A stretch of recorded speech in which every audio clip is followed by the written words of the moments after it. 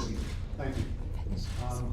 You had mentioned that your employer had indicated that you may face some type of disciplinary action by coming here today to testify. And I would wonder if you were going to take the day off to have your kid at a soccer game or something like that. Would you face similar disciplinary action? In a normal year, no. But I believe that we were threatened with disciplinary action because there are so many of us that decided to come here and stand up for our rights.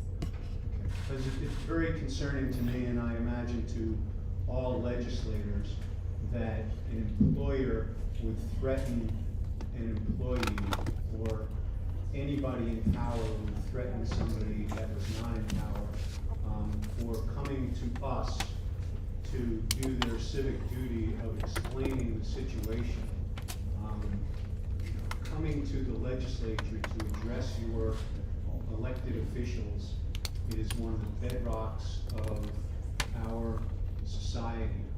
And I personally, and I'm sure the entire legislature, would look very, very askance at any employer who would discipline an employee for coming to the legislature to express their opinions on critical public policies. So I thank you for coming here, and I do hope that anybody who faces adverse employment action for coming here today would let the legislature know, because it's our job to know these things, and our job to try to make sure that employers don't do that. Thank you. Thank you, Mr. Chairman. We have that text. Representative Fishbein. Actually, just taking off on that, you mentioned that you're a member of a union. Yes. And you have a contract. And in your contract, it has holidays. Yes. And I would suggest the next time that you have a union negotiation, that you ask for a personal day to be able to come to the legislature and testify. And, certainly you can have a procedure in your contract, you have to show proof that you were here. But I think it's really troubling that an employer would threaten to penalize their employee for coming to speak to their elected representatives in good faith. So I wish you luck, and hopefully something better will happen in the future. Thank you. Any other questions? Thank you, Ashley, for coming, and thank you for your time.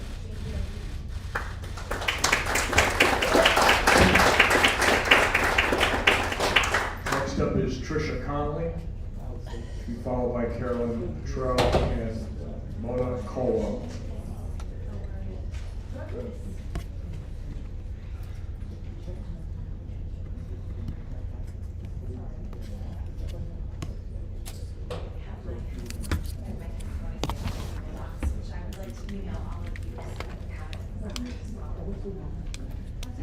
My name. Talking to the You state your name. Is that better? We can't hear her because they're talking over there. We can't hear. My name is Tricia Connolly. I am a school bus driver from Bristol, Connecticut as well. Here with all of my coworkers behind me. To the Connecticut legislature, to members, to members of the Conservative Caucus, I wanted to thank each and every one of you for being here today and giving members of our Connecticut community your time. I am here today to oppose vaccine mandates for eligibility of employment. I feel this mandate is a gross overreach of government that incentivizes a sweeping violation of our natural and constitutionally protected liberties. It incentivizes discriminatory policy against employees who should have the right to opt out and retain personal and medical information as private. This was all done without a legislative process available to the public with the opportunity of fair representation. It was implemented under executive order held by autocratic rulership, which has kept the families of Connecticut as hostage for the past 18 months. This has been bolstered by the Democrat supermajority, who genuflect to an agenda rather than their role as subordinate to the state and federal constitutions. I, as well as my coworkers, are here today, even under threat of disciplinary action, including possible termination, to stand for our rights. We are being forced to choose between the ability to work or stand as patriots in protection of our constitutionally protected civil liberties that are in grave danger today. All these measures implemented to fight the pandemic are under EUA only. They are considered experimental.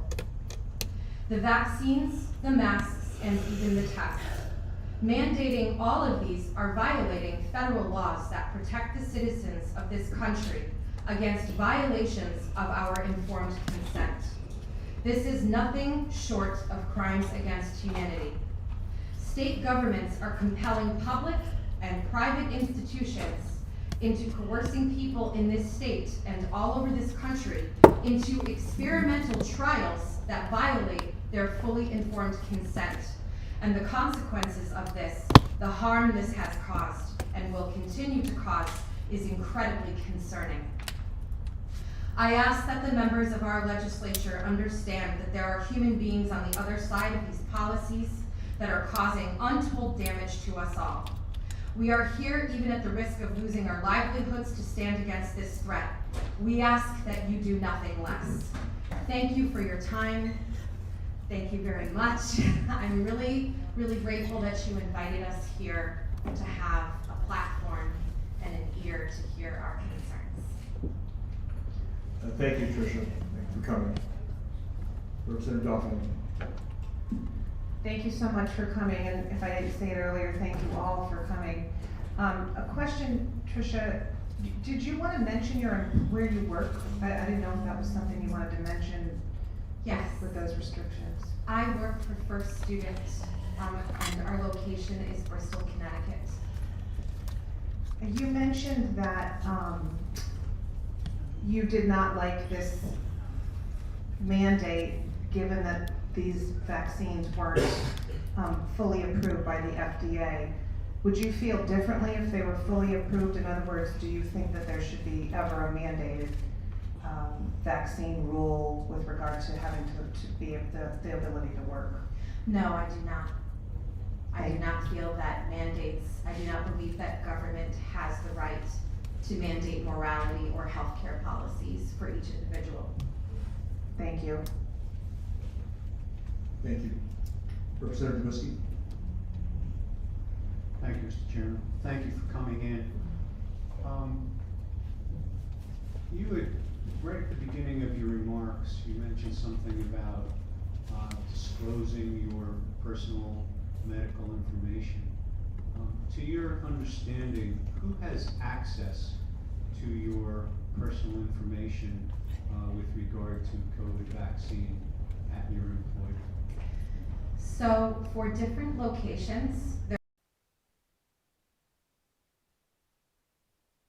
across the state, and each location, they're sending out correspondence in regards to this, and there are different terms that apply.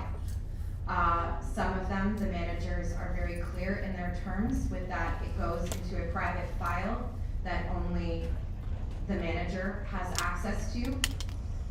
Other locations are showing that they can be shared with third-party consultants. That to me is incredibly ambiguous. I feel that there is serious liability in the ambiguity of third-party consultant. So yes, I do. I feel that there are just so many grounds that violate informed consent and the protection of your private, personal, and medical information. I don't imagine that any of the managers that would be receiving this personal medical information are actually healthcare professionals? No, they are not. And even though them asking you to provide that information is not technically a violation of HIPAA, however, we still have the right to opt out and keep that information confidential. You say you have the right to opt out. Correct. Where is that? We have the right to not divulge any of our private or medical information. We have the right to not sign, to not be compelled to do so. They can ask it. It's not a violation for them to ask it, but they cannot actually demand it. You know, they cannot force us to share our private and medical information. Is that under your employer's rules or under some other set of rules? No, that's labor laws in the state of Connecticut. Okay, so, and so you're saying that you are not required to give them that information, but they can ask? Yes, they can ask for it, and it doesn't mean that there aren't consequences if you don't comply, as you see today. Ashley, who gave testimony before, you know, I think that there's a serious issue of discernment between choice and coercion. And I think a lot of people need to have those terms clearly defined. Choice, true choice, means you are given the opportunity to opt out of something without threat of penalty. Coercion means that you are giving two options, and if you do not choose the desired option, you are faced with penalty. Excuse me.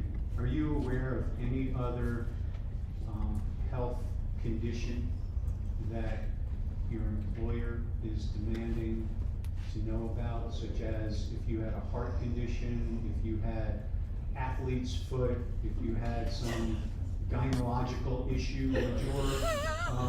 Would your manager be able to demand that you disclose to him or her what your condition is? No, never. And you, okay, well, thank you very much, I appreciate it. Thank you. Thank you, Mr. Chairman. Thank you, Representative Francesco.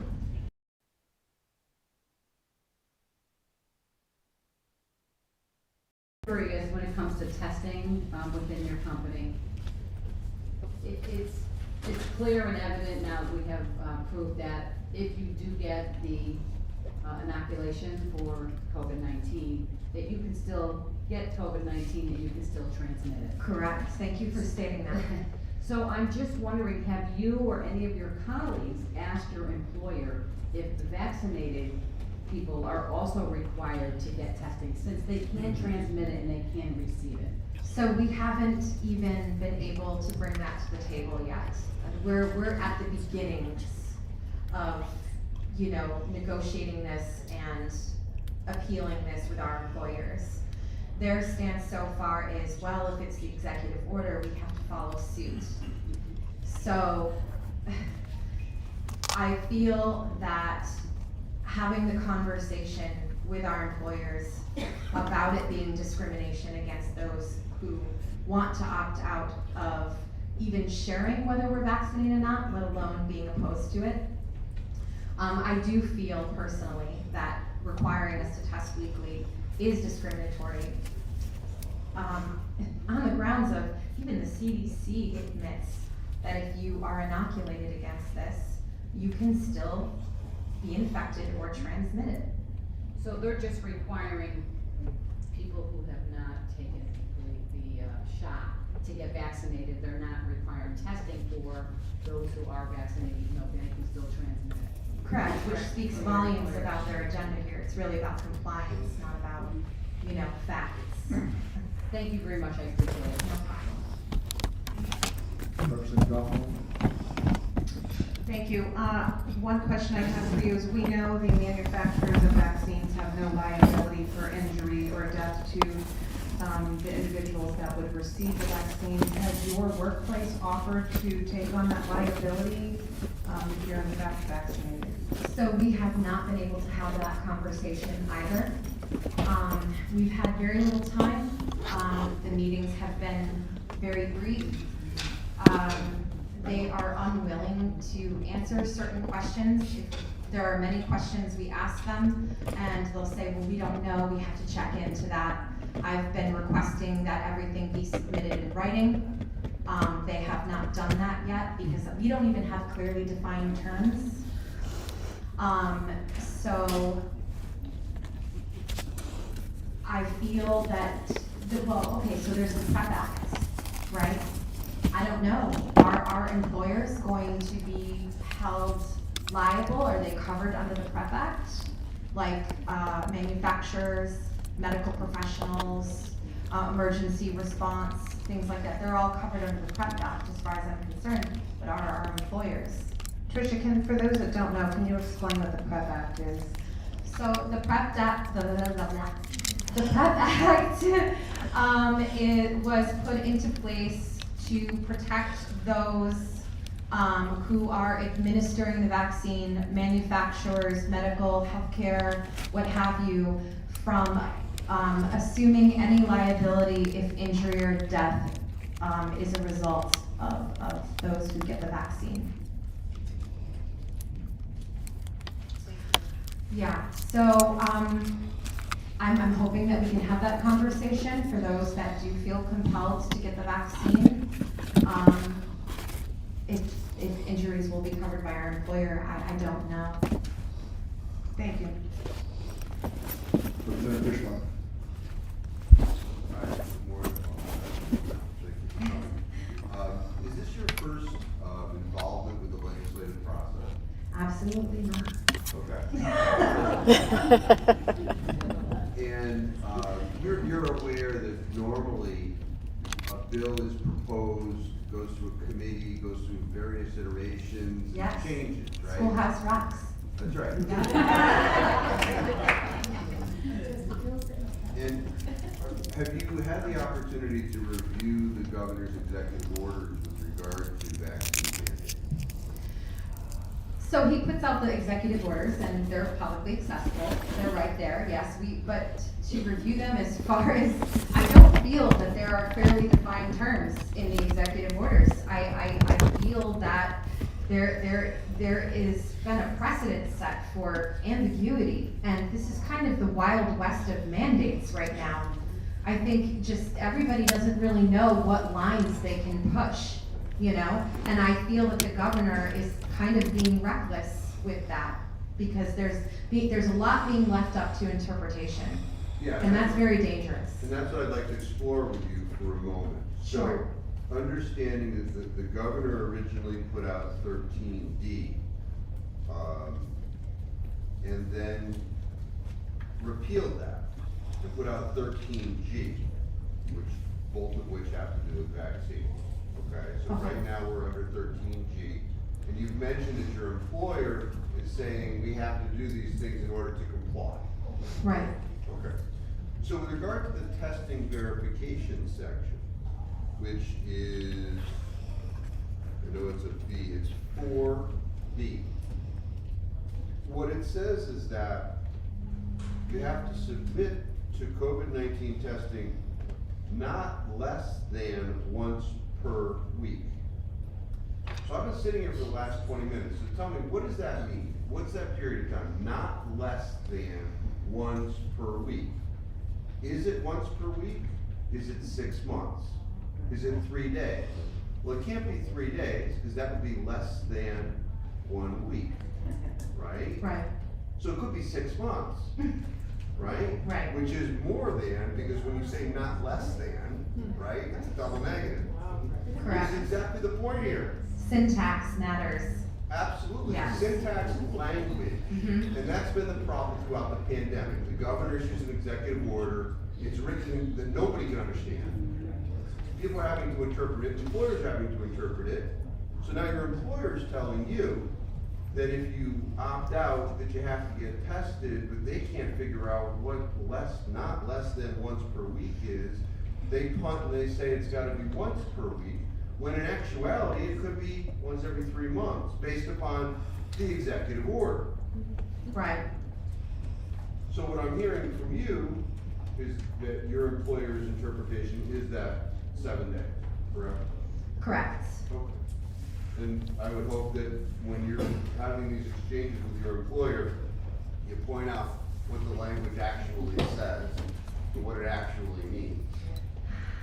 Well, you know,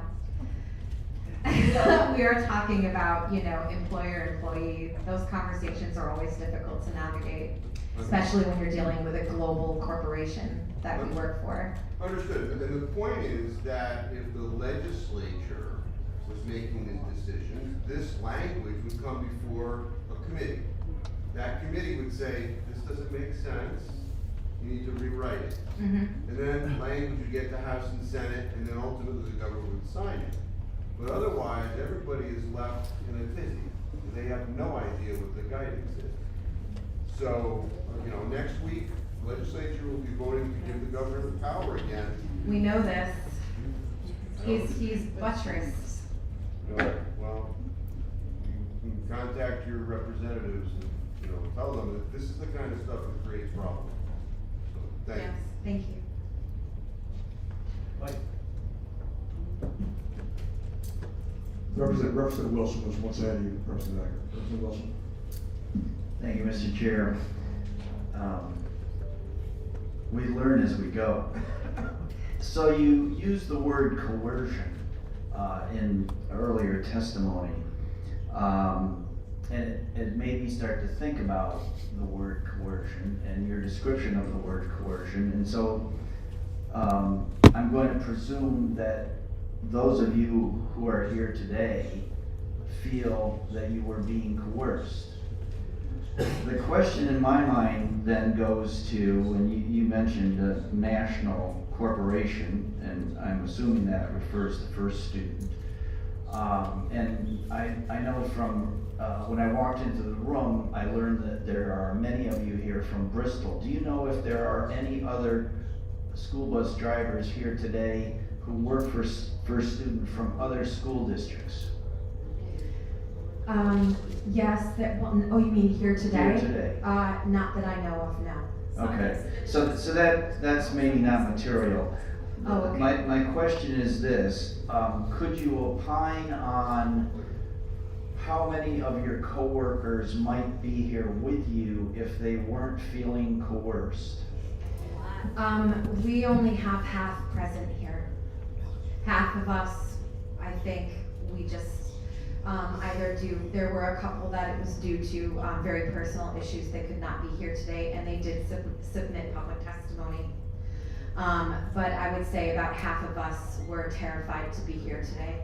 So if I'm hearing you correct, you're estimating that you perhaps would have as many as 50 here today. Well, no, we have about 25 in total, and about half of that are here today. Okay, thank you so much. Thank you, Mr. Chair. Thank you, Representative Acker. Thank you, Mr. Chair, and thank you for everybody for being here, by the way. So you did mention that your company is a global company. Yes. Is this a international-wide mandate on all their practices, or is it just where they can impose those? I think that they have to follow state executive orders, and so that differentiates across the country. So one state, maybe no mandates, other states that That have is the ability possible. because... They were unclear when we did ask them that question, and they could not give a confirmed answer. It's interesting when you cross the border how health issues change, right? When you just Yeah. cross It's a good and a bad thing, yes. Thank you. Thank you, Mr. Chairman. Thank you. State sovereignty is important. Representative Dauphiné, for the second time. Sorry. I keep thinking of more questions. I wanted to know if you could speak to the effects emotionally of being segregated from your coworkers with this vaccinated versus unvaccinated. I've had dozens, if not hundreds, of calls from people, and they're feeling very segregated. They've used the word dirty. In fact, we feel like we should be put in a room and we're like dirty because we haven't vaccinated or we don't want to vaccinate. Can you speak to that? I don't know if you've experienced that or not. Yes, I have. Many of us have. And it far extends beyond our place of employment. But yes, we are actually threatened with physical harm by our community members, by coworkers. They feel that we deserve to have our rights stripped, to lose our jobs. They even believe some of us should be forcibly injected because we're a danger to others. And can you expand a little bit, I know we don't wanna get too deep into the effects of the vaccine and the minutia of that, but, you know, we hear all the time in the media, you know, follow the science. So if the science, per the media, says that if you're vaccinated, you can still get it and you can still transmit it, and those that are unvaccinated can still get it and transmit it. Can you just speak to that a little bit with regard to how, I mean, I think of going to segregating it again, how that makes you feel with regard to their claim and they're trying to force this upon you? Sure. I think that following the science parroted by them is dogmatic and disingenuous. I think that it is a platitude used to absolve them of any critical, objective investigation into this situation. I think that it is intellectual theft to say that it is unscientific for us to question and make decisions according to our conscience and what we feel is best for our well-being, our family's well-being. And so we basically are being discriminated against for not just suiting up and towing the line. We are being discriminated against by actually exercising a scientific approach in investigating the situation and then based on that, determining what is the right path for us, you know, for healthcare wise. Thank you.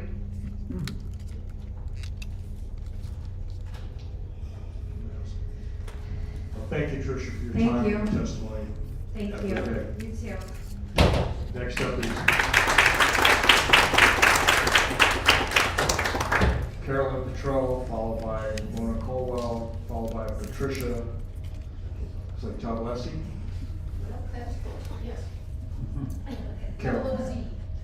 Hello, my name is Carolyn Petrell, and I would like to thank you all for being here. And thank you for allowing us to speak. Yes, I am a bus driver from Bristol, and yes, I have been a bus driver for 17 years. I have never been disciplined, never. I'll probably lose my job tomorrow. Oh well, there's plenty of bus driver jobs out there. But I'm not here just because I'm a bus driver. I'm also a parent. And I don't know about the other bus drivers, but I can speak for myself, that the kids on my bus, they're my kids. And you want to separate them and keep them separate all day long. Wear your mask, social distance, all this. This aggravates me. Then you smush them all together in a bus. And then you're said, oh, you have to assign seats because if little Johnny gets this, then you have to make sure Jane and Jill and this one has to quarantine because, oh no, they have COVID. But this is ridiculous because the vaccinated can get COVID. The unvaccinated can get COVID. But they're only testing the unvaccinated. And yes, I asked the question, what about the vaccinated? Why aren't they being tested? It's not an executive order is what I was told. I'm sorry, I'm not normally a public speaker, so I'm talking fast if but I drive special needs kids, okay? And these kids are coming on with masks. These masks are supposed to protect them. They're soaking wet. I mean, soaking wet. You can see chocolate milk, anything that they've had during the day. They're dirty. Now they're breathing in all that dirt and grossness all day. I know the schools are provided masks. Why don't they change them out? That's my other question. I don't think mandates should be in place. They should not be in place at all.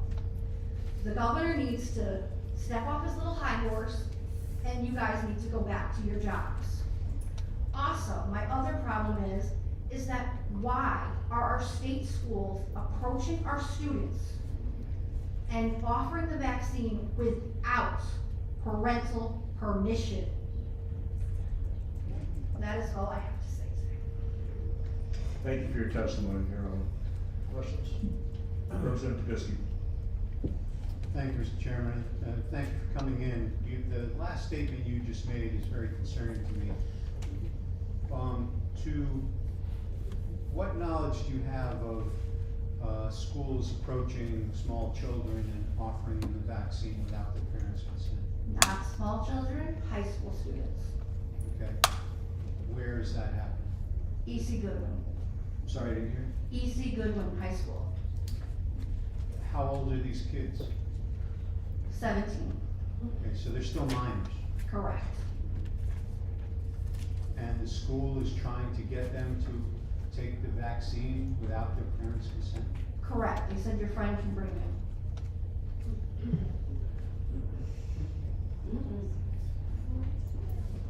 Okay, well, I think that's news to some of the legislators in front of you. I appreciate your coming in, and, my guess is that, there will be some more investigation into that. Hopefully, maybe there are other people here today who are testifying who might have some other information about similar things happening elsewhere, or some more details about, what you've just described. Thank you very much. Thank you, Mr. Chairman. Representative Lynette. Thank you, Mr. Chairman. Hello, Carolyn. Good afternoon. First of all, thank you for your service, for providing valuable services to the children population, specifically our special needs students. How long have you been transporting special needs kids? 17 years. 17 years. Since the onset of COVID, as you described some of what has happened with the masks, the condition they're in when you pick up the kids, have you seen a change in overall behavior, emotional state with these children since these environments? Yes, I have. They're acting out more. They're more aggravated. Stimulation for especially autistic children. I actually have a special needs child. She's old now. But when you get sensory issues, it makes it overloads their capacity to just cope.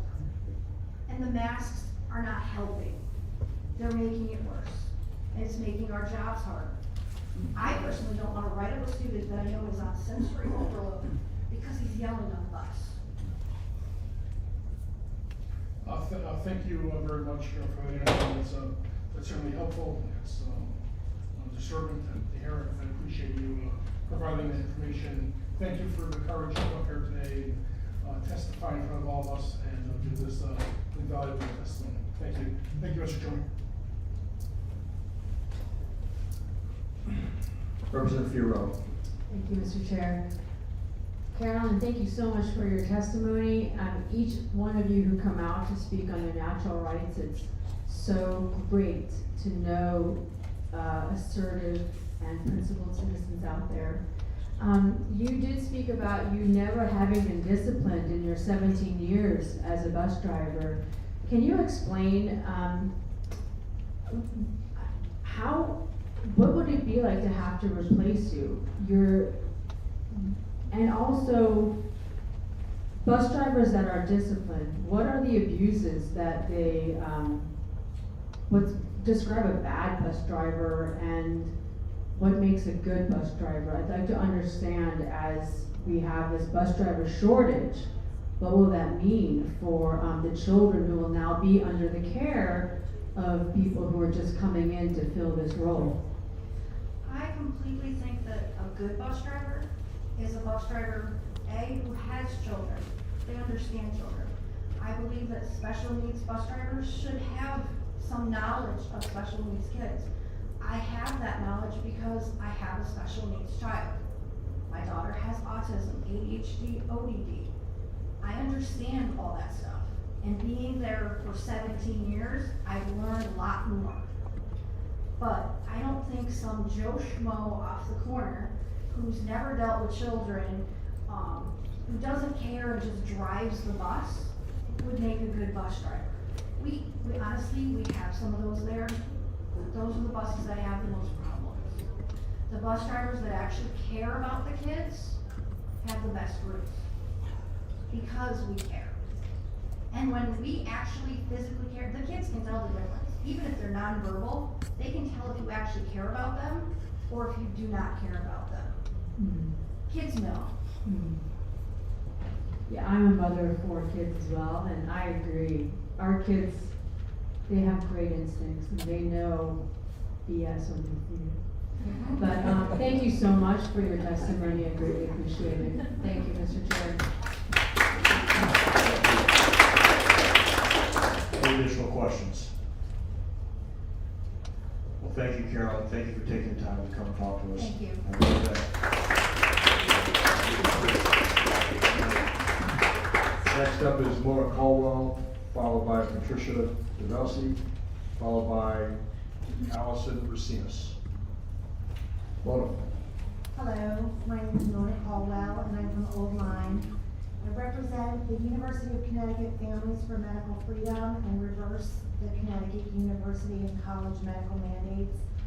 In April, I went to my first rally here in Hartford to save religious exemptions. It's crazy that we eliminated religious freedom for our children in the Constitution state. Old Line's Region 18 school district was one of 3 in Connecticut to be in person all year last year. We never had a single casualty from the virus, not even a hospitalization, until the Pfizer and Moderna shots. In May, our town almost lost a 16-year-old boy after his second shot. He was one of the first 18 reported myocarditis cases in Connecticut. He nearly died because our school district, teachers, administration, parents, the media, health district, and our politicians all pressured young people to participate in an experiment. In June, fellow UConn parents and I were told that the state school would require kids to take jabs before returning in the fall. Any person who researched knows that the shot does not stop the transmission, so why do they have to have the shot before returning to school? I spent my summer helping hundreds of families and students get exemptions approved so they wouldn't have to comply to unethical, unnecessary, and unconstitutional shots. I'm just a mom. Where were all of you? You all had the authority, or should have had the authority, granted through our elections to have a platform to fight for people and say something and do something. I hold everybody in our Connecticut legislature in contempt of our Constitution because not one of you did anything to stop the tyranny as far as I could tell when it came to our college kids. And if I'm wrong, please forgive me. But I'm tired. I'm so tired of the hypocrisy, the lies, the complete silencing of the truth, the fake fighting between politicians, and the continuous disgusting greed over this puffed up crisis. Has everybody forgotten about America, freedom, and our constitutional rights? Tens of thousands of college kids complied to the shot because of the current authoritarian, oppressive, propaganda-pushing government. They may develop cancers, myocarditis, infertility, and many other problems. And I blame the coercion mostly on every elected official, the people that we typically trusted to take care of us for perpetuating a massive crime against humanity. I greatly appreciate you guys listening now, and I want you to know that segregation is happening at our state colleges and universities with these children who have chosen to not comply to these unconstitutional mandates. And I hope that you will have the opportunity to do something about it for our children. Thank you. Thank you for that testimony, Laura. Could you describe the college parent group that you're describing? I guess the expanse of it, scope, and kind of what your activities have been as a group to call out what you're concerned about? So, another mom, Tanya Sheffer, and I started a Facebook group on June 4th when the University of Connecticut put in a mandate that would cause our children to comply to either having a shot or filling out a medical or non-medical exemption. We're just two moms that were not allowed to voice our opinions on the UConn COVID Facebook page, so we had to start a separate group. And about a few days after we started that group, we were getting a lot of interest from people who went to other schools, the CSCU schools and other Connecticut schools. So we started a second Facebook group, and combined there are probably about 800 or more students between the two, families and students between the two groups. And all we did was really provide resources and information to help them to to be able to submit medical mandates Thank you. and non-medical mandates, sorry. Thank you very much. Any questions? Representative Bisky. Thank you for coming in, very much appreciate it. I know I have gotten, must be at least 100 calls from parents of students from UConn, Eastern, Central, most of the colleges in Connecticut, all essentially saying the same thing as you. And my advice to them all has been to get organized. It's a lot harder for any institution to dismiss a group with hundreds of people than it is to dismiss hundreds of people individually. And I know that Facebook and similar types of social media is a convenient vehicle, but my understanding is that they have been heavily censoring many of the groups that have tried to organize on their platform. So you may want to try other platforms. The other thing I just wanted to mention, you essentially came out and blamed all of the legislature, and I would just caution against that, because painting the entire legislature with one brush captures all the people that are trying to help you, like those that are sitting in front of you today. And I thank you for being here today, I really do.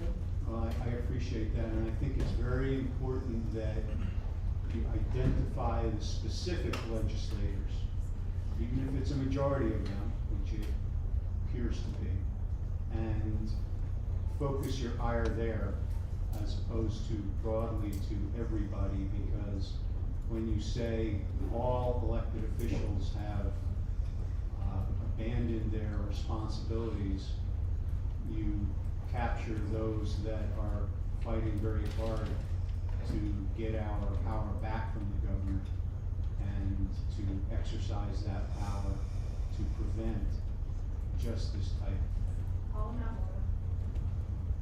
Thank you. Where have you been for the last 4 months? I've reached out to many people, and I haven't heard anything. All you needed to do was speak up, speak out. You've got the platform, you've been elected. And I really, really am upset that you would sit here and call me out. You know how hard it is for me to come up here and speak in front of you, and now you're gonna make me feel bad that I'm saying that I blame you? Where have you been all for the last 4 months? Nobody helped our kids. Nobody went to the news and said, hey, this isn't really a good idea. Maybe we shouldn't shoot up our children. Maybe they could be suffering from myocarditis.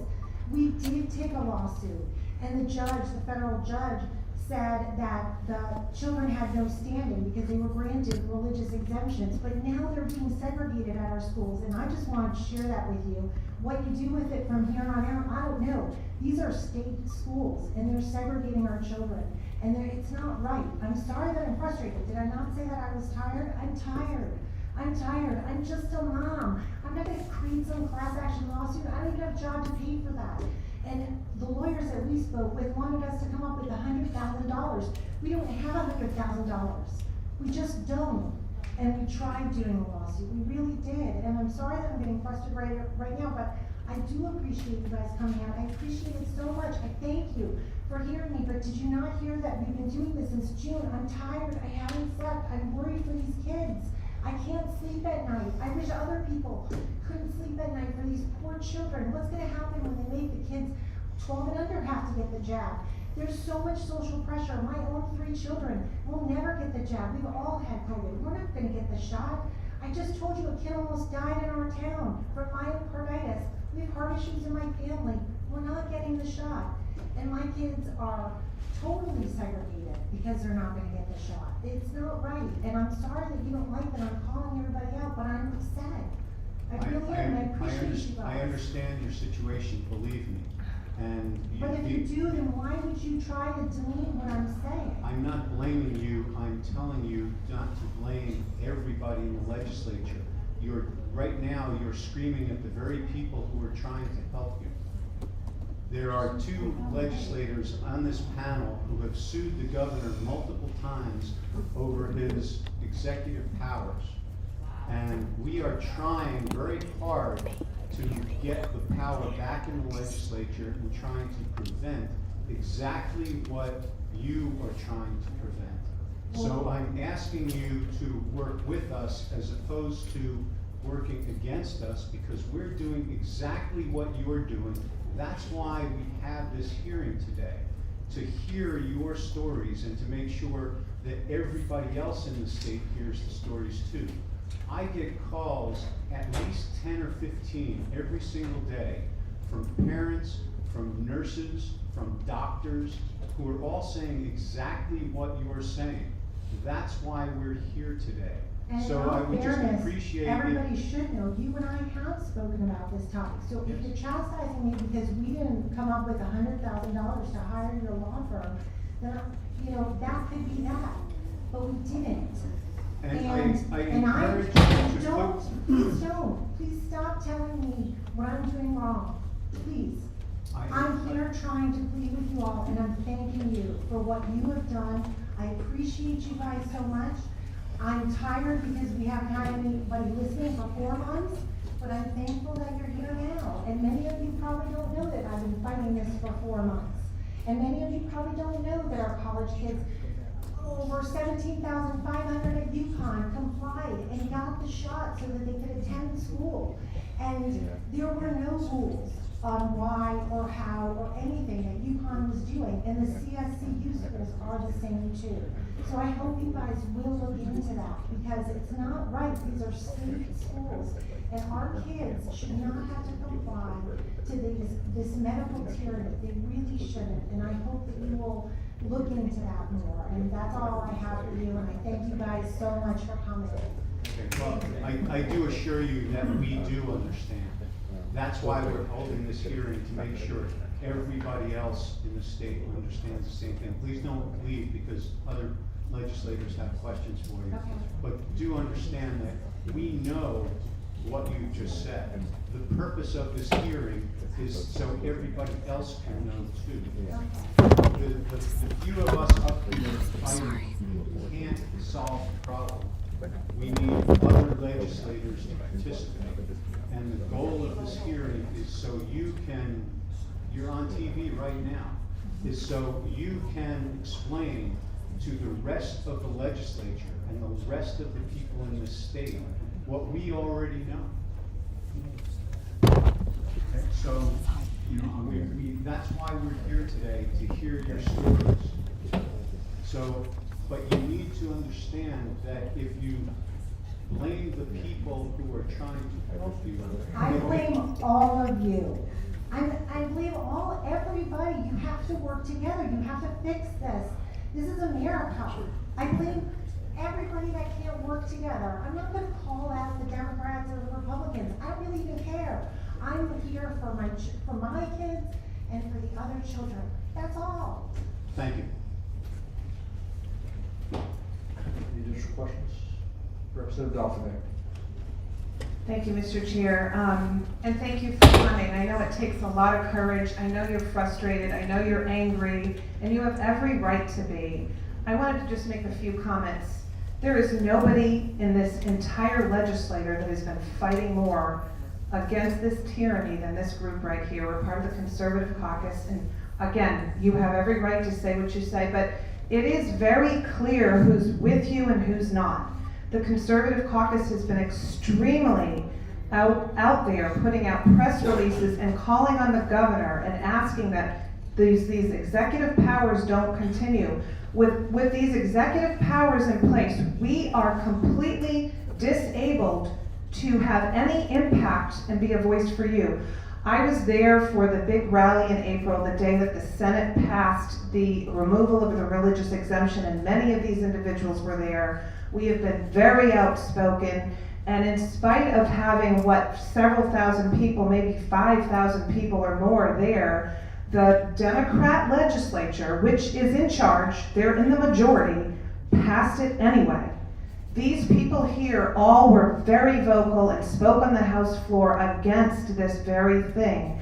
I know you're frustrated, as we all are. We often don't get media attention. They don't want to hear what we have to say. I think you know, as well as I do, that the media is oftentimes not on our side. They give one side of the story. They don't give the stories of those that are impacted by vaccines, those that have been injured, those that have been mandated and might lose their jobs because of this. Each and every one of us here are fighting very hard. We had to really push the envelope just to get in this building and have this hearing. And this is the first of its kind since the shutdown has occurred. So we're out there fighting for you, and I just want you to know I'm on public health, and I stayed there the entire 24 hours, didn't sleep and asked questions the entire time. So we're exercising every power and ability we have in our job, but we can only do so much. We're in the minority, and I hate to say this, but it is really very much Democrat, Republican. When the Democrats don't want to hear what you have to say, then we are in the minority, and we don't have a lot of power to change that, except for doing things like this and allowing you to come here. We're so grateful that you're here and letting everybody know how frustrated you are, the impact of the students, the side effects that they might incur. Thank you so much. We need more people like you coming out and speaking out. Thank you so much for coming. Thank you. Any other questions? Thank you. Thank you very much for coming. I appreciate you sharing your heartfelt sentiments. I do understand your blame of the entire legislature. I do. It is that branch of government that's supposed to stand up for you. I do understand. Please also understand there is a segment of this legislature that is right there with you. But I do understand the frustration with that branch of government that is supposed to stand up for you. And that's why we are elected. And I thank you sincerely for coming to share this. Thank you very much. Thank you.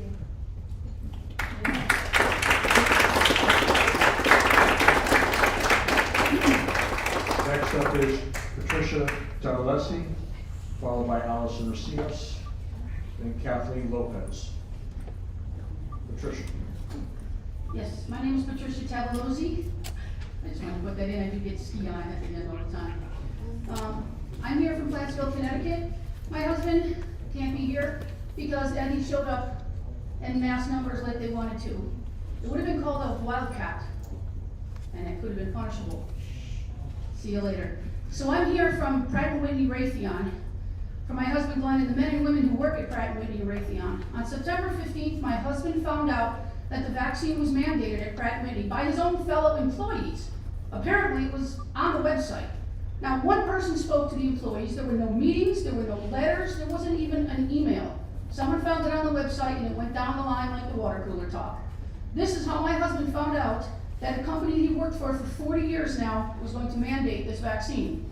On the letter, it demands by October 15th, all employees are required to complete the vaccination status form, and by January 1st, all employees must be vaccinated. Followed by a statement saying COVID-19 vaccines have proved to be safe and very effective at protecting individuals against serious illness and health. Did I mention I'm a nurse? I probably didn't mention that. We all know that that's not true. Almost 15,000 vaccine-related deaths, severes, with hundreds of thousands of adverse effects so far.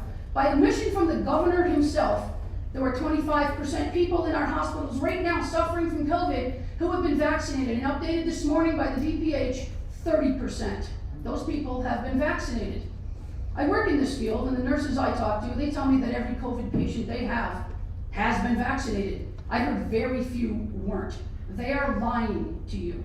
We are no longer in a state of emergency. The daily cases along with the hospital bed data show that alone. We have a flat curve on the graph for 0 to 19-year-olds. But still our children are wearing masks and now being coerced into vaccines at 12 years old. What will the government do when there's no bus drivers to bring our children to school?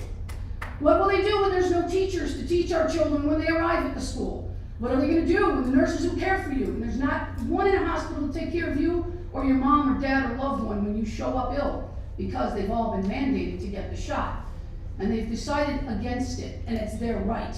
What are they going to do when the biggest aerospace company in Connecticut has half of its employees let go and aerospace manufacturing stands still? Because the union allowed this. They will not stand with the workers, and why should they? They're bankrolled by the government.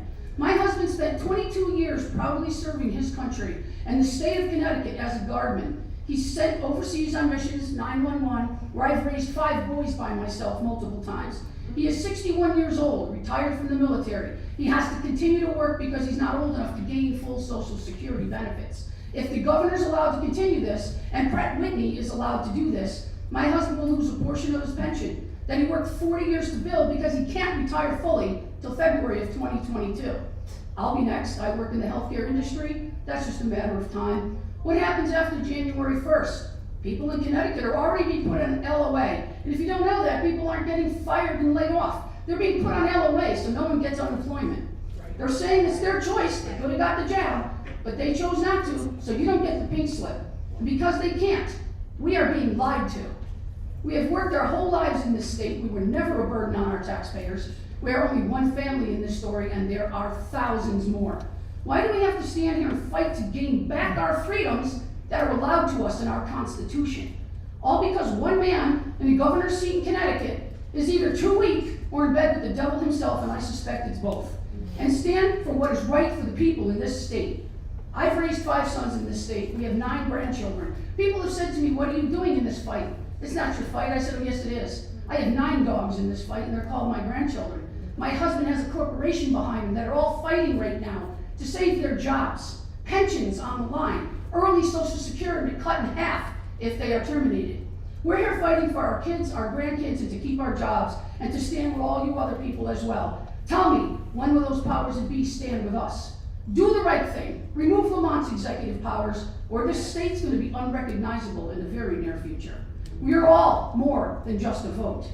You have a voice. You can be loud. We're doing what you've asked of us. We're being loud. We need you to be loud with us. Thank you, Patricia.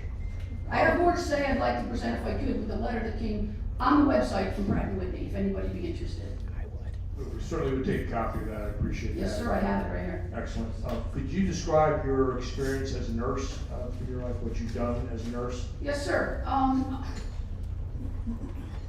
was a nurse. I'm an ICU nurse, trauma nurse, PCU nurse, critical, you name it, I've done it. Stroke teams, coordinators. I saw the wave coming when Hartford Healthcare started buying out all the big, small hospitals. I said, we're going to have some problems here. I got involved with the union and became vice president, and I was a very strong voice for people. And I spent many, many hours negotiating with them. When this all started, I said to my husband, I need to leave the clinical field because I can't in good conscience do what they want us to do. I can't stick something in a vein knowing it's going to kill someone. I can't stick a tube down someone's throat knowing this is not the right protocol. The drugs they're using are not correct. And in good conscience, I took a moral oath to do no harm, and I will do no harm. I was one of the strong ones that could stand up. I left that. I now work for a private company, which hasn't affected me as yet, so I won't speak on that. I'm here on behalf of Raytheon and Pratt Whitney, because if they do this, and they're allowed to do this, and they are doing this, we will be financially ruined. Thank you for that. So, from your testimony now as a nurse, you have not been interacting with COVID patients because of your conscience, and you couldn't do no harm. So you've not had a direct interaction, but have you had interaction with other nurses that have and their experience? On a daily basis. I have friends, APRNs, doctors who still work in the field. This is why I hear that there's more going on than you're all being told. And that I've had one nurse that told me in 3 weeks, every single patient she had in the ICU, -1, had been COVID, fighting for their lives with COVID and already been vaccinated. So you're not being told the truth, and it's being kept down, and that's sad. And people don't want to take the shot. We have many reasons why we don't want to take the shot. Research alone says I wouldn't take it. But we also have beliefs, and my husband and I stand on very strong spiritual and moral beliefs and conscience. There's not one part of my conscience that's gonna let me do this. Having the medicinal background and having my faith. So there are many people in the same boat as us. What are we all gonna do when there's nobody? When there's nobody to work our factories, nobody to bring our kids to school, nobody to teach? I thank you for that, and I also work for defense contractors, so I'm familiar with what's coming down. It's DOD Form 3150 that was levied on contractors potentially to require filling out, so I'm familiar with what your husband is dealing with in Pratt Whitney. Fortunately, I haven't had to deal with my company yet, but it is coming down. It was levied by DOD on all civil service employees, DOD employees, as well as their contractors. So it's still working its way down. I've heard there's lawsuits that are pushing against it, but I have not heard any step. But I appreciate you sharing your personal experience as well as your husband's, and I share your concern. Any questions? Yes, ma'am. Representative Francesco. Thank you, Mr. Chairman. Patricia, thank you so much for coming out today. Yes, I ma'am. appreciate it. I just had a quick question for, in your experience, because you are a nurse and have seen work through COVID, the patients that are in the hospital right now, do you know a percentage of them are there strictly because they have COVID, or did they go in with other issues and happen to test positive for COVID? Would you know that in your experience by any chance? I asked that question and I said, could you give me a ratio? And I was told that 1 to 10 came in with other problems. If they came in with a heart attack and they tested positive, they were put as COVID. If they came in with a broken leg and tested positive, they were put as COVID. Only 1 out of 10 came in with actual COVID, and they were over 65, and majority had already been vaccinated. Okay, thank you very much, I appreciate it. Yes, ma'am. Thank you, Mr. Chairman. Representative Davisky. Thank you, Mr. Chair, and thank you for coming in, very much appreciate it. Couple things that I was hoping you might be able to expound on a little bit. You talked a little bit about the VAERS database. Yes, sir. I'm sure there are a lot of people who have no idea what that is. Would you explain that? They're vaccine-related injuries, vaccine-related deaths. It was established to report to. There are 11 different agencies that are reporting, and VAERS is only using 1% of the reporting agencies going into VAERS. So the numbers you're seeing are I'm not sure if the word conflated, they're not as high as they need to be, because you're only seeing a portion of it. That's all that's being shown to us, but it's an agency that we can all use if you know somebody, and yes, personally in my family, we have had a vaccine injury person who is still on the road to recovery Okay, and after strokes. what does VAERS stand for? The vaccine, accident, emergency related, whatever system, I'm sorry, I actually don't know.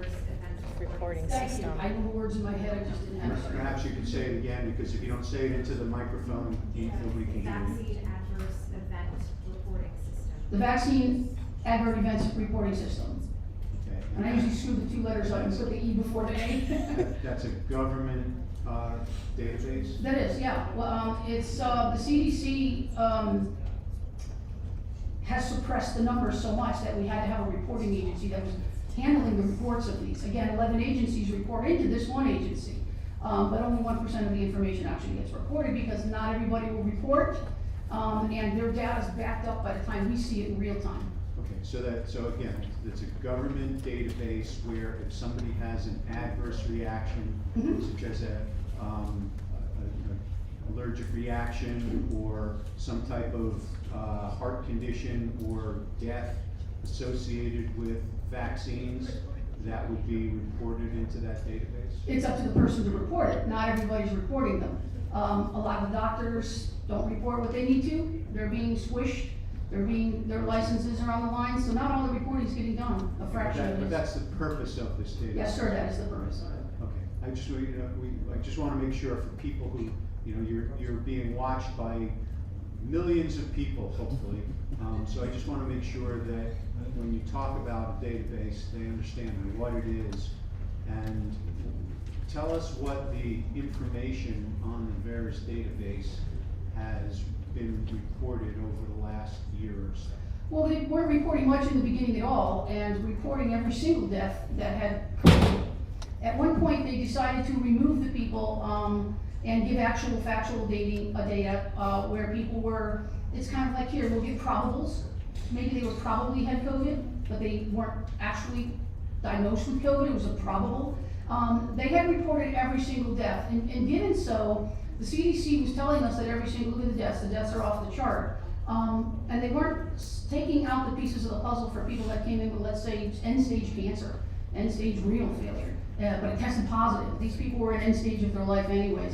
So VAERS extrapolates the information based on the deaths, based on the adverse effects happening to these people, and it doesn't really take into consideration those probables that the CDC and all the other people are using.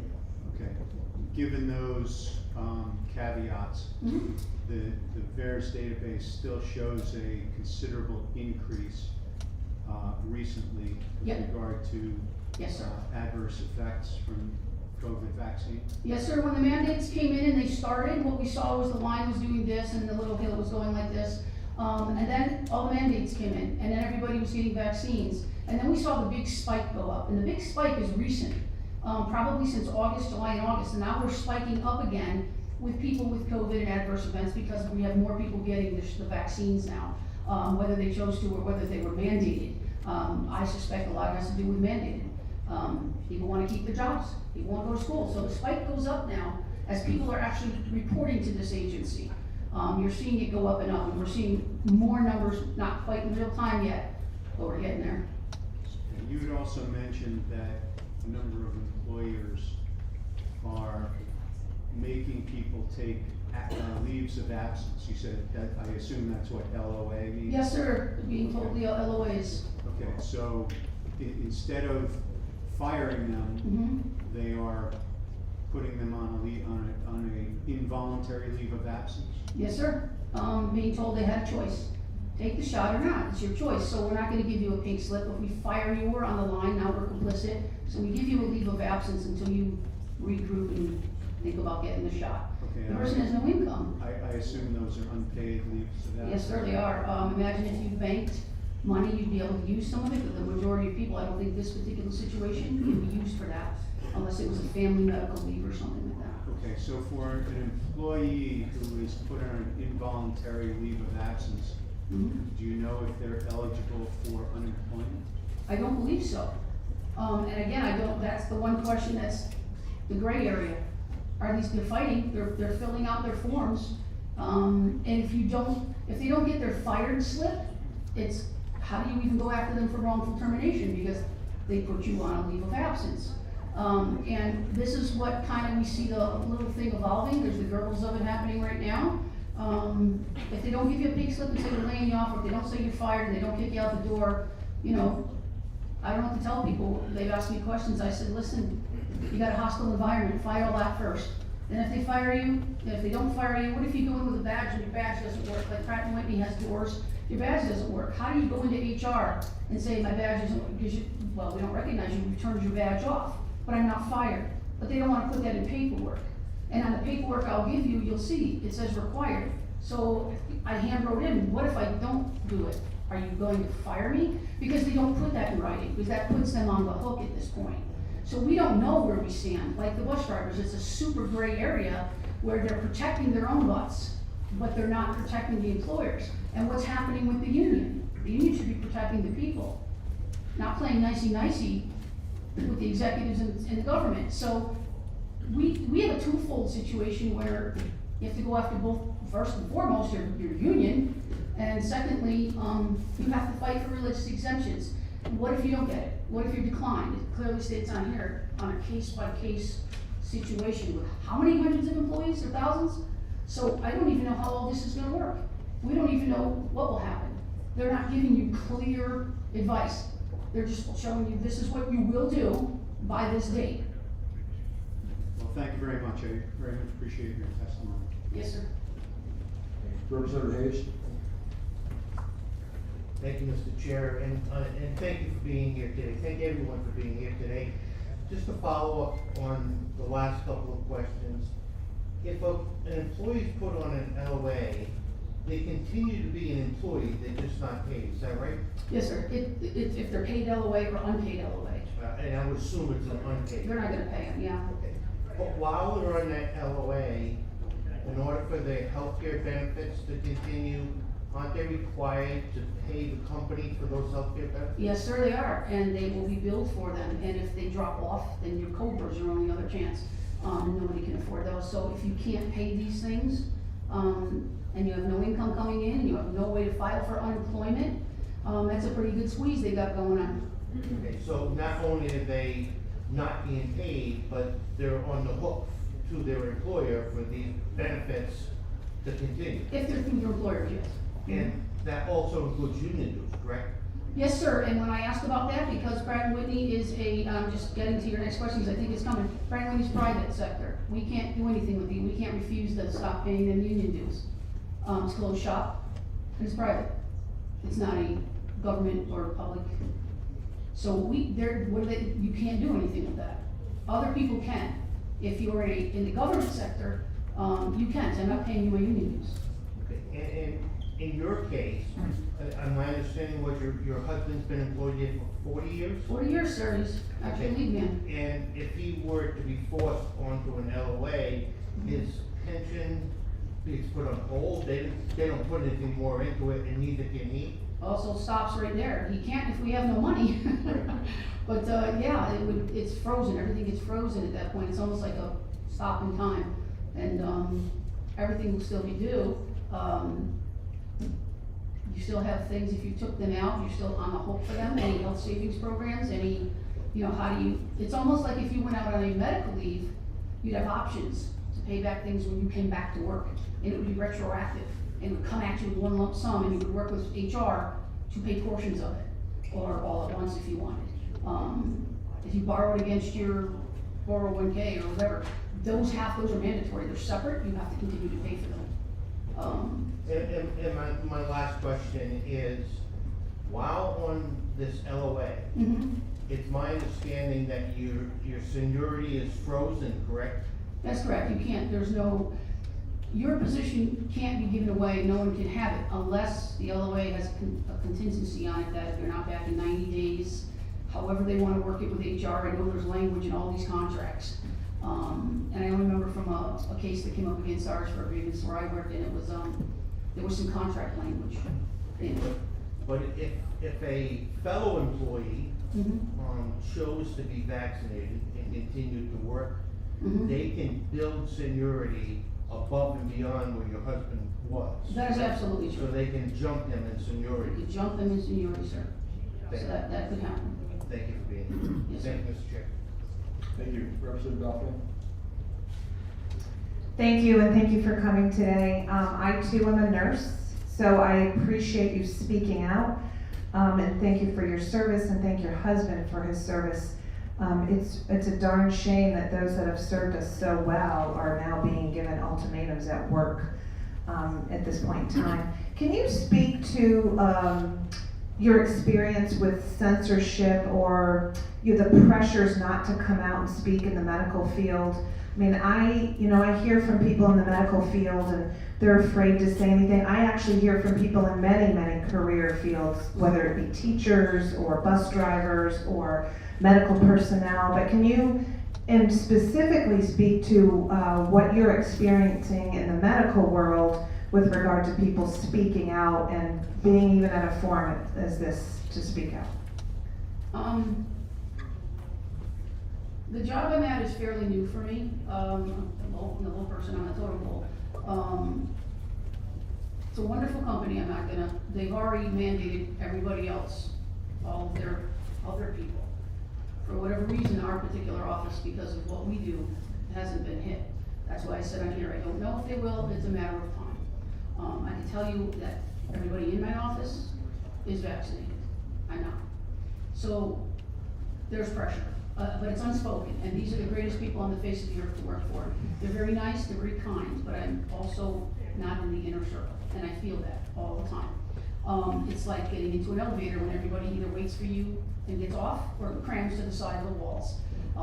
You have the plague, and life would be easier if you just do this for all of us.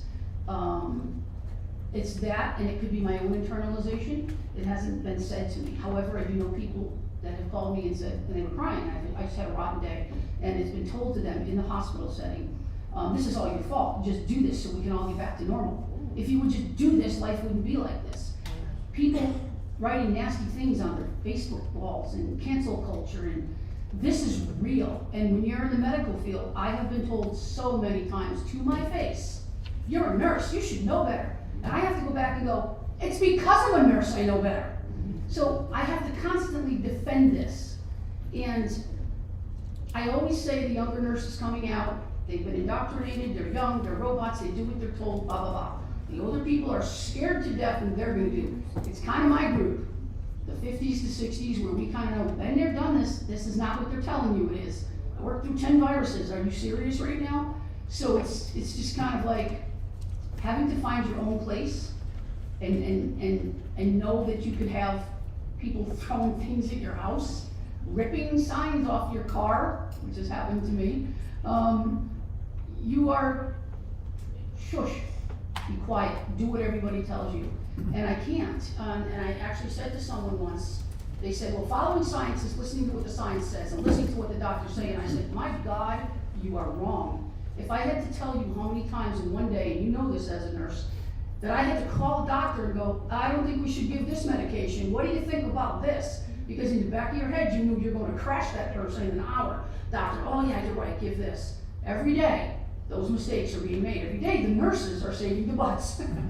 So knowing how to critically think, you want nurses that ask questions. You want nurses that go, but why? You want to be that 3-year-old to go, why? Why? Because you need the answer. Sometimes you got to hear it 6 times, and then you got to go, that's not the right answer, and hold your ground. And it being in the ICU, I have said to doctors, I will not give this med. You come to the bedside, you give the med, and now you have to monitor him for 30 minutes because I'm not crashing this person. And I have done it, and they have usually changed their minds. I'm like, okay, well, won't do that, you know.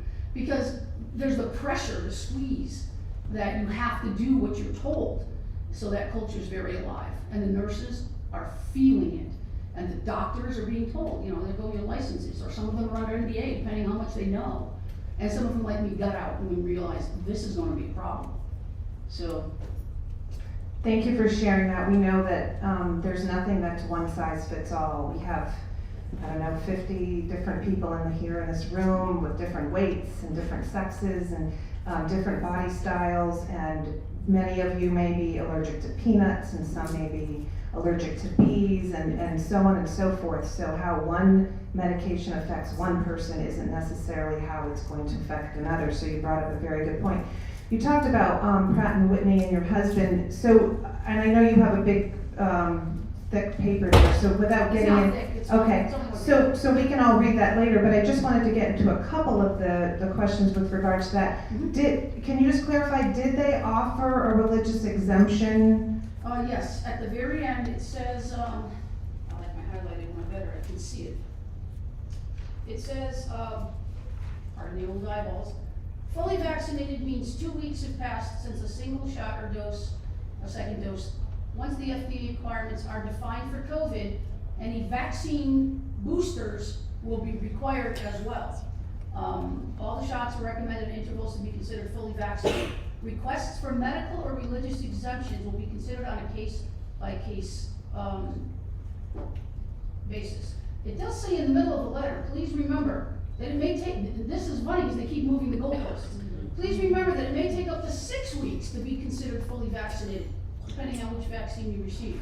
Nobody wants to be on the hook for what happens 2 to 3 weeks after you take this shot, because they don't want to say it's a COVID reaction. And everybody's saying you're not vaccinated until 2 weeks is bull. We give ourselves the flu shot, we're vaccinated. We give your kid the MMR, the doctor doesn't say, well, he might not be safe for 4 weeks. He's got his MMR. So this is just goalpost moving. This is protect your butts. Let me just give it 3-4 more weeks so when they do get sick, in that 4 weeks time frame, which is what we're seeing, we're not on the hook for it.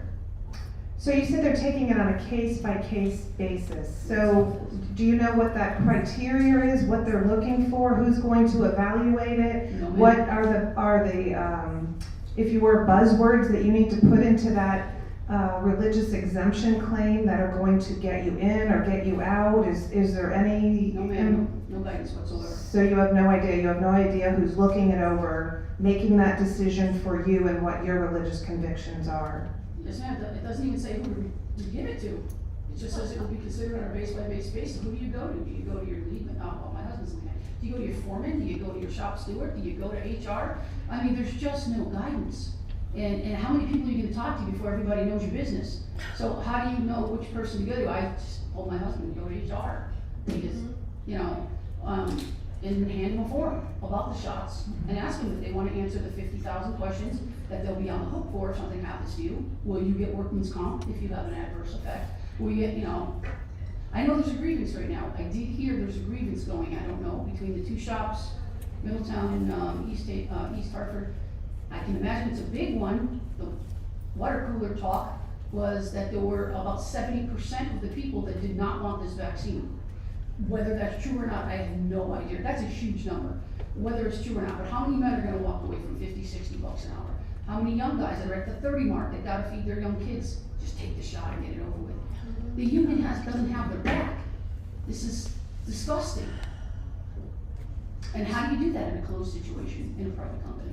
So you're not sure how many people in Pratt and Whitney don't wanna take the vaccine? I was told about 70%. Okay. I don't know how good that number is. It seems large, but I don't know.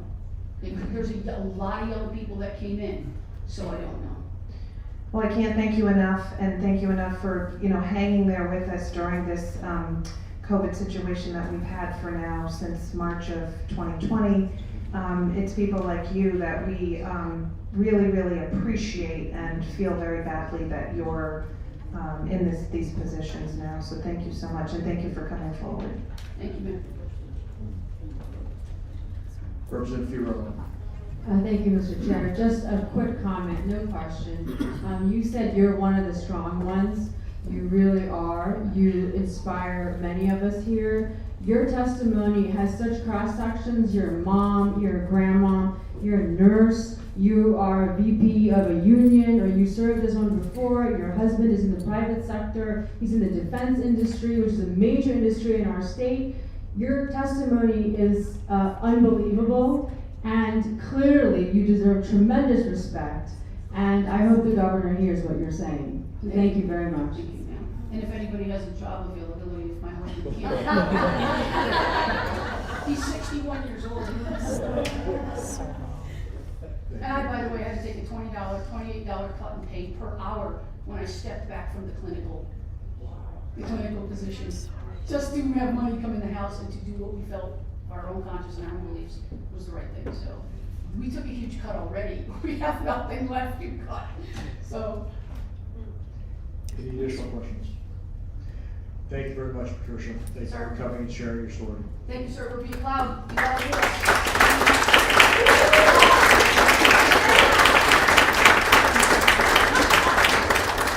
Next is Allison Racinas, followed by Kathleen Lopez and Susan Zabalowski. That was what was on the website.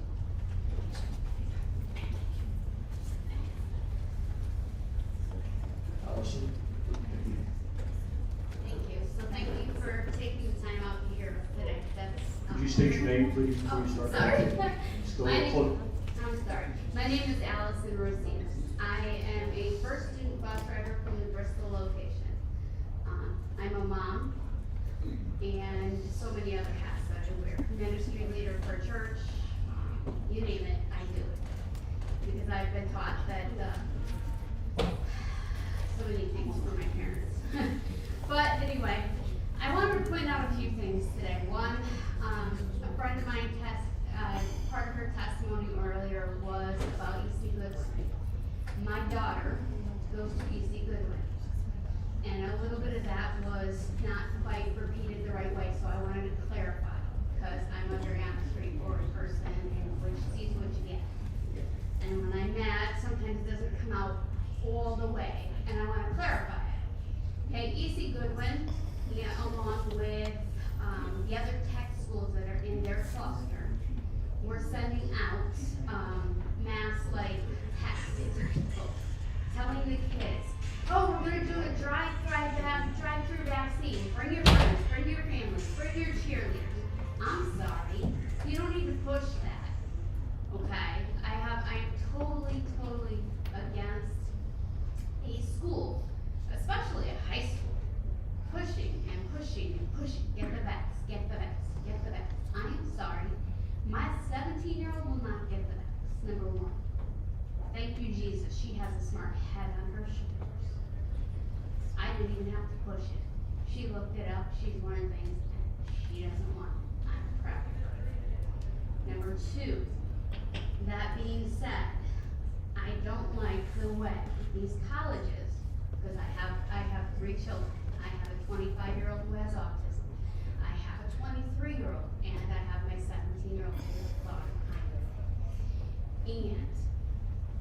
And that being said, we have colleges pushing the best, or get tested. My best friend's daughter, her daughter goes to Townsend Community College. She won her religious exemption to not have to get the vaccination. But every week, she has to go to their place and get her test. And she has complained nonstop every time she gets her test of a headache and how it hurts because of the way they're doing it. Unacceptable. Well, let's just go there, okay? I don't feel that should be mandated. Again, there's a lot about choice. I myself as a bus driver have choices, big choices to make right now. I'm going to tell you two little parts of the history of me. I have been driving for Pursuit 16 years. 16. I have enjoyed my job like no other. Each kid that comes on my bus, my child, just like they were my personal children. Last year, I had a child on my bus, COVID positive. Ready for it? I got quarantined for 2 weeks, because that child may have sat behind me in the seat that's driving behind me. It's my bus. Didn't have another seat for that child to sit alone. And he may have sat there, but we're not sure. So you'll have to quarantine because you didn't do your job and make that child sit with another child when we're supposed to have 2 child per seat last year. Please wrap up in 3 minutes. Sure. I got put out on unemployment instead of getting my regular pay. Quarantined for 2 weeks. Just again, my husband had COVID. I had to quarantine for 2 weeks. Doctor's note said I could come back this past Saturday. My boss said, no, you cannot, even though you have a doctor's note. You need to test on Thursday and give me the results on Monday morning in order to come back Monday morning. I walked in Monday morning, handed my doctor's note, and after was given my bus key to go do my route, I came back and handed it in. Never handed in my COVID test, never been asked for it because I've avoided my boss. The first day my husband tested positive, I got tested immediately to protect my students. And I was negative, but I still had to quarantine, which I did, thankfully, because my students are my pride and joy. Thank you. Thank you. Questions? Thank you very much for sharing your story. Appreciate you taking the time to come out and share. Thank you very much.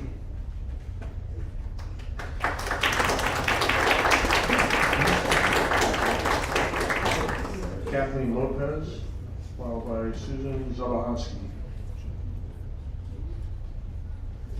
Good afternoon. Thanks for having me. If I walk away with anything today, at least I'm walking away knowing that maybe you guys are fighting for us. My husband said to me this morning, why you bother going? Could you state your name, please? Oh. Thank you. Kathleen Lopez from Winston, Connecticut, substitute teacher at Oliver Wolcott Technical School. Thank you very much. So he said, why are you bother? They're not gonna do anything. There's nothing I love more in the world than to prove my husband wrong. I really want you guys to know. Let me start. I retired from my high-stress corporate job in July of 2020 with aspirations of working as a substitute teacher in the school system. My first degree from UConn was headed me in the direction to be a guidance counselor in a high school. I was going for my master's degree in counseling when I got drawn into the world of technology. And that was in 1986, 34 years ago. Now, before I get too old, I wanted to go back to being with the teenagers and counseling them. In retirement, I secured the job as a substitute teacher at Oliver Wolcott Technical School. Love it. I'm fulfilling my first career choice, my dreams, and I feel I'm doing a lot of good for the students. We've all seen the pandemic's effect on our teenagers with the rising rates of suicide.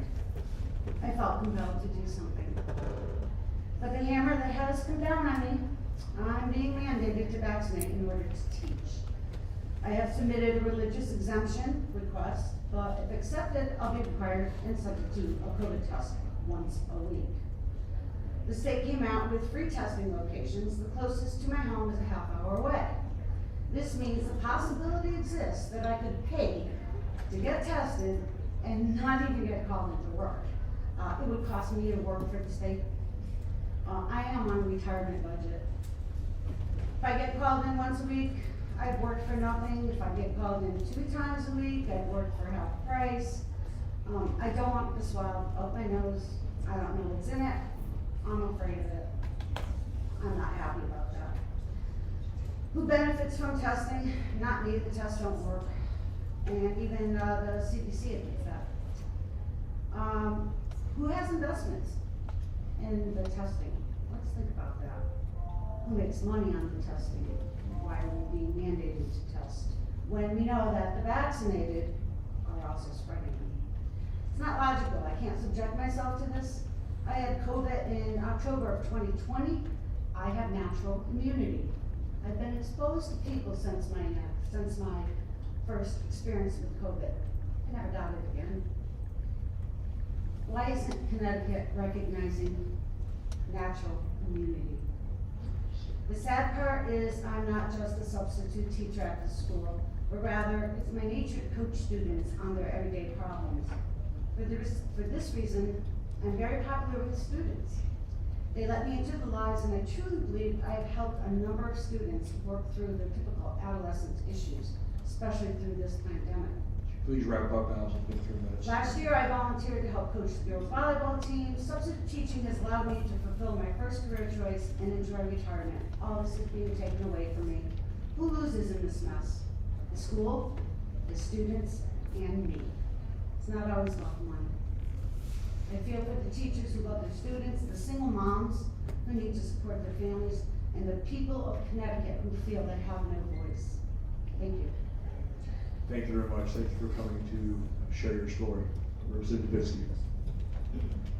Thank you, Mr. Chairman. Thank you for coming in. Have you been in touch with other teachers in your school that Yes. are in a similar situation? Yes. In fact, I'm speaking for some of them now. Okay, so if you could give us some type of guess as to what percentage of teachers in your school would are at risk of being terminated? Are you talking substitutes or regular teachers? The substitutes, I could give you You can both. tell me. I think I could count off the top of my hand at least 5 that I know of, but there are many who, and I was told a long time ago, don't tell people how you feel, because you won't be working hard. Don't tell people how you feel. In or you other won't words, be don't working. share my feelings about the vaccine, because they don't wanna hear it. So I've been coached by the teachers in the school to say to me, who have said to me, don't share your views very vocally, because don't let people know how you feel. This was, oh gosh, last spring. What type of ramifications did they say would befall you if you expressed your views? It was more of a feeling. You know, I do believe that people look at us who are not vaccinated as being different. There's a lot of brainwashed people there who they themselves watch mainstream media and only believe that instead of being intelligent folks and going out and doing their own research. That I've done. Do you have any guess with regard to permanent teachers? I know of about 3, but I also know of one who went and got shot because I felt they were coerced, but couldn't afford to lose the job. Thank you very much. I appreciate your coming out. Thank you, Anybody Mr. else? Chairman. Representative Francesco. Thank you, Kathleen. My seat is very low, so I'm having a hard time seeing. Me too. Up over here. Thank you. I'm just curious, did you mention, are you a substitute teacher? Have you seen any indication that in your area that maybe people are not applying to be a substitute teacher, that there possibly could be a shortage because because of the vaccine requirement? Well, let me tell you, last year, I worked 107 days. I couldn't work enough. There were a lot of teachers out, they had been exposed. This year, they added 2 more subs. I tend to be on top of the list. I'm very popular with both teachers and students, so I get called a lot. And I did make it known to my vice principal that I won't be there. There is a couple other people who won't be there, so that's 3 that I can count that won't be there anymore. So they're gonna be, they did add 2, so maybe they're down 1 sub. I don't know how it's gonna affect, I don't know everybody's opinion, just the folks that I talked to. Okay, thank you very much. Appreciate it. Thank you, Mr. Chairman. Thank you. Representative Dauphiné. Thank you, and thank you for coming today to testify. So are they allowing a religious exemption? I applied for the religious exemption, I haven't heard from them, and they said I must get tested, it's gotta be either today, tomorrow, or Saturday, because it is 72 hours. But at this point, and I feel for the kids, that when the kids hear about this, they're not gonna be happy. A couple of them know already. Believe it or not, Oliver Wolcott has some of the most patriotic students I've ever met. They are great kids. Can you describe to us the application process and who makes that decision, whether you have a valid quote-unquote religious exemption request or not? Yes, I can. Finally, we waited and waited for a form to print out. It came out at the net hour. That was last Saturday. I filled it out. I had already known in my head what I feel, and I put that down. And it's submitted through, now you folks are state people too, right? So I would think, because I get paid by the state. I'm a state worker, we're a technical school, state technical school. So I'm assuming the state people had the same form to fill out, so it might have been the same as yours. And you have to submit it to an email. I don't have it right here. But it was just electronic email. It gets lost in the system inside of the world, I guess. Because I don't even know who is gonna look at that and tell me, yes, you have a religious exemption. Or why, I've heard from people who I have helped write religious exemptions, they have gotten it and some have not. So was there a series of questions you had to answer, or There was it? two basic questions. One said, what is your basic belief that would cause you not to want the vaccine? The other one, have you been vaccinated before? And I went on to tell them in 1999, I was going to Africa to climb Kilimanjaro. I had a booster to my childhood immunizations, had a terrible reaction, and since then I've never taken a vaccine since. Flu shot, anything, I've never taken anything, and I refuse to take anything. Those were and so that being the basis, it's not my religion that's changed. It's the COVID vaccine that's changed. It's not like other vaccines. It's not like the measles. It's not like the mumps. This is technology. This is new technology. This is experimental. I'm not a guinea pig. Thank you, Mr. Chair. Thank you. Any additional questions? Thank you, Kathleen, for sharing your story.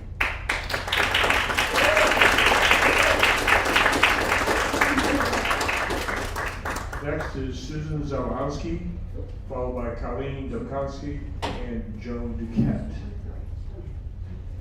Susan?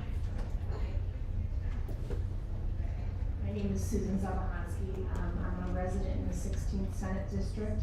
I have the privilege of having some amazing representation in that district and a good neighbor in Representative Fishbein, Gail Nasser-Francesco, I'll call out a few, Senator Sampson. I'm thankful for this opportunity for the people to speak, and we do recognize that and we appreciate that you've given us a voice.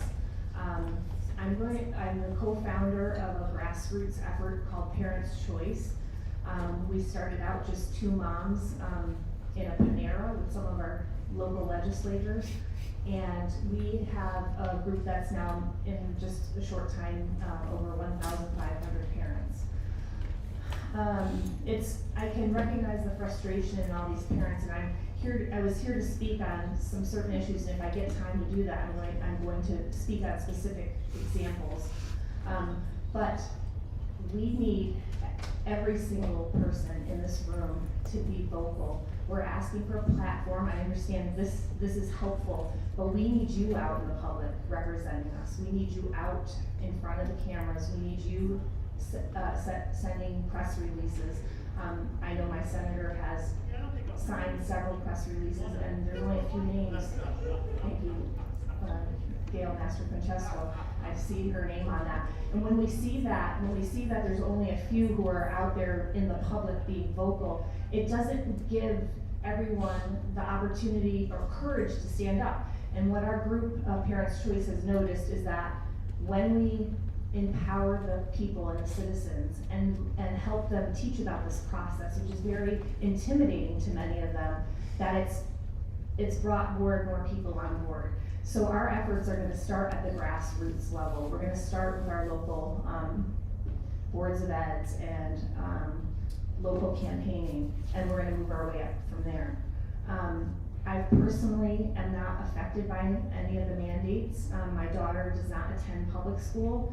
Her school did not have any mask mandates in place, and there were 0 cases of COVID in the school system last year. They had a very successful school year with just light mitigation strategies like social distancing and hand washing.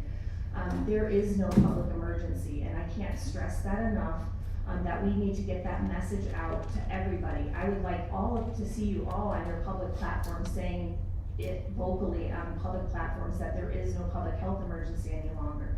309 people hospitalized with COVID in this state this last week does not equal a public health crisis that demands the governor to enact these powers.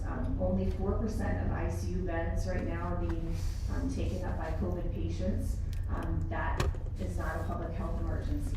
So I'm just here to encourage you guys to please do that. I do have examples of segregation and discrimination if anyone cares to hear about those from different districts that we're representing with our group.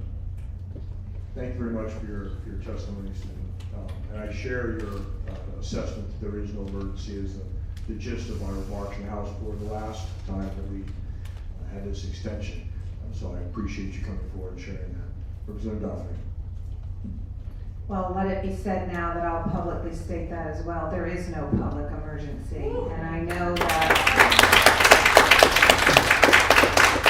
that's the message we need to be sending to the governor. We can argue about masks, we can argue about vaccinations, we can argue about constitutionality of all this, but the bottom line is all these executive orders go away if there is no executive power given to the governor. And I appreciate that you guys, we understand you're voting no, but voting no behind closed doors is different than stepping out on your platforms and saying this publicly every day, driving this point home that there is no public health crisis. I'm sorry to interrupt you. No, thank you for that, and I think you described earlier, it's difficult to get the media in front of those that oppose what's going on. They're quick to report what the general consensus is, but they oftentimes don't want to hear from us. So it's been a challenge, but I can assure you the Conservative Caucus has been actively out there pushing, and all of us activated in our own districts. But I know you had a couple of stories, and not to go on too lengthy, but can you just share a couple of those? I mean, I know there's people that are afraid to speak out or either couldn't be here, but if you could just give maybe a couple of examples of that. I'll give you 2 examples of people who are definitely afraid to be here. One is a mom, I'm from Southington, her son is on the football team, and they had a case in Southington of one student who had COVID. And they went around and asked the students who all had been vaccinated. And they only tested and isolated the kids who had been unvaccinated. As a result, her son had to be quarantined for 14 days, and this is a sad thing, and miss football and the other kids were just as exposed. So this is a basic level of segregation and discrimination. And if we don't recognize that that's happening and driving a wedge in students in the classroom, it's disgusting in my opinion. And now this kid feels pressured and coerced to get a vaccination. He's like, Mom, just let me get the vaccination. It's driving a wedge in families. I mean, here is a mom trying to do what she thinks is best for her child, and she's the only one who really can make that decision in combination with her physicians. And she has a kid who's getting pressure from the administration of a school district. And all this, I feel for our Board of Eds, because all these mandates are putting so much pressure on them that they can't even concentrate on things like schooling. They're trying to, be the mask police for Ned Lamont, and that's not what we need. We need them focusing on education, and this is taking so much away from them being able to focus on that, having to deal with policy issues and that kind of thing. That's one particular issue. I have another of a 5-year-old girl who's being denied an education in Bristol. She didn't want to wear a mask. She was tearing it off. The mom implored the school district, took the kid to school every day. She got a religious exemption. They said, we'll look into it. That's the other thing. She got a medical exemption, and they said that she has to fill out paperwork for their physician to look into the medical exemption. Now, who knows the kid better than the child's own doctor? The doctor writes a medical exemption. Now we're going to have a third-party doctor who's never examined the kid determine whether that medical exemption is valid. They have to call, that doctor has to call in to the doctor and have a conversation without ever examining the child. And if we don't recognize that this is going to happen with other medical exemptions, I mean, I was just denied service at a pediatrician because my daughter was missing certain vaccinations. I am not anti-vax. My daughter has had all her vaccinations on the schedule that I have chosen. I have had all my vaccinations on the schedule I have chosen. But because I wasn't going to give them an answer on whether I was going to vaccinate, I was kicked out of pediatric office. If we don't see the segregation, discrimination, and now lack of medical care, like searching out pediatricians who will allow us to make our own choices, this is all what's coming down. And I appreciate everyone standing on this. Some of you did not stand on the removal of the religious exemption. Some parents felt that's the only option. Morally, they don't want to inject their kid with something that's experimental. We don't know the long-term effects on. So those are 2 examples. Thank you, Sue. What was the fallout for the 5-year-old child that's the mother was trying to get an exemption from the mask socially? I mean, every parent with that child, with children in that class must have known that, so there must have been some kind of fallout with that. Can you describe that? So, yeah, absolutely. So this mother took her daughter to school every day. She didn't coerce her into saying she should or shouldn't wear a mask. The superintendent or the principal of the school came out and said, are you going to wear a mask today? And she said, no, I don't want to wear a mask. And they denied it. And so the mom said, pleaded with them, can you just give us the homework? Can you provide for an online education for our child? Those were denied. They said when she comes back to school, she can get her schoolwork. That was one thing. The other thing is when she did finally submit a medical exemption, the child was then told that they said, well, until we make sure it's approved, she can come to class wearing a shield, plexiglass around her desk, and separated 6 feet from the other children. That's a 6-year-old or 5-year-old. She's 5-year-old. She's in 1st grade. The mom's like, that's not reasonable accommodations. Like, they can sit in the lunchroom next to each other, neck to neck, and eat. And in a classroom, she's going to be behind a screen, behind a shield, separated from her peers. But then for reading group, she could go sit with them at reading group. It's just nonsensical. We all know this. I mean, I'm preaching to the choir here. We all know these mandates are ridiculous. But it's just, and so she kept taking her 5 days in a row. They did tell her they were going to call DCF on her. We spoke as a parents' choice group the first day to DCF. DCF said we're not getting involved in masking issues unless the parent is denying education. So they told her to not pull her from school or to go get her, and so that's why every day she took her. She did this for 5 days until they said that they were going to have a psychological consultation after 6 days of party, there would be social, services involved and having a thing, and then she chose to put her into a private school.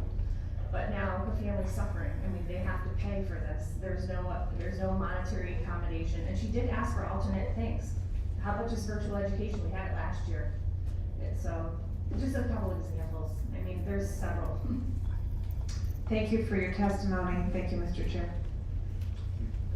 Personnel, Judge. Thank you, Mr. Chairman. Thank you, Sue, for coming out today. I want to thank you, just first of all, for what you've been doing in the community, your advocacy, for bringing parents together, and for everybody here. That is so critically important to achieving your goals, is to get involved. And I've seen a lot of groups, not only your groups, but other groups throughout the state, and it's critical because, as I say, we work for you. You don't work for us, and you have a lot more power than we do, believe it or not.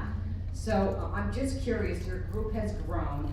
Have you seen, and I know it's mainly focused on the children in the schools with the masks and so forth, but it also focuses on parents' choice.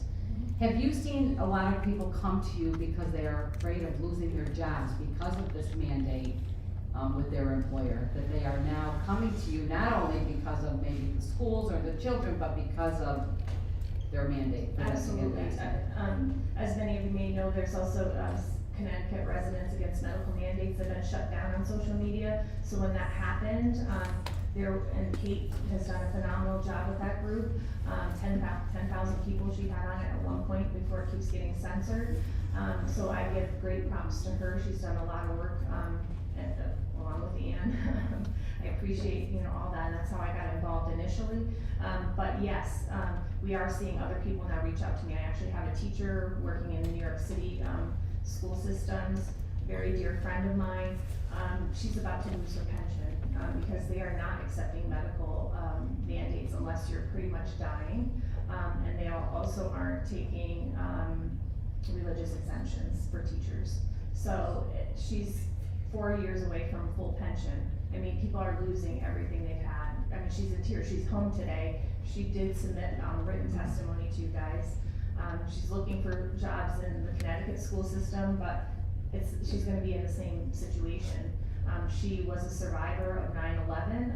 She was there when it happened in New York City. She has lung damage and other issues that can cause problems. So she doesn't want to take this vaccine. This is a choice. It should be a choice. It's already been proven now that it doesn't, prevent transmission. It doesn't prevent you from getting COVID. There are people hospitalized who are vaccinated, and this week alone there were 7 deaths of people who were vaccinated with COVID. I don't know if any of you know that, but I'm keeping very close tabs on these statistics. And this week, 7 vaccinated people died from COVID who were, they were fully vaccinated. So there's no sense mandating something that isn't. There's no reason to mandate it. You could get it with or without, and so. Well, I certainly agree. I always feel that it's your body and you should have your own personal choice on what you want to do. You should make your own personal healthcare choices. So I agree with you 100% on that. Have you seen any from the parents that you're speaking with, any reports? We heard someone speak earlier about the schools trying to get the kids vaccinated without the parental consent. Have you seen any indication or have talked to anybody in your group that could be happening in schools in your area? I have not heard the coercion by asking that question to the student, but there's been educational seminars, which to me is coercion. I mean, if you're trying to educate and you're only presenting one side of the issue, it's only happening in the upper classes, but there's that. We have state legislators running around teaching children about masking, and putting her own political propaganda on that. I think that's disgusting, chasing around parents with video camera. These things shouldn't be happening by our state representatives. I just think it's inexcusable when you're supposed to be checking on your constituents, but instead you're running around like you're Channel 8 News. Thank you for your testimony and for coming out today, so I appreciate it. Thank you, Mr. Chairman. Thank you. Representative Fiorello. Thank you, Mr. Chair. My line of question was very similar to Representative Master Francesco. I have also heard from many parents who are finding that their athletes who are unvaccinated are forcibly being quarantined, even if they present a negative test, they have to quarantine. And of course, they're pointing to CDC or town rules. So I think your organization is very important, and if your government decides to say that even younger kids can be vaccinated, I think parents need to band together. You didn't provide the public how to find you, and how do they access you? Right now, we're only on Facebook. We have a website in development stages. Literally, we've only been about a month in the making. We've been attending board of ed meetings, mainly educating parents on the process, because many people don't know about the process. Encouraging them to get involved in their local town committees, whether they're Democrat or Republican. Encouraging them to start at that level to help support candidates who support us. So it truly is a grassroots, and we've seen it's not working from top down, and so we're going to start from the bottom up. Absolutely, and what you also said about it being nonpartisan, I have found the same. I have had Democrats reach out expressing the same concerns that Republican constituents do too. So thank you so much for putting this group together, and I hope parents will go out and find you. Parents' Choice on Parents' Facebook. Choice on Facebook. Yeah. Great, thank you. Thank you. Any other? Representative Advocacy. Thank you, Mr. Speaker. And thank you, Mr. Chair. And thank you for coming out. A couple of things you said were interesting to me. First off, you thanked us and said you were preaching to the converted, but it sounds to me like your group is a lot bigger than just the legislative district that you live in. Are you getting in touch with your elected officials in other districts that may not be part of the conservative caucus and may not be as awakened on the issue as some of us? So our group has definitely, we've written to all our legislators, every single one. I have one person who wrote an individual note to each one. Unfortunately, as many of you know, you guys are extremely busy and we don't often hear back. So it's very frustrating when you don't hear back. And it's defeating to them. But yes, so we are getting people together from each town, and our group educates them on the process. And then, unfortunately, we're only two moms who started this group, so we educate the people and send them forth into their own districts. But yes, so we've encouraged them to write to their legislators, to have meetings. We do Zoom meetings to help link everybody together and kind of educate them on the legislative process, because most of us don't know it. I've been fortunate to be involved in local politics for at least 3 or 4 years, which isn't a lot compared to some of you, but I've learned a lot in the process. I have an excellent state senator, Rob Sampson, who has helped teach me about some of these things, and I appreciate the dialogue and the education that you guys provide. And I think it's important that you help do that with your constituents too. So yeah, we are definitely encouraging that. The first meeting that we had people from 7 different towns. You know, some members of Board of Ed, some legislators, and yeah, so we are definitely doing that, but it takes time. Yeah. And a lot. It does. It's hard work, and I encourage you to keep at it and keep contacting your elected officials. The other thing is, I would just again caution you about the platforms that you use and who you entrust to your groups, because there are a number of social media outlets out there who are unfriendly to your cause, and they can shut you down in a second. Yeah, we have backups, so we have email lists, we have a huge email list, so if it happens, we're still able to reach people. Well, thank you for coming in. Thank you, Mr. Chairman. Do you have any additional questions? Thank you, Susan, for telling your story. Thank you.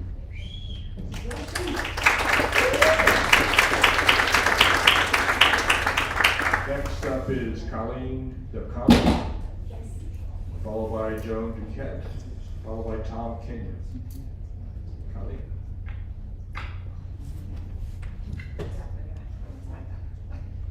The one that's red to your left there. Hi, my name is Connie Debkowski, and I'm fortunate enough to have my own business, so I'm not being forced to take the vaccine. I am very concerned. My kids are grown, however, they are being forced to, pressured, I would say, to get a vaccine. I love this country.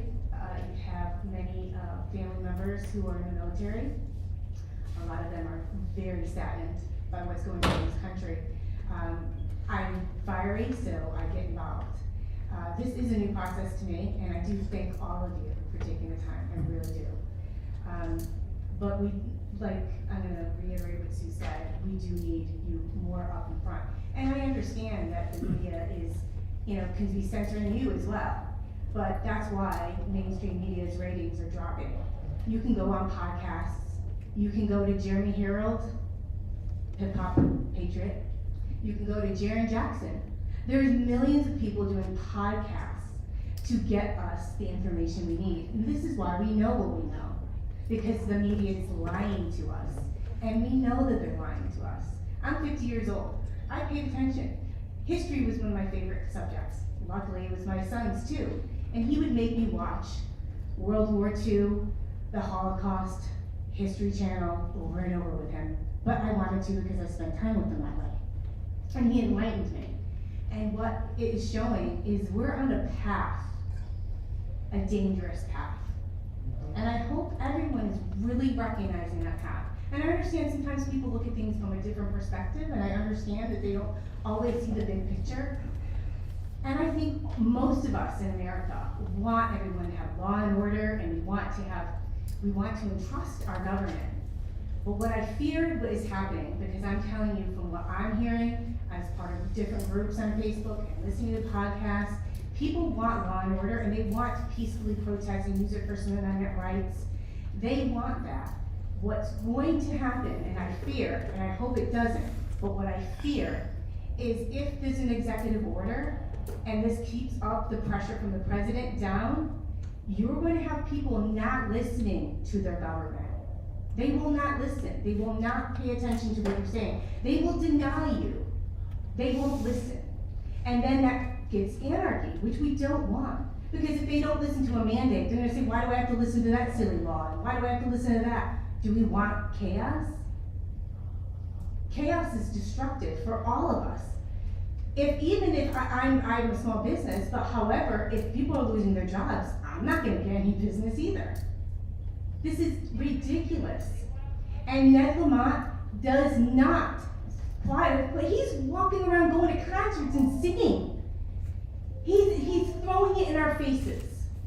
Going to fairs, everyone else gets to suffer and worry about putting food on their table while he's going to picnics and singing at concerts and living the high life. And people are gonna push back. And I don't know how they're gonna push back. I hope it's properly, but I'm scared of what it's going to be. Thank you very much, Colleen, for your story. Two questions.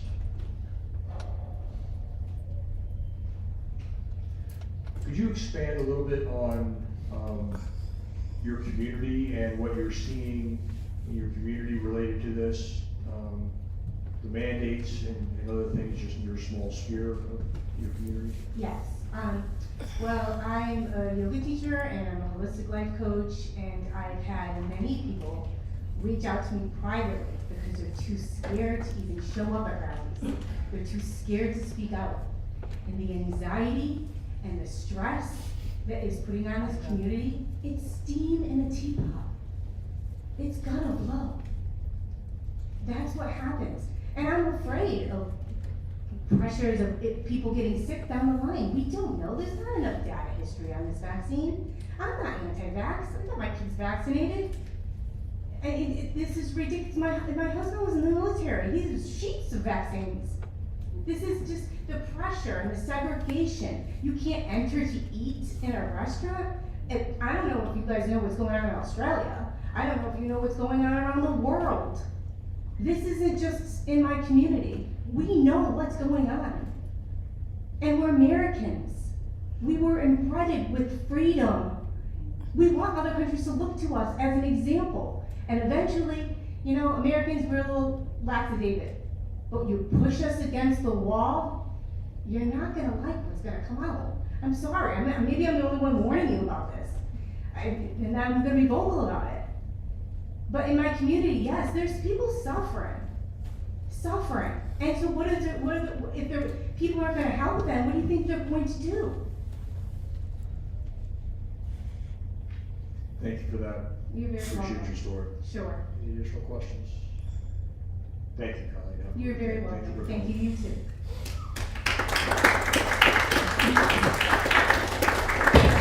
Next is Joan Dubois, followed by Tom Kenyon, followed by Greg Lunsky.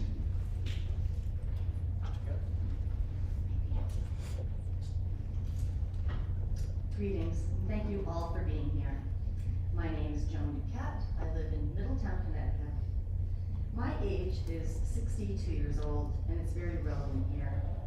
I need to work and plan to work until the age of 70. The benefits of working past 65 are more than financial. In addition to a paycheck, there are the benefits of maintaining physical and mental health, health insurance, sense of purpose, and connection to the community, and delay receiving Social Security, which brings the question, will Social Security even be there? A lifetime of past and future work efforts are potentially being squeezed out, and an ad-lib to my own script here. I felt the word squeeze so strongly in a lot of people's things. I work for an organization with approximately 300 employees, most of whom are in Chicago. My sector here in Connecticut has only 17 employees. As I understand it, I will be let go or have to test weekly to keep my job. At this time, Connecticut COVID testing is free, but how long will that continue? And there's a lot of controversy on that as well, as paying and not paying. Like just about everything COVID related, I hear many contradicting reports on various aspects of this virus. Will I be squeezed out of my job if testing is no longer covered, and I have to incur an unnecessary expense when vaxxed people are also carriers and do not require weekly testing? Will the testing option be taken away? Yet more government squeezing of my ability to support myself. I look for employment, other opportunities for employment, but with this impending mandate, if it takes hold in this country, the scope of employment for me has narrowed drastically. A crushing blow to my being able to make a living. If fired from my job, I potentially face great financial hardship and homelessness. I will then be wrung out to dry and the squeeze is complete. I'm afraid of more than what I stated already. I'm mostly afraid I won't be allowed to fly and see my children who live in California and Hawaii. I've also felt very fortunate to have come into this world as a citizen of America. Over my lifetime, it's the Americans that save other nations. For the first time in my life, I feel my country is trying to destroy me. I am in such disbelief that this president is demanding I inject a substance into my body that I have no say in whatsoever is just unbelievable. I never thought my life in this country would come to this.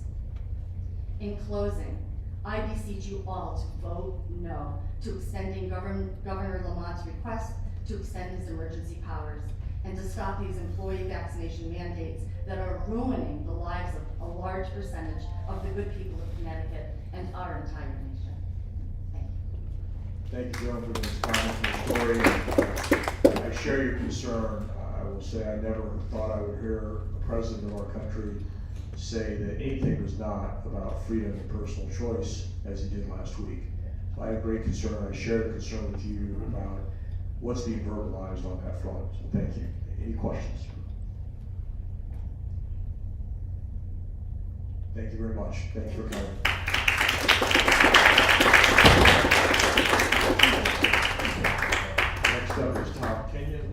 followed by Greg Lunsky, followed by Brooke Chin. Mr. King. Good afternoon. My name is Tom Kenyon, and I teach precision machining at Tech in Waterbury. So we're one of the state of Connecticut technical high schools, and although I don't speak on their behalf, I speak on my own behalf because of my concern that they're asking us to take an injection that I don't think is a vaccine. I don't think it's good for me. What it contains, I don't really know. I do understand that it can have aborted fetal properties in there. My spiritual beliefs, by the way, I invited the Holy Spirit to be here today, so if you feel that feeling inside you, he's there, alright? So, I don't believe that that should be something that I would have to allow to enter me, nor do I feel that I should be pressured to do so. So now, I was thinking about this the other day when I was going for a walk. I was like, alright, so you got this jab thing that they're pressuring on you, and like, who's pressuring? Like, all over. The media, everything, and we already kinda, are we getting the feeling that we don't trust the media? We understand that's an issue. So with that, so these guys are now pushing that as well, and so now all of a sudden, I got more red flags going up. So now, when they're offering us, I'll say, a bit of religious exemption, subjectively, and let's just assume it'll be approved. What about the whole idea about the testing with that? Those of us that, and I know one of the speakers before mentioned, how if we don't trust the media, where are we getting our information from? So we're digging in other sources because we kind of want to know, years ago, and it was probably a little bit false too, but we would come home and listen to the news because it was like, well, all right, let's see what happened today. We don't, that's not what happens anymore. And so we have to search somewhere else to get this information. And this information that, like you said, they're in different social media areas, and she's seeing stuff that's happening all over the world. I'm seeing that. Some of you guys may have looked too, whatever. But and is some of it poisoned? Is some of it not true? Probably, because that's how evil works. But meanwhile, it's out there. And the fact is, we have to really start questioning things that are out there and how it affects us. When I look at this jab, and I analyze it, and I'm going to settle for doing weekly testing with something that's going on my nose, that there's also information out there that thing is not good for me. And so it's almost like being invited to someone's house for dinner, like the jab. Would you like this? No, I'm sorry, I don't want this. Well, before you go, here, have this glass of water, which is, to me, it's the other thing that's going on my nose. I don't trust that either. Can you wrap up, please, in 2 minutes? Yeah. So I've got difficulties. I don't know. So I need to make a stand for what I believe. But like they said before, my school system says that if I don't comply, then I can't work there and I'm not going to be paid. And I don't know what that looks like if I try to go in on Monday and I didn't do any of that stuff. Do I get walked out? What does that look like? What does that look like in front of my students? And I'm not afraid to make a stand for what I feel, but what does that look like, and then where from there? So thank you especially for all the bus drivers that came up today. I think it was awesome. I can keep going, but that's good for now. Thank you for you guys. And I don't know what position you guys are going to be in, because it sounds to me like you're hobbled. Come on. I heard you guys say, geez, but we're just the minority. I don't know, we tried, so then what do we do? Here we are all in the same room, we're on the same page, right? We're on the same team. what do we do? How do we help you? How do you help us? How do we move this forward? Thank you for sharing your story. Your role in the technical high school, do you interact with the other high school teachers or other teachers? Is their experience similar to yours? So I interact a little bit. I'm kind of that guy that just does my thing. I work after hours. I've been to those rooms over the years where we get together and are talking about stuff, and it's like, this one sucks, that one sucks, and I'm like, I'm here for the kids. I can't be bothered with that. I'm doing my own thing. And listen, my program is excellent, and it's because of the approach that we take. And I don't get involved in this stuff. And do I know there's a couple of people here that in my school that I'm friendly with, that communicate with me, that are not interested in that? Yeah, but I don't think our numbers are great. Unfortunately, I think we're in the minority. So any impact for me deciding to stay home because I don't believe in this, I don't know if it's going to be more than a ripple. You know what I mean? So. Thank you for that. And how long have you been a technical school teacher? 18 years. Thank you. Representative Dauphin. Yes, and thank you for coming out today. I don't know what the fallout will be with you speaking out, but we appreciate that you're here. Were you given the religious exemption and or medical exemption option for work? Yes, so they're both there, and so I would do the religious exemption, but I just got an email from my union the other day that mentioned that unless we are, and the verbiage I have on my phone readily handy, I didn't bring notes, but I did take a snapshot the other day. If you don't mind me sharing, I can give you the verbiage. And the verbiage on that was,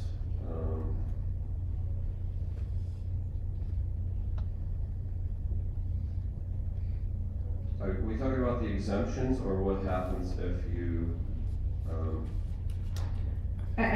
I was asking, were you given those options, and if so, what was the application process or procedure or requirement to apply? Right, so yeah, we did get the applications too, but CBAC, I'm sorry, I got a lot of things in my head. I got distracted, but CBAC came out and they did say that basically we didn't have to do the exemption unless we were in the health area. And that's how that came in. So, I have the thing here, it's a lot of words and I don't want to take up any more of your time, but unless we were part of the health area, we didn't have to do that, but we would still have to do the testing with the swab in the nose and the whole thing, you know what I mean? So it just wasn't anything that I felt comfortable with, as I stated earlier. So I apologize that, but it did say employees who fail to comply with the testing mandate will not be disciplined, but will not be allowed to work or be paid. So where that sounded like, well, all right. And then the good point about, who's gonna pay the medical check that's got nothing. I was like, I didn't think about that because I let my wife handle that stuff. But so I mean, we're all in a bad situation right now. And you had mentioned something. You don't know if there's going to be any fallout. Geez, I would hope not. I'm just a citizen with a concern, and I work for a place, and I'm just asking what happens. So I wouldn't imagine there'd be any fallout to me. But thank you for that concern. So Tom, what you're saying is you can just say no, but it would require that you have regular testing. And the one question I don't think that's come up yet is the testing that they're requiring you to do to show that you don't have COVID, is that done during work time and or off work time? And if it's off work time, are they paying you for your time to get the test? I didn't see that where they would be paying. It would be off work time. They're encouraging you to get this done, and they sent a note of different centers. So it just said you simply will be subject to weekly testing right here, and so I did find that area earlier too that I was referenced to. It says if you have a medical or religious exemption from the vaccine, only, not the testing. There is no reason to file for an exemption unless you are in a long-term care facility or a state hospital. You will simply be subject to the weekly testing. So, and they did, so, whereas, that sounds a little bit nicer, but I'm saying for me, that's still not nice. I mean, you're making me go for tests that, it's almost like, all right, we got this guy a step closer, you know what I mean? So I don't wanna take a step closer. I can't even stand, I'm sure nobody likes the mask, but I can't even stand that idea. I'm disgusted every time I pull it out of my pocket and I gotta walk in any place. I put off appointments, I put off different things to go to just because I can't stand the idea of that fakeness. I can't stand it. I don't know if is that helping us? Thank you, Tom, and thank you, Mr. Chairman. Thank you. Thank you. Any additional questions? Thank you, sir. Have a good day. Thank you for coming out and sharing your story.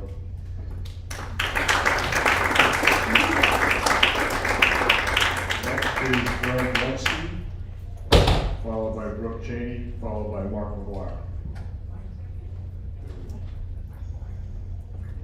Hello, everybody. My name is Greg Lonsky. I'm one of the physical educators, health educators in the technical high school system. So a lot of things that Tom said pretty much is what we're dealing with. And give you a little background. This is just beyond the scope of me being affected, but I'm speaking for a lot of other people. A lot of my friends and relatives, when I told them about this was happening, a lot of them said they're afraid. Other ones said they don't believe it. They've lost total trust in the legislative system, thinking they're saying that this is just another dog and pony show. But I don't like to believe that. And I'm glad to see that people showed up here, and we're thankful that you guys are hearing us out. But I'm also here for my parents as well. Rog has been pulled out from underneath them for the past about a year and a half or so, and their retirement is pretty much done. My father being a machinist in aerospace in '76, and he's really good at his craft. And he's going to be limping along in retirement because they let go of some of the most well-skilled 20 people in an aerospace company that produced jet engine pieces that were worth $500,000. And the other aspect of the whole jab mandate, the masks. My stance on this is purely religious. There's evidence out there, and even the CEO of the company spoke himself. He said himself he's going to rot in hell because he knows what they did. Aborted fetal tissue, MRC5, lung tissue from aborted male unborn children. And they're lying saying that this is not in there. In my faith, I'm going to be corrupting my basically body, my soul, by taking this thing, and God knows what else is in there, among other things like SM-102, which is basically causes people possibly not to have children, polysorbate 80, carcinogen, among other things. And people just feel like they don't need to do the research because the media presents the evidence to them supposedly, which is only one-sided, as we already know. And the testing, I don't feel comfortable having that swab put in the nose. It containing a sterilizing agent that is a carcinogen, ethylene oxide. I mean, it's right on the National Institute of Cancer, right there. Causes lymphoma, leukemia, stomach, breast cancer. It's really disheartening to see this taking effect on many other people, and especially our students. Technically, I believe it should be called physical distancing, because they're playing this word game, social distancing, now this muzzle, and the kids are now being social between each other. And by the end of the day, when they're wearing this thing, it has all this, it's wet, all this bacteria. Technically, it's a face diaper at the end of the day. It has all this crap on it. And these children are socially, emotionally beat down. And I ask a lot of my students, why aren't you guys talking to each other? You're on your phones all the time. Well, we don't like to talk with these things on. And they're socially distanced from each other. It's It's disgusting to see this show go on and people are tired of this stale popcorn as the bad movie continues. It's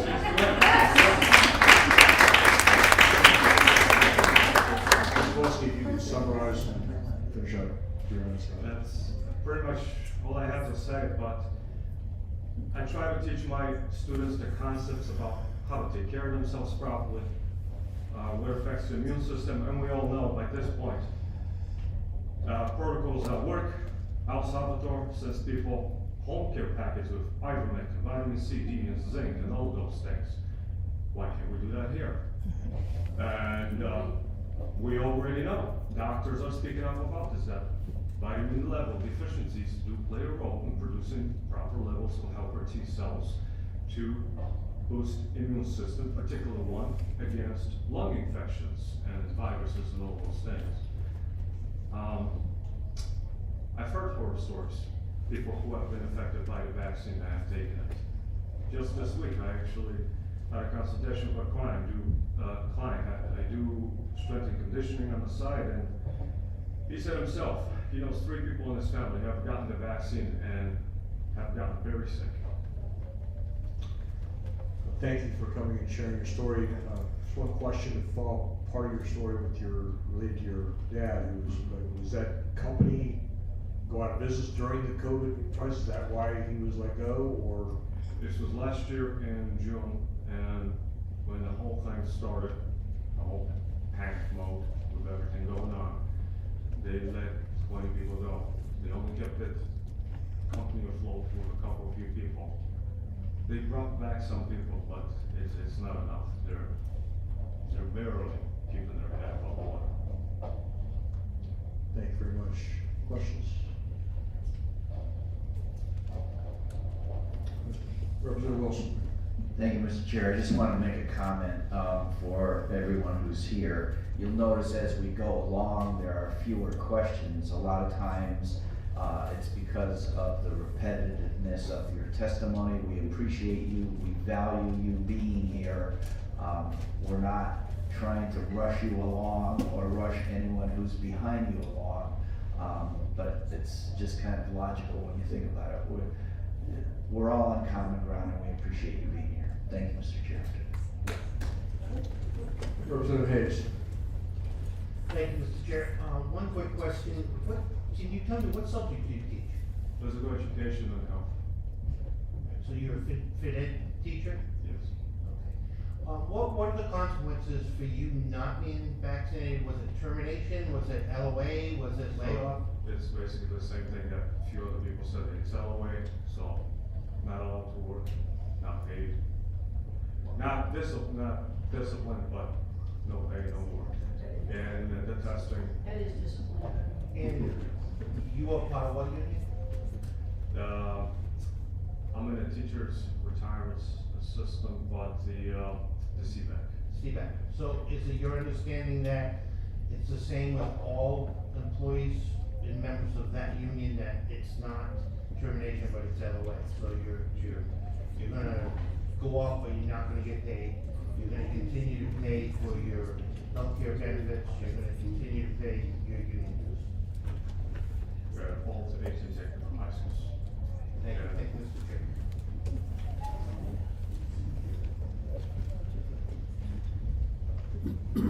Representative Fishbein. Thank you, Mr. Chairman. So LOA stands for what? Leave of absence, right?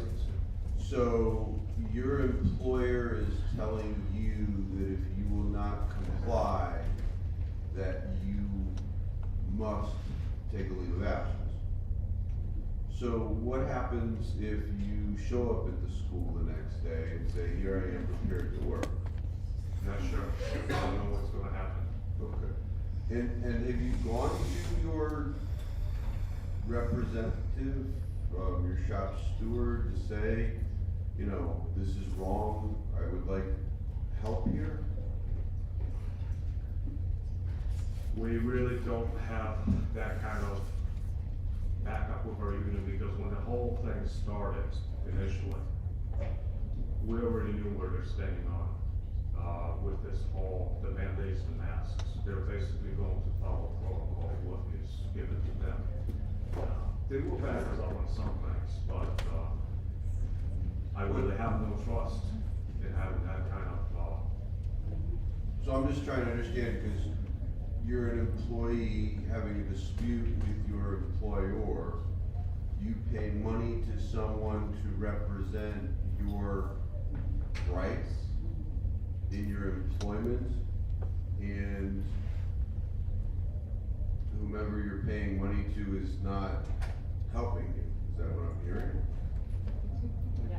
That's, look, the letter that we received in the email basically is coming from, primarily from the health department and central office.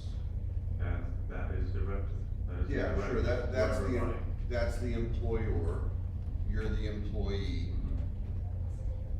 Your representative, your union represents all of you as employees.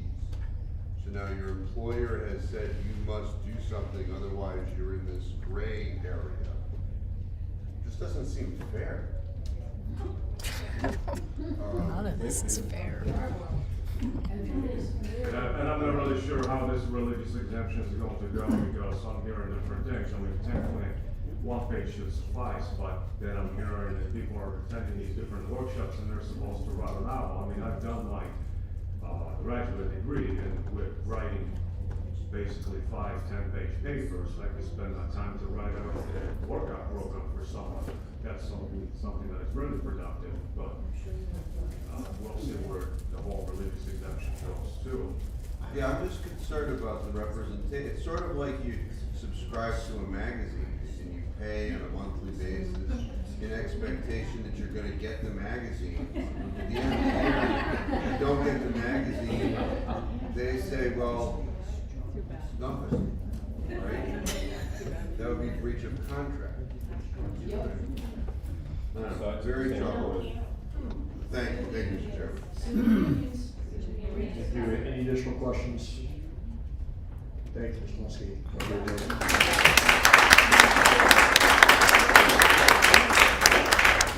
Next up is Brooke Cheney, followed by Mark McGuire, followed by Arlene Tessman. Ms. Cheney. Thank you so much for opening the floor so the public could be heard. It's been way too long since we've been in these halls. My name is Brooke Cheney and I'm from Pharmaceutical, Connecticut. I've been told time and time again, just as other people who have said the same thing today, there are so many people whose voices are not heard. They are afraid for their livelihood. I have had conversations with people in tears, 10, 20, 30, 40, 50 years of service to a specific company. And that may be all over next week. So, for those of you who are watching and are listening, please listen. I'm actually not going to talk about vaccines. In the past, there were plenty of things that pregnant women did that we knew were totally okay and they were good. And then we learned that we were wrong. In 1958, there was a wonder drug that treated insomnia, morning sickness, and depression. Doctors were happy to prescribe this to their patients. They meant well. They wanted to take care of their patients. Lo and behold, 1961, fast forward. The drug was taken off the shelves because of all the deformed babies that were born. Thalidomide. Babies were born without legs, arms, and stumps where those things should have been. No doctor in 1958 had any idea that the thing that they were giving to their pregnant women were going to have any ill effects. They were sure that the science was behind them. The science told them that thalidomide was actually going to be safe for their patients. It did take care of the insomnia, it did take care of the morning sickness, and it did help with the depression. However, it did not help with the proper healthful production of a newborn child.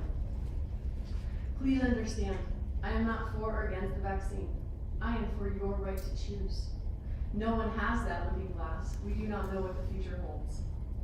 I'm not suggesting there is anything wrong with the vaccine or not. I'm not having that conversation because everyone is stuck in their camp of it is or it isn't good. That's not the point. The point is science is never 100% correct. Did you know In the past 40 years, 147 people have fallen from a plane without a parachute. Guess what? They all lived. Most people would think that if you fall from a plane without a parachute, you're gonna die. But see, nothing is 100% unsafe either. Because nothing is 100% safe or unsafe, I feel that this underlines the need for our freedom of choice. If today you mandate something and there are bad, unknown issues in the future, how will that make you feel? What about our civil liberties? I come from a long line of women who fight for our civil liberties. I am honored by my grandmother, who was a entertainer who actually helped Martin Luther King go and study with Gandhi. She was an entertainer with a black pianist at the time, back in the 30s and 40s. They would go and get a gig, and as practice would go, she would go in the white door and her accompaniment would go in the back. The night of the performance, she would make sure that her accompanist was by her side. They said, oh no, he must go to the correct door. My grandma said, well, if that's the case, there's no performance tonight. That's the kind of stand-up people that we need today. Our civil rights are so very important. My body, my choice. We've heard this time and time again. As a woman who went to an all-girls school, we talked about how the importance of our sovereignty, our body, what is in our bodies around us and how we are treated is the most important thing. We are not meant to be forced to do things that we choose not to. We need to have a choice, just like which seat to sit in on a bus. I urge you to take your jobs back next week. I certainly hope more will follow Representative your lead. And I leave you with this. Words from the past, from a German Lutheran pastor. First they came for the socialist, and I did not speak out, because I was not a socialist. Then they came for the trade unionist, and I did not speak out, because I was not a trade unionist. Then they came for the Jews, and I did not speak out, because I was not a Jew. Then they came for me, and there was no one left to speak for me.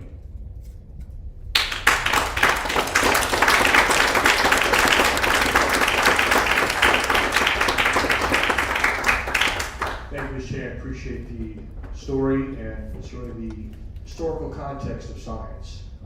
As everybody knows, science is on, it gets developed as we learn more, and we don't know everything about what we're dealing with today, just like the example you gave from 1958, and we learn along the way. There are a number of drugs that come to market.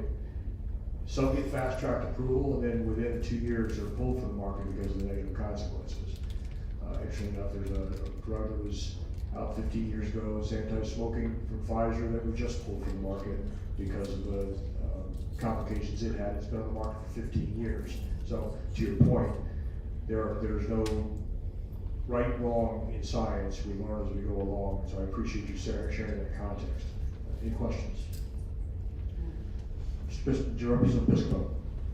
Thank you, Mr. Chairman, and I just want to thank you, Brooke, for coming. I appreciate it. You're no stranger to this building, and you're usually a good voice for our freedoms, and I appreciate that. You bring up a great point where I hope there's not pressure on the agencies that are going to give their okay, the approval for these vaccines. I hope there's not undue pressure, and I think there is a lot of pressure on them to expedite an approval. So I don't mind them not approving it until they're ready. So that's real good.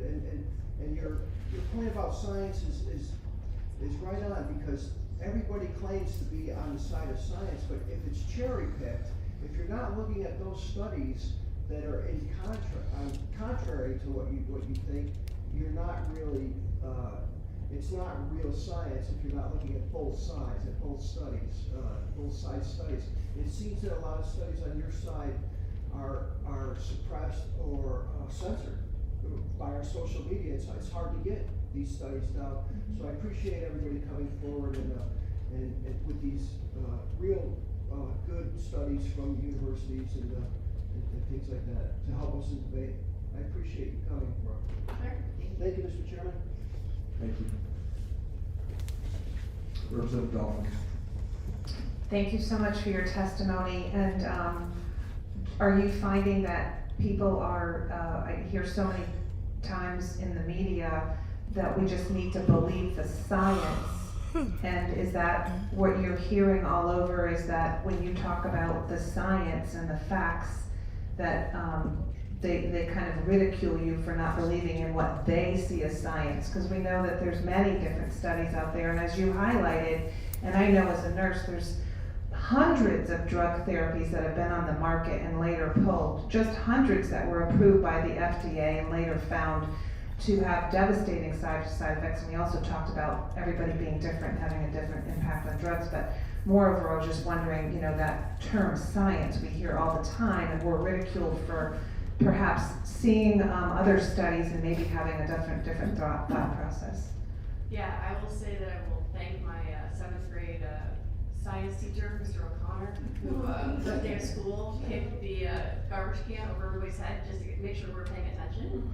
And I remember what C6H12O6 is, and for those of you who don't know, I'm not going to tell you. But no, the thing is one of the things we were absolutely hearing all the time is science, follow science, follow science. Hence the reason I told you I'm not here to discuss the vaccine and any of that, because I'm not a doctor, I'm not a scientist. But what I was taught in school, science is about discovery. Science is about exploration. Science is about checking and seeing what more can we do, how can we make this better. There is no end to improvement and making things better.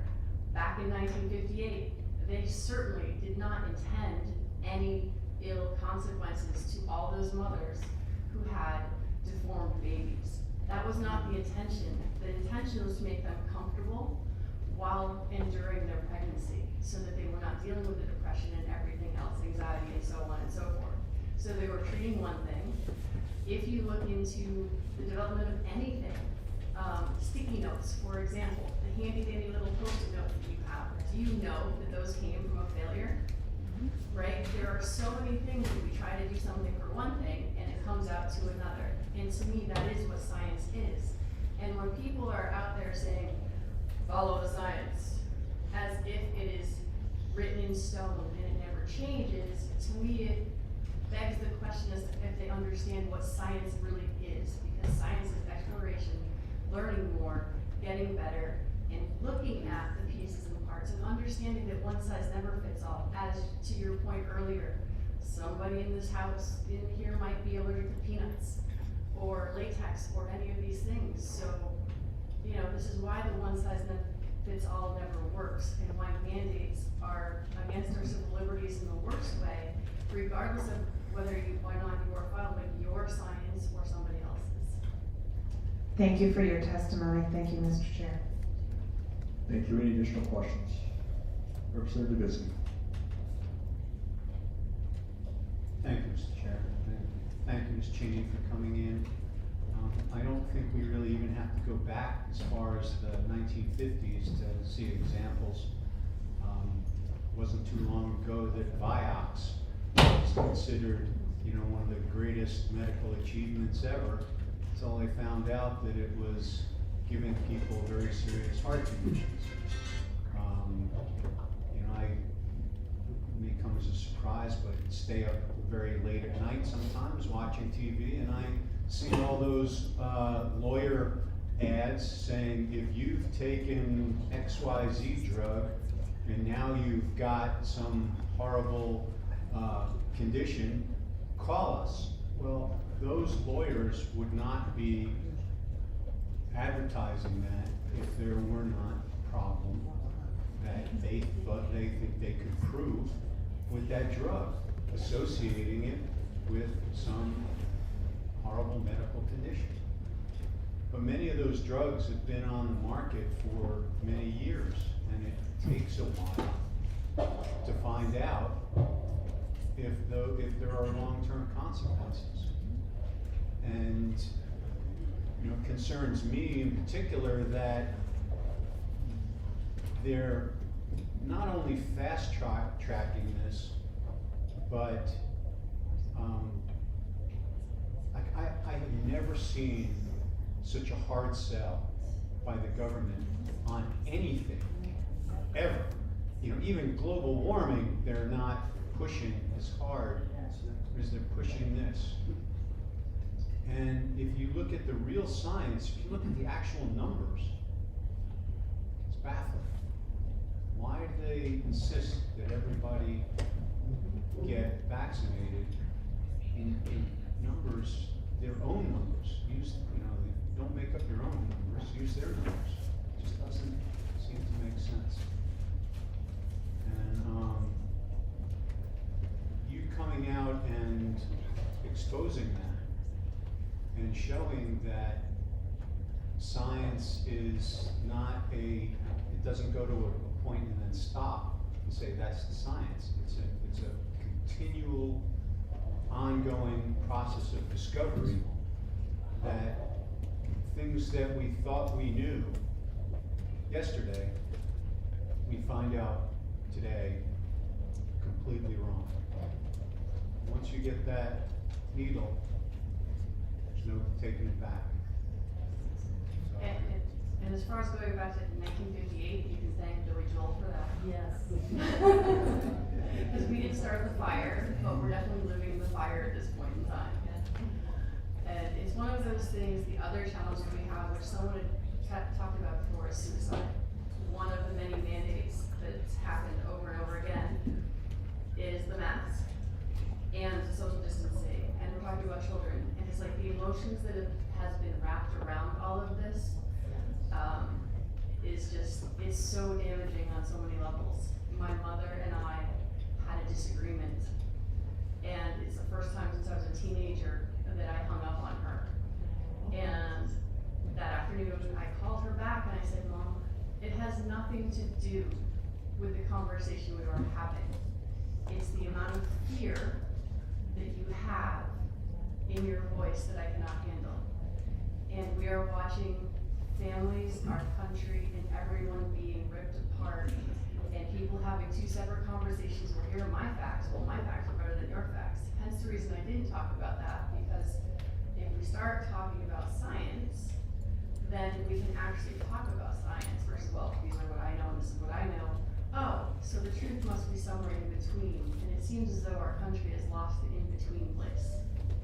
And all I ask is for anyone who's watching or hears these words is to consider for a moment that there is still an in-between place and that we should meet there. Thank you for your time. thank you. Thank you, Mr. Chairman. Thank you. Any additional questions? Thank you, Mr. Cheney, for your time. Appreciate it.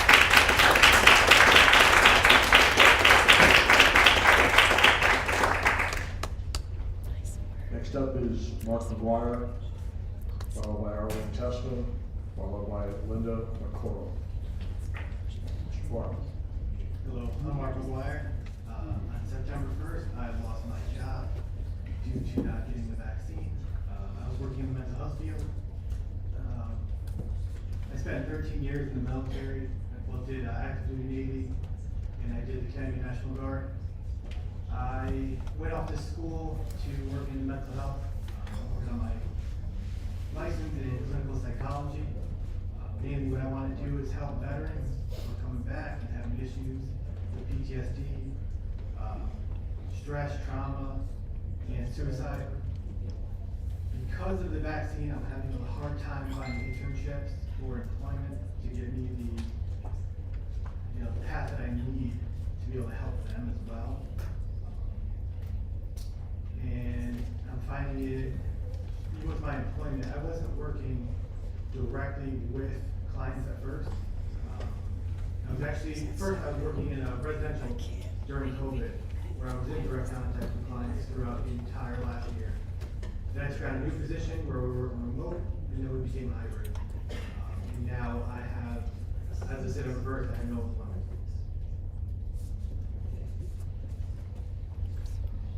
Thank you, Mr. McGuire, for sharing your story. And so as of September 1st, what have you been doing since then, and what's the impact on your life right now? Yeah, just applying for positions. I'm still in school, and luckily the school was able to work around accommodations for me, which I'm grateful for. And they still come at the students with, you can't come on campus, so everything has to be virtual. The books have to be ordered online. And if there's any type of meetings or groups, we cannot attend unless it's virtual. I know in my class alone, there's easily about 3 of us who are unvaccinated and not wanting to go and get the vaccination. There are 2 who are vaccinated but are still working remote because everybody else is. And as far as employment goes, I am not getting, if I want to work in the mental health field, it's going to be a lot different. They're very strict on that, even though a lot of places are going remote, the company is still forcing the vaccine. Thank you. Representative Fishman. Thank you, Mr. Chairman. Good afternoon, Mark. We had a press conference before this, and I did mention that about a half dozen people call me every day. And I know you and I spoke a couple of days ago, and I thank you for that exchange. You live in my district, and one of my constituents is being negatively impacted. So I thank you very much for coming here today and telling your story. There's a lot of stories, and I think there's a lot of people that aren't as willing to come here today. So I know it took a lot, and sorry to hear that you're having additional difficulties, in particular with regard to internships that you're trying to obtain. What are you learning? Why are they requiring, an intern is a volunteer. Right. And as I read the executive order, I think it exempts volunteers. So what are they relying upon in requiring this? So I'm getting a couple different responses. One of them is that because of COVID, they can't handle an extra caseload. The other ones are because everybody else is vaccinated and clients are, you're working directly with clients, that you are gonna have to have the vaccination or prove that you are vaccinated before you start working directly with clients, one-on-one. Okay, so that's my reading of the executive order. I thought that if one was in direct contact, but they were a volunteer, that they were exempted. Yeah, it says a contract worker means any person who provides services to a covered state agency, school board, or child care facility, but is not employed by a covered state agency, school board, or child care facility, and is not a volunteer. So, that appears to be another gray area that we're discussing here today, whether or not an unpaid intern is a volunteer or an employee, so uncovered by the executive order. I can understand the confusion, but unfortunately it's negatively impacting one of my constituents, and one of the reasons why the legislature should be dealing with this stuff instead of one person. But anyway, thank you once again for coming here today. Thank you.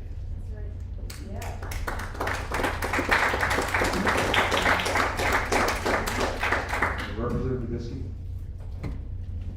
Thank you, Mr. Chair. Thank you for coming in.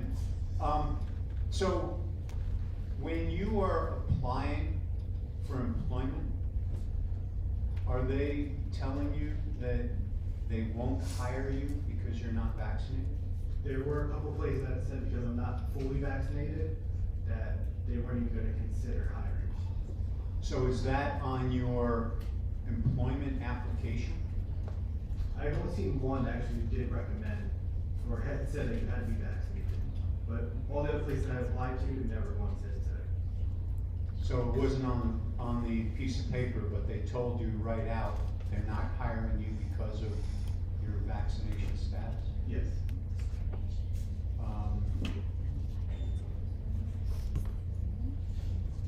Okay. And they came right out and said that. So they, during your interview, they said, they asked you about your medical condition? Yes. And they said, we are not going to hire you because of this medical situation. They said that, would I consider getting the vaccine? I said no. And they said, well then, we're not hiring it. We're not going to hire you at this time. Okay. One can only imagine if they had asked about any other medical situation. The legal ramifications of that, I'm not gonna dispense legal advice from here, but I can't imagine that could be legal. But I appreciate your telling us about it, and if you wouldn't mind, perhaps giving us some written testimony, and maybe naming some of those companies that are asking about that and refusing to hire people because of their medical situation. Sure. I'd be interested. Thank you. Thank you. Thank you, Mr. Chairman. Representative Fishman. Thank you, Mr. Chairman, for the second time. Mark, I don't know if this is the particular portion that they're relying upon, but in, I think it's 3D of Executive Order G, it's 3D, it actually says that with regard to school board and child care facilities, that they can't even extend an offer of employment unless the person is fully vaccinated. So, I mean, the way I read the plain language of this is they can't even make it contingent. They can't even say, if you get vaccinated, we will offer you. Because you cannot offer unless the person is fully vaccinated. So, you know, there's a lot of this language going around. I don't know what they're relying upon. It's very troubling, as Representative Dubinsky indicates. It's probably illegal in the normal times. But once again, thank you for coming. Any additional questions? Thank you, Mr. McGuire. I appreciate your time and your story.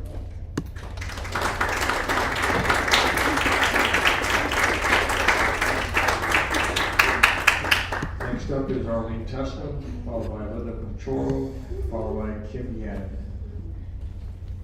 Ms. Tessman. Yes, hi, my name is Arlene Tessman, and I'm from Middletown, Connecticut. And I do wish that we had some representation in our district as the people that I see sitting here today. So thank you for listening to everyone. I'm a completely different kind of person here. I'm a musician, and a lot of my work has been working with assisted living places. And I've personally, since March 2020, that's when I lost my work, you know. So a lot of people were essential, but I wasn't an essential worker. As things started opening up, my restaurant and bar kind of things started to come back. And some venues are also asking now that you be vaccinated to be in these larger venues. As far as the assisted living jobs that I had, a couple of them started to come back where I could perform for everyone outside. I was required to wear a mask at one place, but at another place in Waterford, Connecticut, I was asked to play here where I am now, and where the flags are, or even behind where the flags are, the residents were sitting there, and I was still asked to wear a mask and a visor while I was singing to people, which is the most bizarre thing I've ever heard. I don't believe that all the assisted living places are following the same playbook. I don't really understand from one to another why they just don't have the same policies, or maybe they do and they don't understand them. But it's been pretty difficult to get back to work in that sense. And the very last place I played was in August up in South Windsor, Connecticut, where I was told that I could go inside and I didn't need to wear a mask, but I would have to show proof of a negative COVID test, which, I jumped through a rabbit, I jumped through hoops to get that done. And when I got there, they didn't even ask me for it. But then they told me that as of September 7th, I would need to be vaccinated in order to play there. So, that's not what I'm going to do. So now I'm kind of out of work again, in the assisted living, facilities. So what I'm seeing is that if this mandate is continued, that we're gonna go backwards instead of move forward. And it's a 3-month to 4-month period now that I'm hearing. So, in closing, I just can't see that we need to continue this mandate at all, because there is no state of emergency, as we have heard before. So, thank you very much. Thank you, Ms. Tesman. Any questions? Thank you for sharing. Representative Furrow. Thank you so much. It is so interesting to hear from your field of work. Can you share or sort of illuminate the rest of us on other artists and musicians who are going through something similar? Is there a group of you that are able to band together, or, how big of an impact is this for people who are musicians?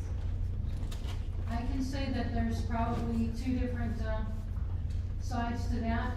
Those that don't mind having the vaccination, and those of us who are free spirits that choose to keep ourselves pure. I did find on Facebook that there is a group called Music Unmasked. They're putting on concerts, and it's all people who just want to get together and be free. And you can check that out if you would like to support the local artists, because it's very important right now. Absolutely. And you really remind us that when we want to have a thriving economy and people finding work in all areas, it truly means all areas. It's, there's work in every corner. Who knows what illuminates a soul to want to go out there and do. And you remind us that there are many people that are being impacted, and it's wonderful that you came out because you shine a light on the field of work that you're in. And music is important. We all want it. So thank you very much. Thank you. I've heard that from a lot of people that have come to see me play. They said, we miss this so much, and thank God for you. So I'm glad to be essential. So thank you. Thank you, Mr. Chair. Thank you. Any additional questions? Thank you, Ms. Tesman.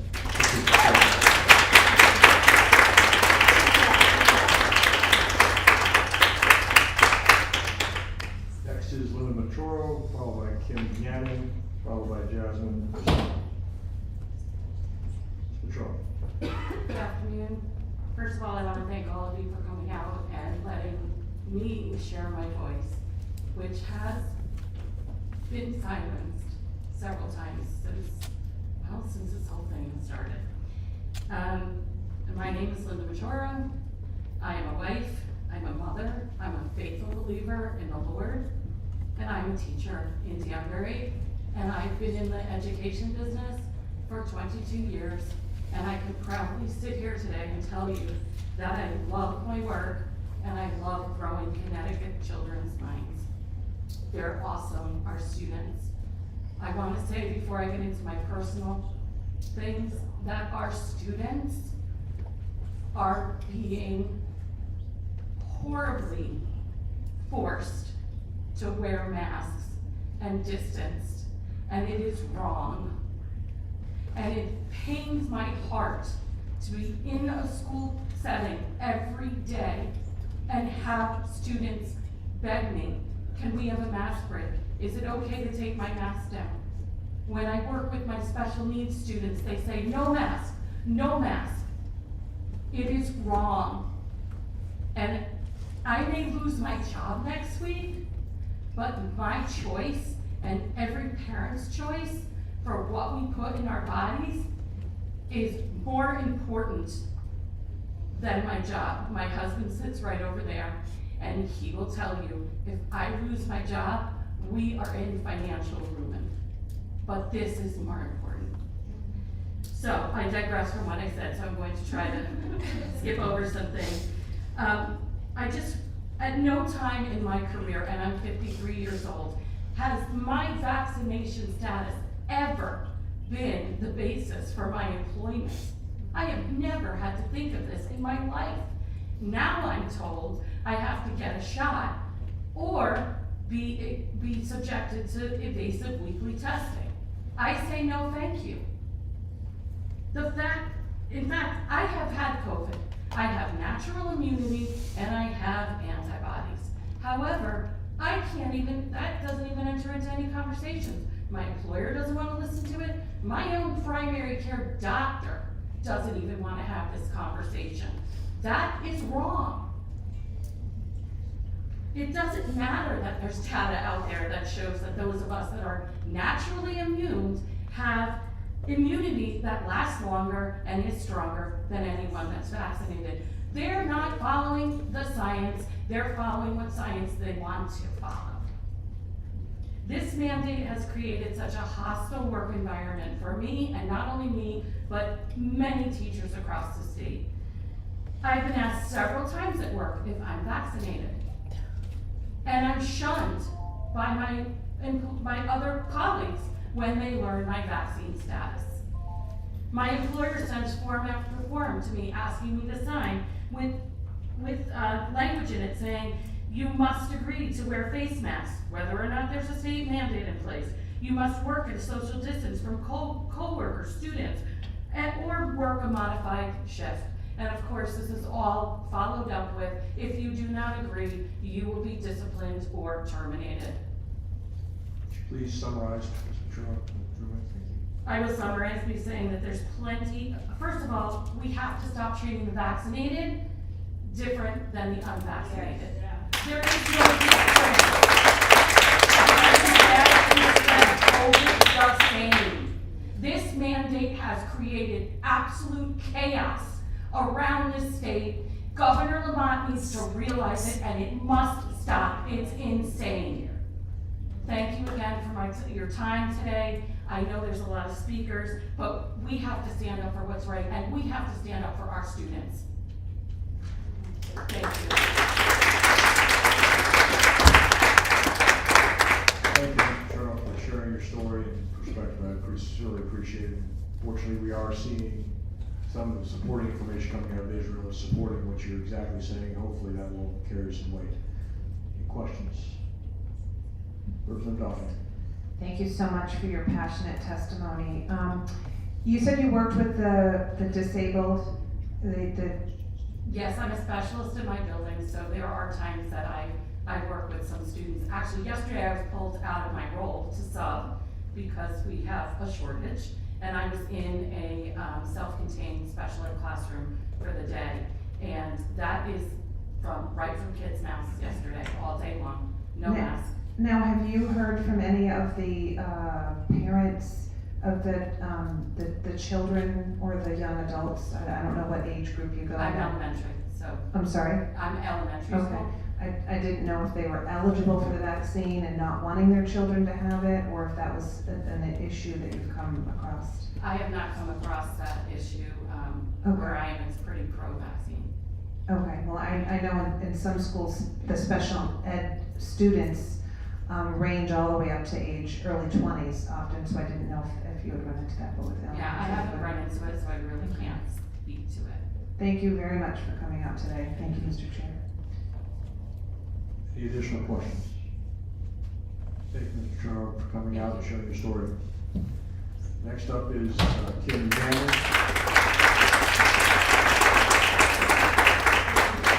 Followed by Jasmine Messina, followed by Aaron Hoffman.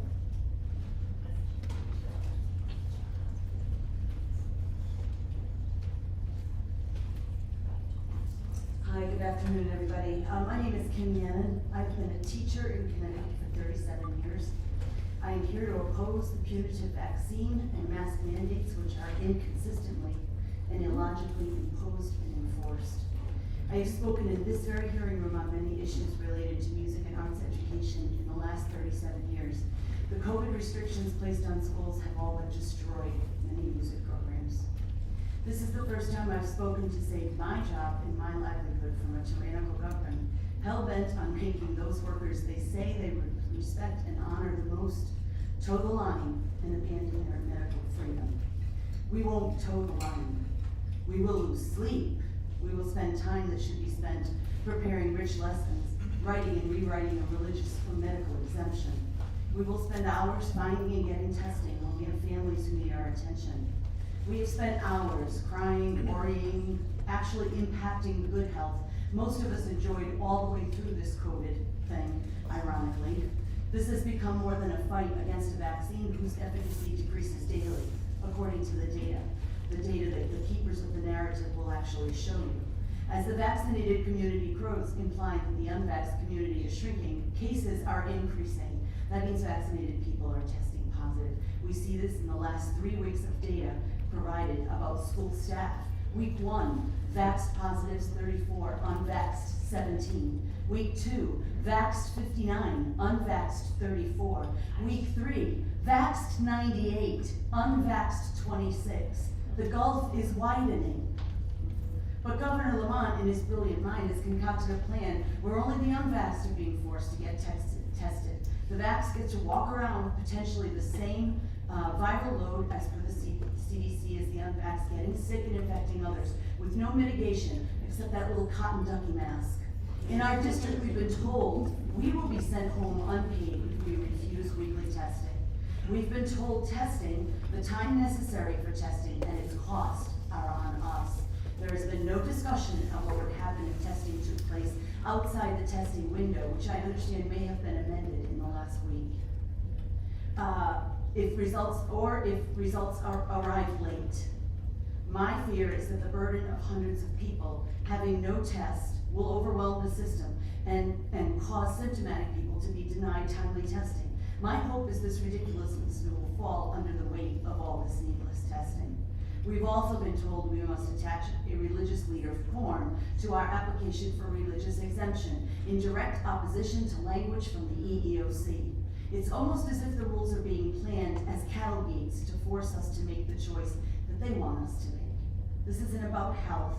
This is about harassment and marginalization of those that don't agree with the ruling class. Teachers will leave, medical staff will leave, services will be impacted. Connecticut has already more jobs listed in CT REAP than I have ever seen. 24 pages of open teaching jobs, over 1,100 unfilled teaching positions in this state are listed on CT REAP, and they're gonna push more people out next week. And they're gonna replace them with uncertified people because they've already been told by the union, or the union has told them, that they can fudge the requirements to get a body in the classroom, which means they're gonna push out certified people and they're gonna let uncertified people start teaching these classes. This is what's gonna happen to our public school system. Ms. Stanley, could you wrap up, please? Thank you. Lamont and his cabal double down on authoritarianism at every point. And my only hope is that they experience the disdain they hold for us at the ballot box. Thank you. Thank you very much for sharing your story, Ms. Stanley. Any questions? Representative Francesco. Thank you, Mr. Chairman. Kim, thank you so much for your testimony. A question on the religious exemption. Are they offering you a religious exemption, and what are the requirements for them to accept it? Would you know that? Okay, in my district, what I understand from the executive order is that you can put in a religious exemption. It does not alter the vaccine or testing requirement. People are putting the religious exemption, application in, so that when that testing option is withdrawn, which we fully expect to happen after Monday's vote, eventually, because the Ohio gates, right? When more people are testing, they're gonna remove the testing. So that now we're really forced into job or vaccine.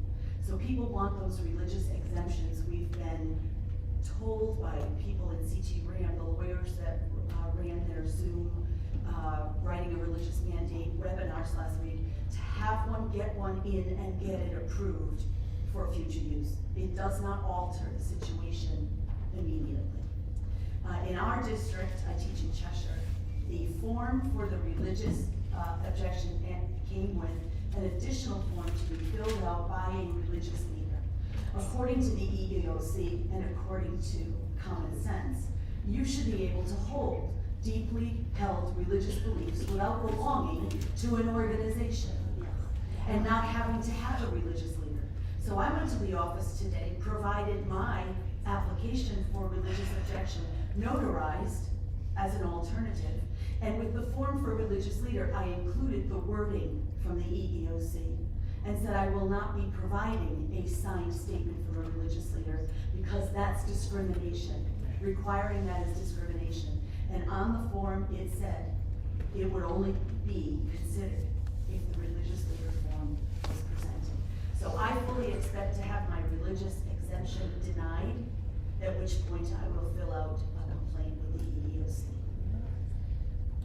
I'm curious, has there been a large group of teachers, maybe in your district or maybe throughout the state, that have been putting pressure on the union to advocate on their behalf? It's very frustrating that, Yes. you know, the unions are supposed to be there for you. They don't care. And I haven't seen them step up at all, so No. it's very, very frustrating. I think if they did that, it would make a big difference, because we know We what started happens. with the union in August, before school even started, when this came down.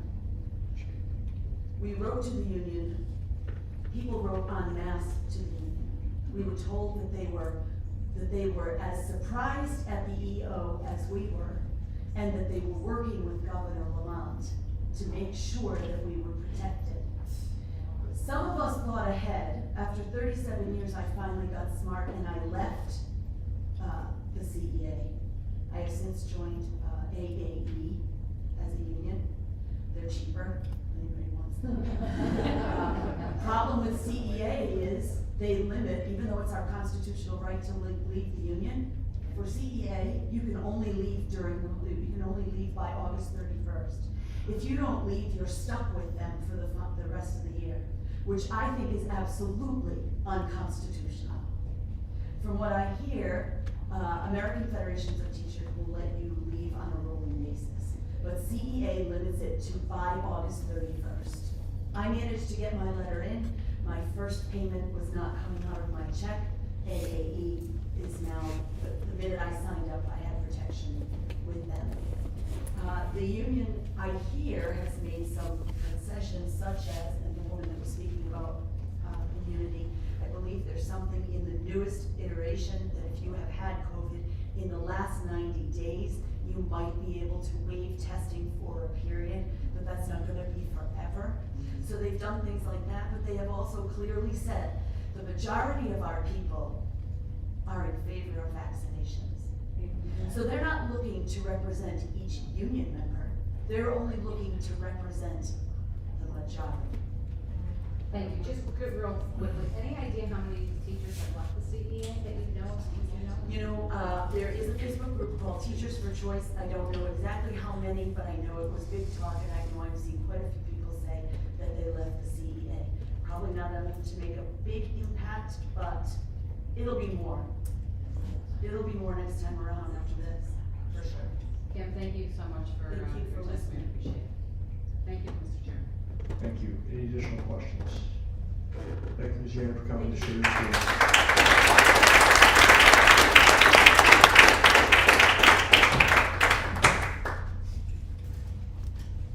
Next up is Jasmine Racinos, followed by Aaron Hoffman, followed by Kate Cookop. Just before we get started with Ms. Racinos, we only have this room guaranteed till 5. We're hoping we can stay beyond, so there'll probably be a limit of questions. Make sure that more stories get shared. So just because we're not asking questions doesn't mean we don't have things we really want to know. We want to make sure as many stories can be heard as possible. So, with that, Mr. Sims. Hello, my name is Jasmine Racines, and I am 17 years old. I attend E.C. Goodman Technical High School, and I find the school's approach to the pandemic this year to be bizarre. For one thing, we have to sit in assigned seats for every class to avoid contact tracing, but gym, lunch, and bus rides don't seem to matter. If someone in my school has COVID-19, individuals who are not vaccinated and have an assigned seat next to the person who are required to quarantine. They don't consider the alternate possibilities, instead claiming to be concerned about COVID. Even on the walls in the hallway, in my email, and among peers, vaccinations are being pushed. I quarantined 3 times, 2 of which were last year and 1 of which was this year. That's 6 weeks of school missed. In previous years, if you missed this much school, you could stay back a year. I also attend a technical school, so we can't really miss class too much. There is no summer school alternative for trade, and you cannot learn how to build a house, set up a network, provide electricity to a building from the comfort of your own home. Students who have been vaccinated do not need a quarantine from the school, but a quick Google search would reveal that the vaccine does not guarantee complete protection. The pandemic was expected to last 2 weeks, but it lasted 2 years instead. 2 years of my schooling have been stolen. When these students enter the workforce, I believe they will be significantly behind other employees. I want to go to college, but I'm not even sure if I will be able to because of the vaccine. I worked hard for it, between my community service, my grades, and my participation in school. But they are not allowing a whole group of people to attend college simply because of their beliefs within the shop. If that is not segregation, I do not know what it is. Thank you for your time. I appreciate it because I am under 18. I do know a lot of places don't allow this, so thank you.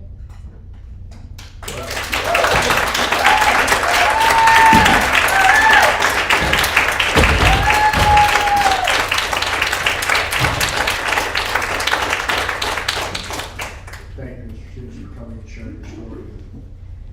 It is an important one to be heard. Appreciate you taking the time to come. Any questions? Senator Fierro. Jasmine, thank you so much. Thank you, Mr. Chair. Thank you so much for your testimony. You spoke about intimidation happening on email and at school, and you can see adults are being intimidated as well. But could you share what exactly is happening?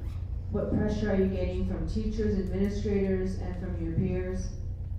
So at my school, on the hallway on the wall, there's actually a sign. It's not towards vaccinations, but it is towards wearing your mask.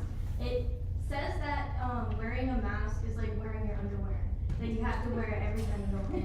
And so that's one of the examples. Another one is that a lot of our teachers are pretty open about being vaccinated, which is good for them. I just don't think that just like how religion and politics, it shouldn't really be something that is necessarily talked about in a school setting. And also, I'm also have been getting emails like, oh yeah, you can go here to get like a vaccine, or because there was a time when we had drive-through clinics, and they reserved 100 for the students at my school, and they're emailing it and telling us like we have 100 vaccines reserved so that you can come in and get it, and That's disgusting. Do you have a lot of peers who are not vaccinated like you, and are you all being targeted, or how is it socially? What kind of pressure are you under? So socially, it definitely is really hard because I do have a number of friends who are vaccinated, and a lot of people in my age group, especially, I feel like definitely pressure you to get it because they believe that that's the only way that you can really finish this. Let me tell you, high school students are probably one of the bigger groups that definitely want this pandemic to end because a lot of things have been completely taken away from us, and so it has been very hard. I remember last year actually, there was a Halloween party that I wanted to go to. It was only going to be 10 people, and because I work at a grocery store, I was told that I couldn't go unless I got tested beforehand. And things like that have just been very hard. And towards being vaccinated, I do know, I'll go over to my friend's house and her parents will know that I'm not vaccinated, and they will judge me for not being vaccinated. And they don't like that I'm spending time with my friend because I'm not vaccinated. Thank you so much for sharing more of your story. And I just want to say, you are so wise and smart, and need to go to college. Your parents must be very proud. So nice to meet you today. Any additional questions? Thank you for sharing your story, Mr. Cenas. Good luck.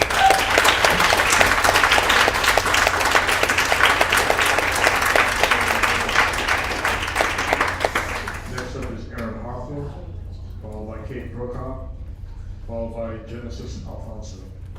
Mr. Hartford? Hi, Aaron Hoffman. I'm representing two groups, Connecticut Workers for Freedom and Teachers for Choice. Thank you, Representative Fishbein and the Republican caucus for holding this hearing today. It is vital for you and all legislators to hear about the negative impact that vaccine mandates are having on employees throughout the state. My name is Aaron Hoffman. I'm a high school history teacher and father of 4 young children. I believe in Jesus Christ, freedom, natural rights theory, and the Constitution of the United States of America. I've dedicated 19 years of my career to teaching students in our state. I pray that this year is not my last. This state will lose passionate educators and strong critical thinkers that are necessary to improve our society if these reckless mandates are allowed to continue. Shortly after August 19th mandate was announced, I started a group on Telegram named Connecticut Workers for Freedom. Over the last 3 weeks, this group has grown to over 450 individuals who are having their livelihood threatened by the governor's mandate. People throughout this state are being forced to choose between their employment and complying with mandates that are coercive, discriminatory, and are in direct violation of civil and constitutional rights guaranteed to American citizens. Night after night, I received messages and phone calls from teachers, paraprofessionals, and other employees throughout the state. I'm on the phone until after 11 o'clock every night with people. The mandates keep changing, adding chaos to the situation that's causing stress and anxiety for these state employees. Teachers are being asked to fill out forms that equate to giving up their personal and worker rights. None of these teachers have violated their union negotiated contracts if their jobs are being threatened if not complying with the vaccine or invasive weekly testing. Let me share with you one of the many terrible experiences I've heard in the past week. Sunday, I spoke with a preschool teacher from Fairfield. She taught a private preschool, until she was fired last week because of parents pressured the owner to terminate her due to her unvaccinated status. The parents demanded to know this vaccine status of all employees at the private preschool. The owner, under threats of her business collapsing, relented and this teacher was ultimately fired, while her HIPAA and privacy rights were trampled by the woke liberals of Fairfield. What would you do if this was your daughter, your wife, your mother, or yourself who had your religious rights trampled on and fired? You need to ask yourself, how is this able to happen in Connecticut? This woman's story is one of bullying, harassment, targeting, and ultimately losing the ability to provide for her family. This is outrageous and unacceptable in America. Just like the Republicans in the state legislature, we, the unvaccinated people of Connecticut, have become a minority group that the Democrats and governor have tried to marginalize and oppress. We've gone from essential workers who gave our best during virtual learning in schools during the first half of 2020 to being back in the classroom in the fall when this legislature was too scared to meet in person. Now we're no longer essential. Yet there's a shortage of over 1,000 teachers in the state. Our unions have sold us out. They have made it clear that because we're the minority, they're not fighting for us. We need you, our conservative elected officials, to fight for us. Could you summarize, please? Yeah. One of you needs to stand up to the hateful rhetoric of Senate Majority Leader Bob Duff, who repeatedly attacked the hard-working, peaceful citizens of the state. Which one of you will challenge Bob Duff and stand up to his rhetoric that is demonizing healthy and freedom-loving Americans who are informed and able to make personal medical decisions for themselves? Which one of you is going to ask him why vaccinated teachers are getting COVID at a much higher rate than unvaccinated in the state? Ask them why the vaccinated are so worried about the unvaccinated if their vaccine works. Vaccine status should not matter if the vaccine works and protects those who take it. None of this makes sense. Their logic is completely flawed in so many ways that we're the ones censored for daring to expose the manipulation of society. Thank you, and may God direct you in the fight for freedom in the state of Connecticut.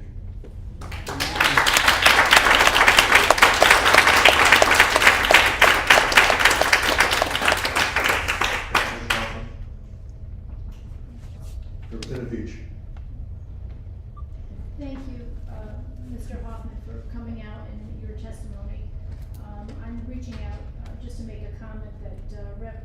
Kurt Vale, who is in your district, is working and watching and wants to thank you for coming out and speaking your mind and standing up for your rights. Thank you. Kurt is a great American. Thank you. Thank you, Mr. Chair. Thank you. Representative Disney. Thank you, Mr. Chair, and thank you for coming out. You say your group is now about 400. What are your plans for taking action with that group of 400 people? That's a great question, Representative Bisky. My group is 450, probably over that 475, and the group Teachers for Choice is over 800 on Facebook. And we're coordinating, we are seeking legal counsel. We have a plan that I'd love to talk to you about in private, but I'm not going to talk about it in ways that other people can hear who try to undermine us. And again, I would just once again caution people about relying on platforms that could easily just turn your switch off. Yeah, that's why we're using Telegram to organize county by county teachers and state workers to really try to have smaller groups working together and coordinating. Thank you, and I would just say, don't forget the nurses and the doctors, because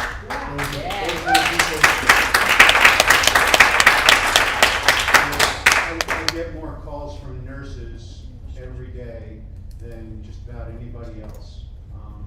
And it's kind of instructive to me that it seems like a large group of, the largest group that contacts me of people who are opposed to the mandate are people who work in the healthcare field who probably know a little bit about science and vaccinations. Thank you for coming on, I appreciate it. Representative Goffman.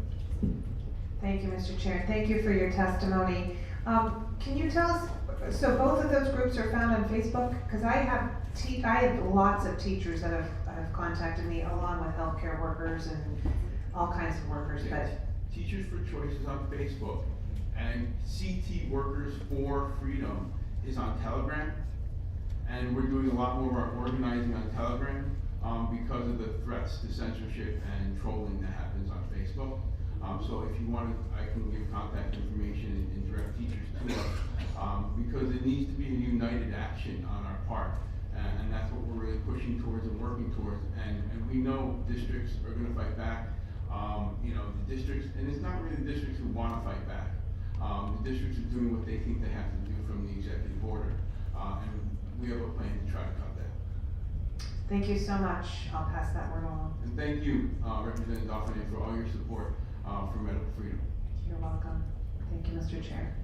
Representative Fiorello. Thank you, Mr. Chair. Mr. Hoffman, Teachers for Choice, I know the topic is medical choice, but are you also fighting on school choice issues? Because a solution for a lot of what ails us is to not only give parents choice, but teachers choices in employment, where there can be many different kinds of schools that you all could be working at. And I'm thrilled to meet you, and I'm so grateful for your testimony. Yeah, I would love to continue this work. I think Teachers for Choice is primarily about medical choice, but I'm also in groups that are talking about how to re-envision education in the state. And we're talking about private education associations, and there's a lot of talk about how we can take education back into the hands of the parents and try to heal some of the trauma that has been caused to our children from the last 18 to 20 months. And we can do it. And that doesn't mean public education is bad. I'm a public school teacher for 19 years. I love teaching. You can come to my classroom anytime and see that. But I think the game has changed. The game has changed, and there's going to be options that are created out of this situation. Because kids are going to be the next target for this vaccine. And then the rubber will meet the road. That's And right. parents will not vaccinate their children. That's And right. 99% frankly, they think they will.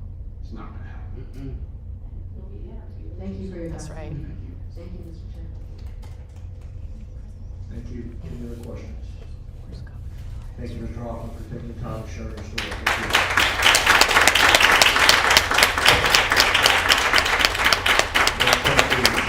Kate Brokaw, followed by Genesis Alfonso. Kate left and she said that I could. Okay, good. And followed by Catherine Saris.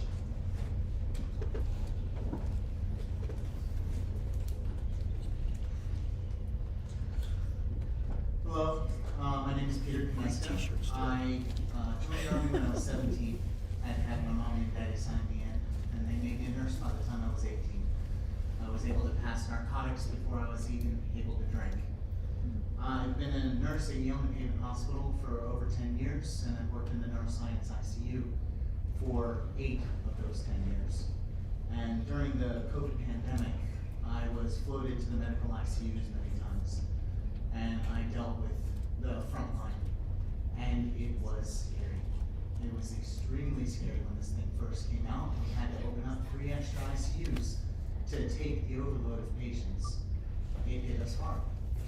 We didn't have the equipment that we needed at the time, and we were forced to make very, very difficult decisions, such as if a patient was intubated and had a positive COVID result, then it was mandatory that they got a DNR, a do not resuscitate order. And I saw as the patients not only, against their family's wishes got this DNR order, but also there were other patients who were there just for abdominal surgery or just because of a car accident, and they tested positive for COVID, and their complications, when they weren't even on a ventilator, had them pass away. And the doctors were not allowed to fill out the death certificate at the bedside, and it had to be done by the mortuary.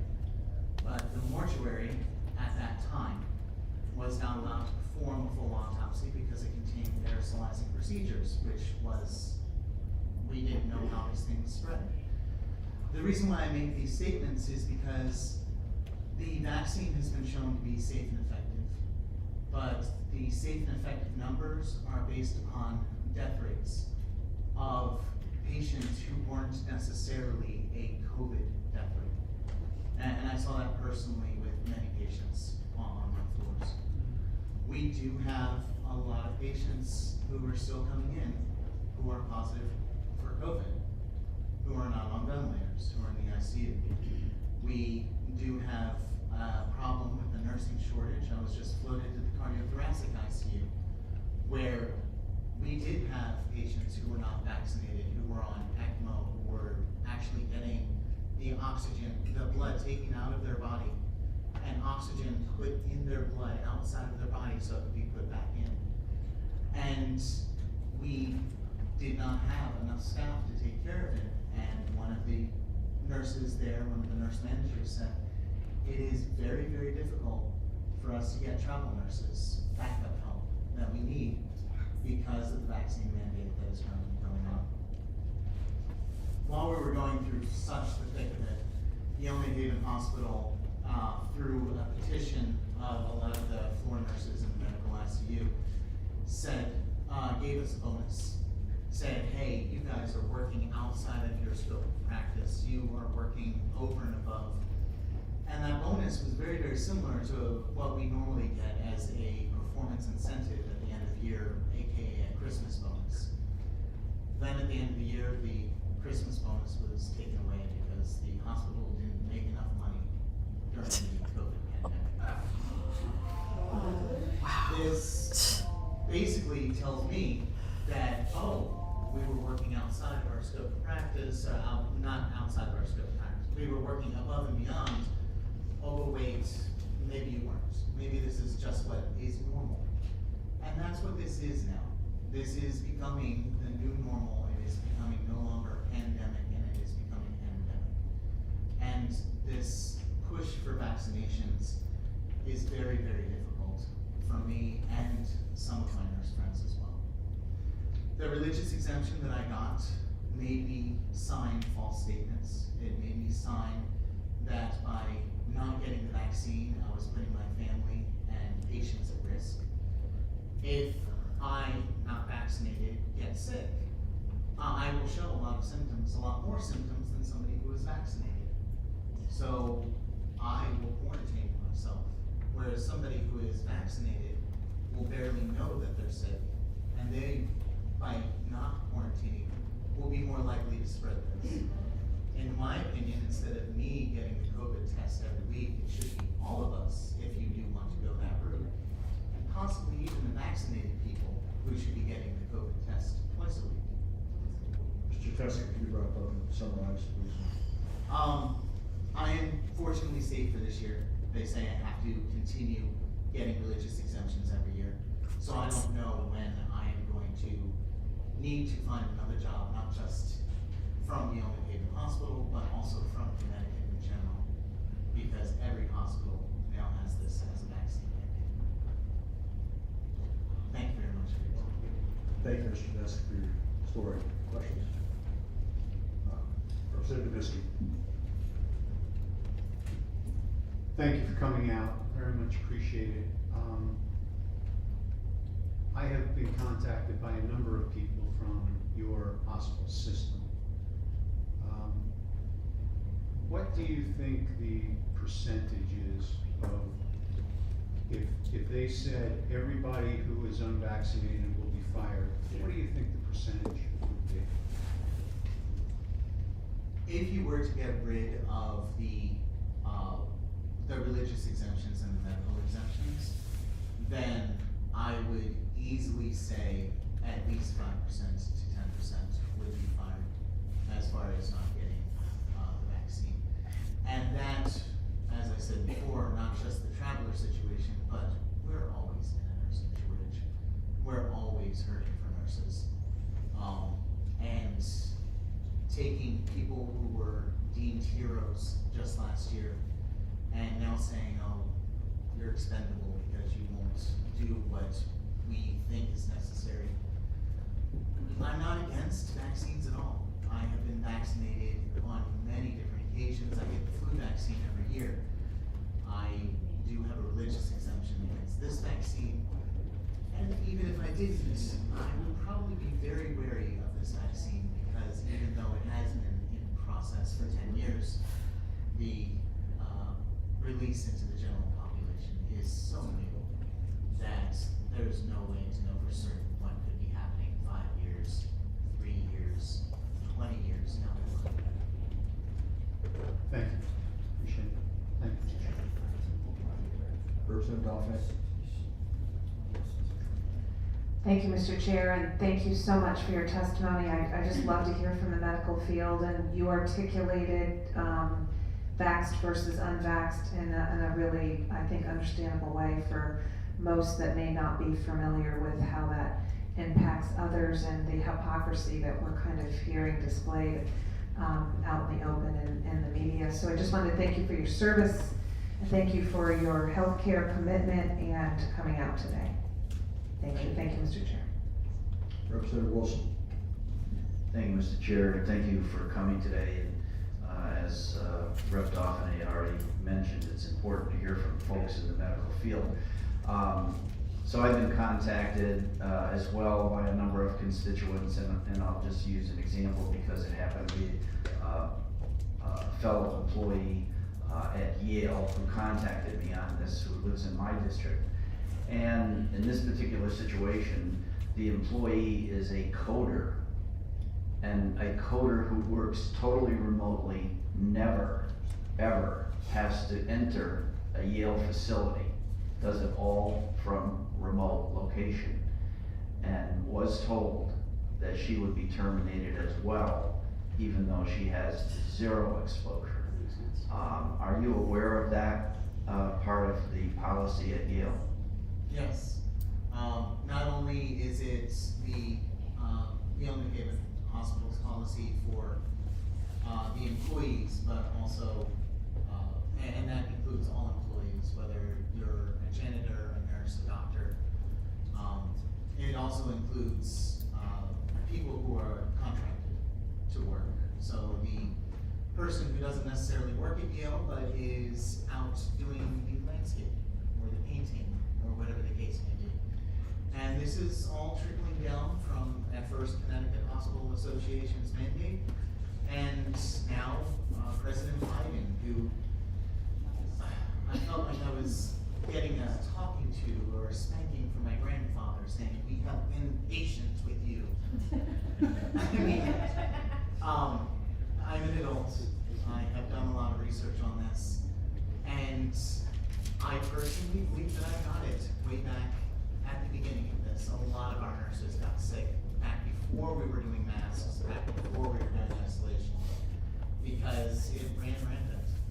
And there is a lot of varying evidence as to whether this vaccine is beneficial if you have a prior infection.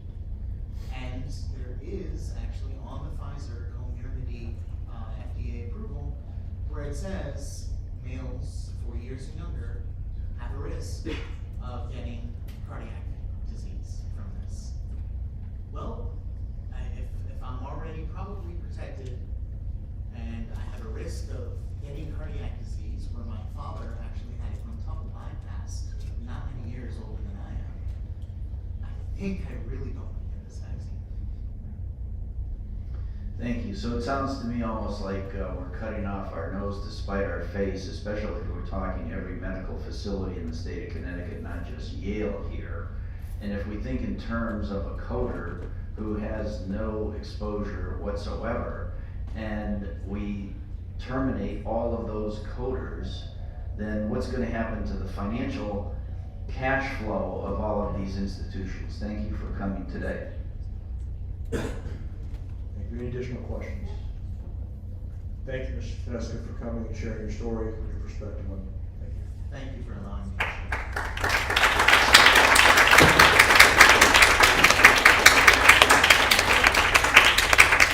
Next to Genesis Alfonso, followed by Catherine Soros, followed by David and Evelyn Demonis. Good afternoon, Genesis, I believe, so in the interest of time, I figured I would take her spot.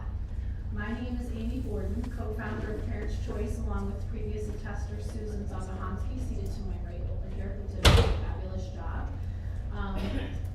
Prior to moving to Connecticut, I lived in Boston, Massachusetts, and worked in the medical field for Big Pharma. I worked for Pfizer in an immunological division selling vaccines. Corporations like Pfizer have entire divisions for sales representatives like myself. These divisions are driven by quotas. Aside from Pfizer, I also work for Forest Laboratories and on contract with Johnson & Johnson via proxy with Innovex. I know exactly how these companies operate when it comes to pushing mass vaccination. I am very familiar with the proprietary licensures and tactics used in marketing and vaccines. They are very clever, and in this case, protected by the United States government. How, in the United States of America, have pharmaceutical manufacturers been allowed to relinquish all liability for adverse events and side effects of a trial vaccine is preposterous. Distinguished members of this caucus, please consider that when you pair legal immunity with a virgin vaccine trial group, meaning that this is the first time the SARS-CoV-2 vaccine has been deployed in humans in history, you have relinquished any, it blows my mind that the pharmaceutical industry has been able to relinquish every single ounce of immunity. They have complete immunity. They cannot be held accountable for any side effects, adverse events, deaths, especially considering the vulnerable populations that they've decided to deploy it in first, which was the elderly. When you have hundreds of thousands, if not millions, of people in these vaccine trials participating, being forced to take the vaccine, you no longer have willingness. When participants no longer participate willingly in a study, you will see deviations in data. Citizens worldwide right now are choosing between paying rent and their mortgages, feeding their kids, or losing their job. That is not a willingness. That is oppression. That is tyranny. Manufacturers should be held accountable to what they deploy worldwide in millions of people worldwide, an entire generation of people. I spoke in Connecticut with Francesca Provenzano at the Department of Public Health, and also with Maura Esposito of Chestercott, which is my health district. Francesca Provenzano told me they have zero ability to enforce these mandates. Zero. I have it recorded if anyone wants to hear it. She told me they have zero ability to enforce mask mandates, zero ability to enforce vaccine mandates. It completely lies on the governor's orders, which, along with all the people here today, we're asking, and I know that this caucus is asking, that the governor vacate those orders and return the power to the people. If anyone has any questions, I'm happy to answer any. Like I said, I've worked in the pharmaceutical industry. This has been the biggest disgrace to humankind since I've been born. I really think that this moment in time, working for Pfizer, has brought me to this moment in time. I can't for the life of me understand why your colleagues would rather dictate to humanity what they have to have injected into their body before we have at least 5 years of clinical data. This supersedes every single trial vaccine, and I brought trial vaccines to market for Pfizer, by the way, so I know how it works. There's phase 1, phase 2, and phase 3. They've decided to skip over entire steps that take years, not months, years to collect the data. And then it takes years and months on top of that to review the data. And then they have to come to a consensus, which oftentimes take months after that. So I implore you, when you talk to your colleagues, that they talk about the science, but they're ignoring it. They are ignoring the time that you need to collect the data and review the science. Porter, could you please summarize? Thank you. That's it. That's all I have to say. Thank you very much. I could go on for hours, but. Questions? Representative Dauphiné. The vaccine that I sold, by the way, was a coronavirus vaccine. Wow. Thank you, Mr. Chair, and thank you for your testimony. I don't know if you heard earlier, but I'm a nurse, and I too worked for pharmaceutical companies, so I know exactly how it works. I just wanted to know if you could speak to, we all know how, well, you and I know how studies work, and I think most kids did the little study on the 3D board when they were young. And one of my big concerns with this push with the mandated vaccines across the state and across the country is we will have few, if any, placebo groups left to even study what the impact was. Can you just speak to that? There's different types of trials. There's blind, double-blind, placebo-controlled. There's a multitude of ways of structuring a clinical trial, and the purpose of that is to have a comparative group. So in the absence of a comparative group, what are you comparing it to? And apparently, the comparative group that the media and the CDC and everyone has made the unvaccinated population the comparative group, but it's not, you can't accurately do that. So they're spinning information and deploying it inaccurately using mainstream media, who is very, willing to do that.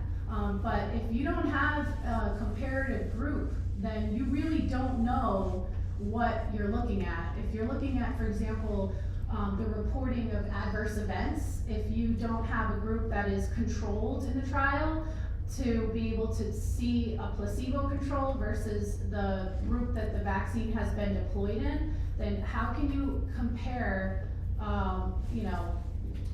any of the adverse events? You're guessing, essentially.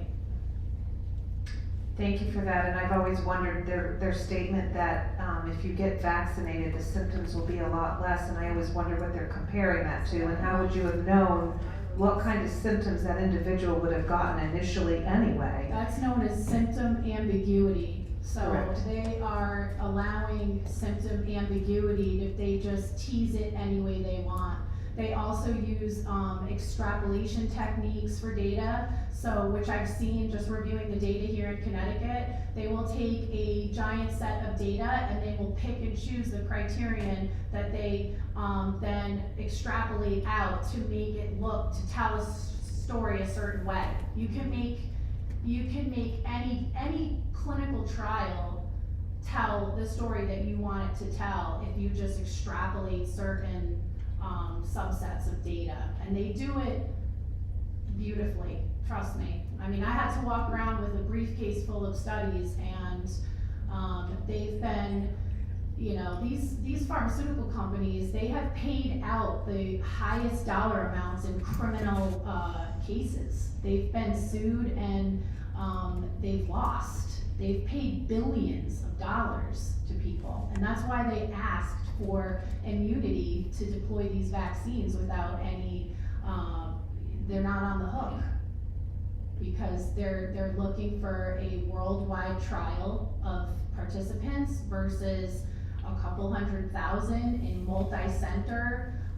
So you're not, you know, wiping out an entire population in a state. They have multi-center trials around the world or around the country, and then they deploy the vaccine. And then that also allows for independent medical professionals, doctors and scientists to then analyze the data from their populations and compare it to other populations so that you really get a full picture of what's going on. Thank you for expanding on this, and one of the things I've often spoken about is oftentimes what they claim are studies are just meta-analyses, and they're not real scientific challenge studies that are placebo-controlled.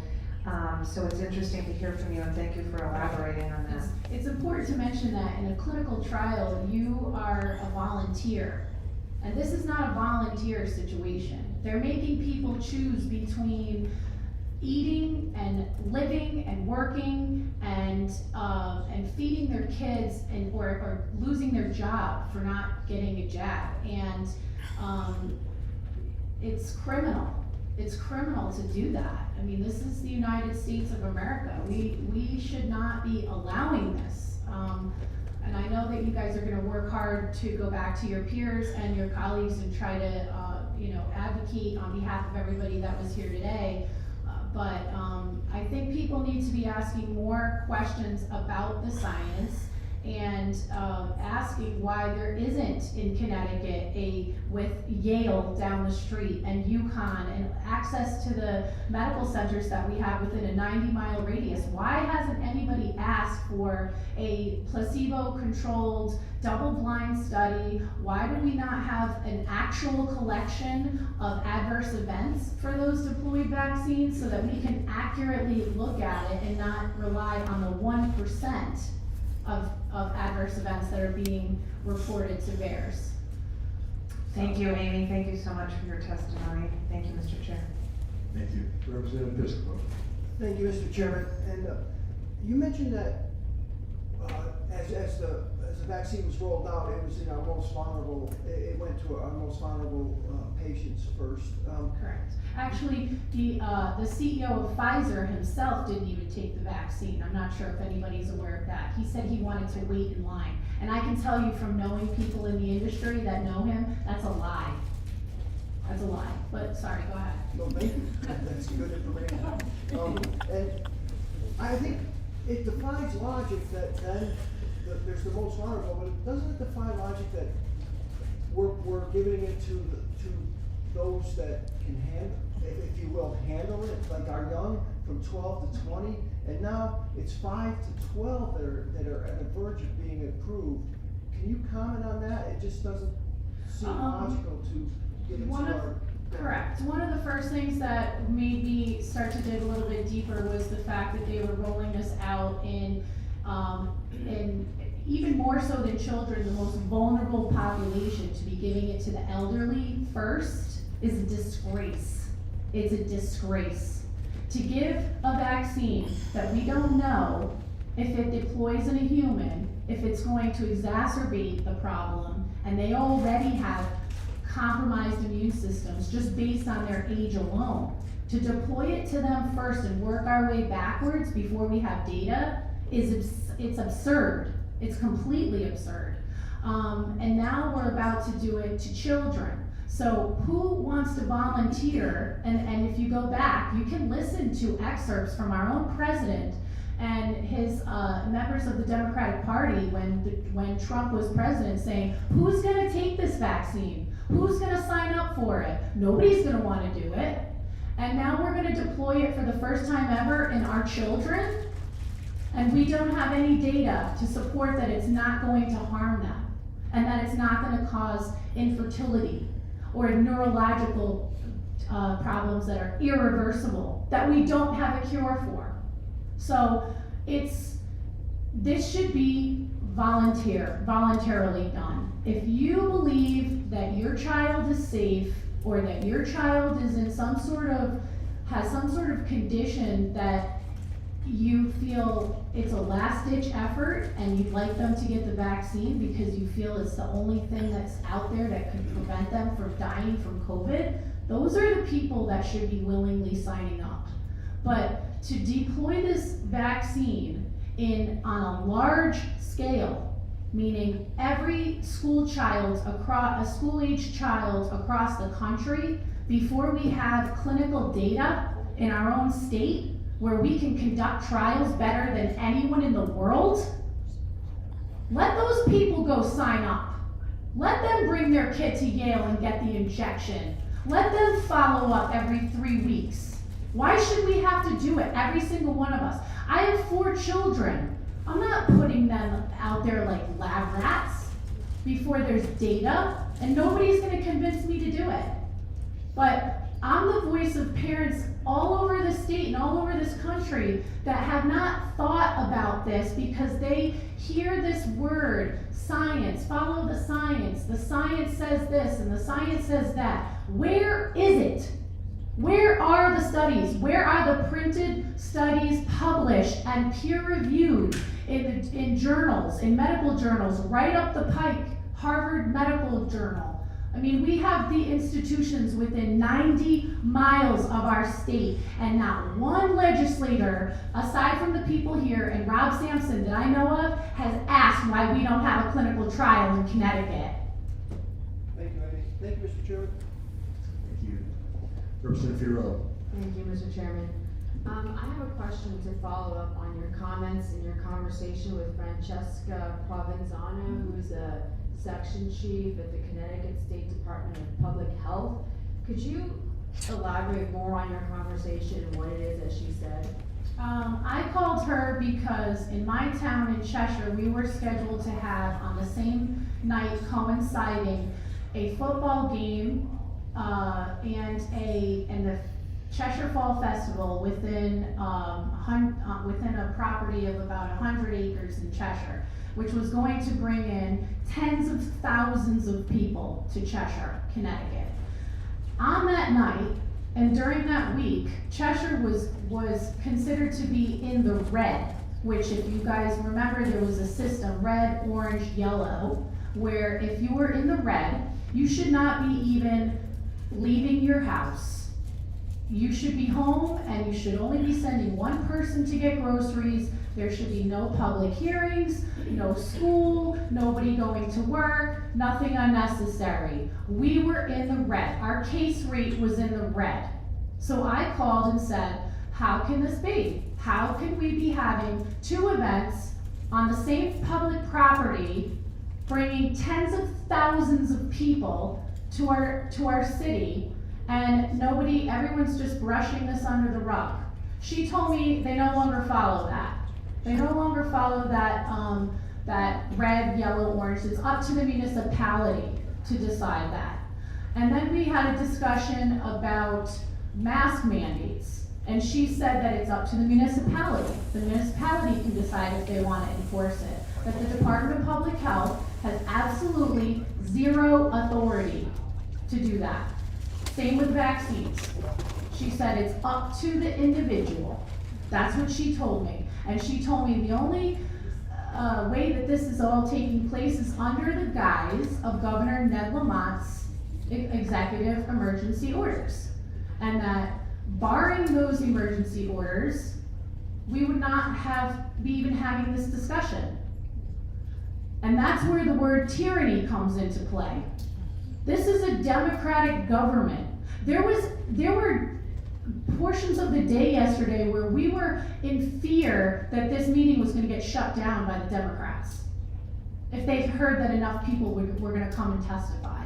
That's what we're facing in Connecticut. That's what we're dealing with. And it's no different with these state agencies. The Department of Public Health just welcomed Dr. Manisha Jutani, to head of Department of Public Health. She just accepted that position on the 20th, on Monday of last week, I believe it was. I don't even know the day today. This Monday.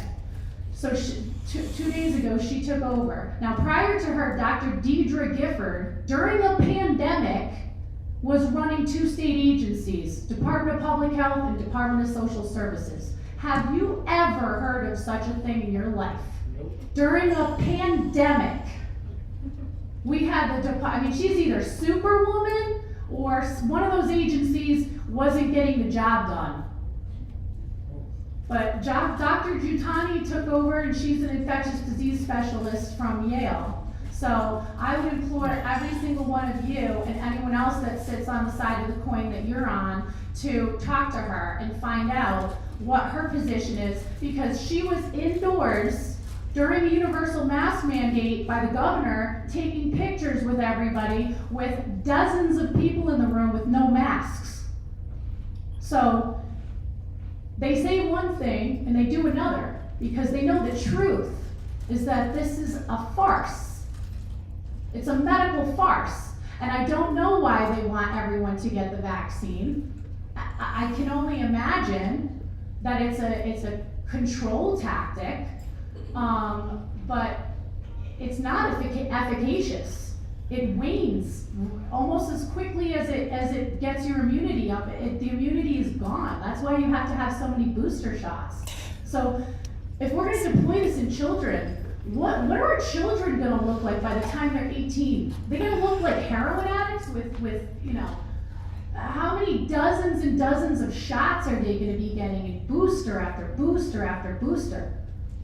I mean, in a pandemic, maybe you could get away with asking everyone to go get one shot, but now we're asking people to go get 2, 3, 4, we don't know. That's an indication that this is a clinical trial. When people don't believe that it's a clinical trial, well, go back in the news last week and see how they decided that the populations other than 65 and older don't need a booster. I mean, isn't that pretty evident that we're dealing with something that is under investigation? Thank you very much. Thank you, Mr. Chair. Representative Dubitsky. Thank you, Mr. Chair. I just have a quick statement with regard to the red, yellow, and green, whatever it is. My town has about 2,000 people.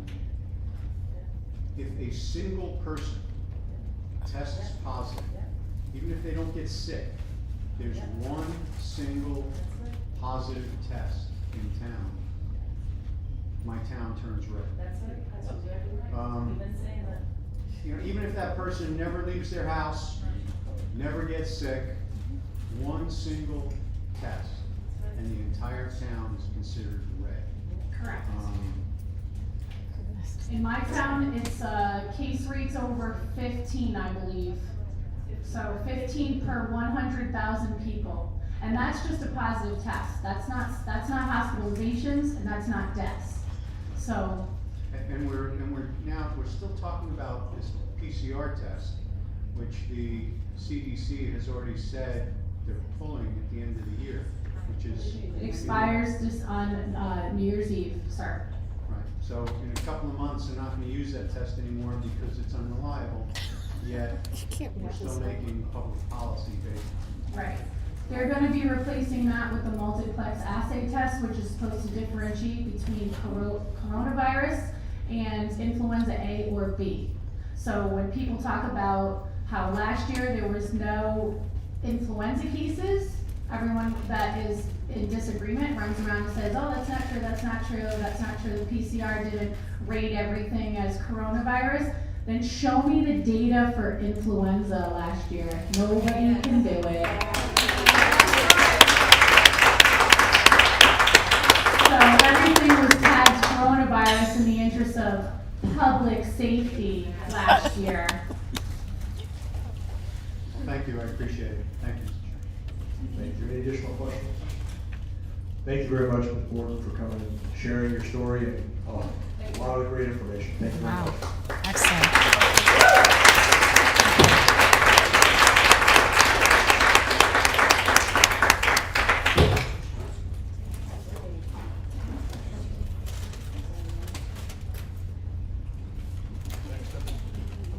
Next up is Catherine Saros, followed by Dave and Evelyn DePapas, followed by Tyra Scarpolino.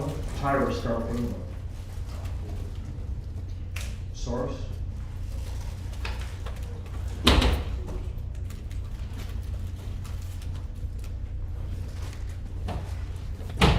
Next, Dave and Evelyn DePapas.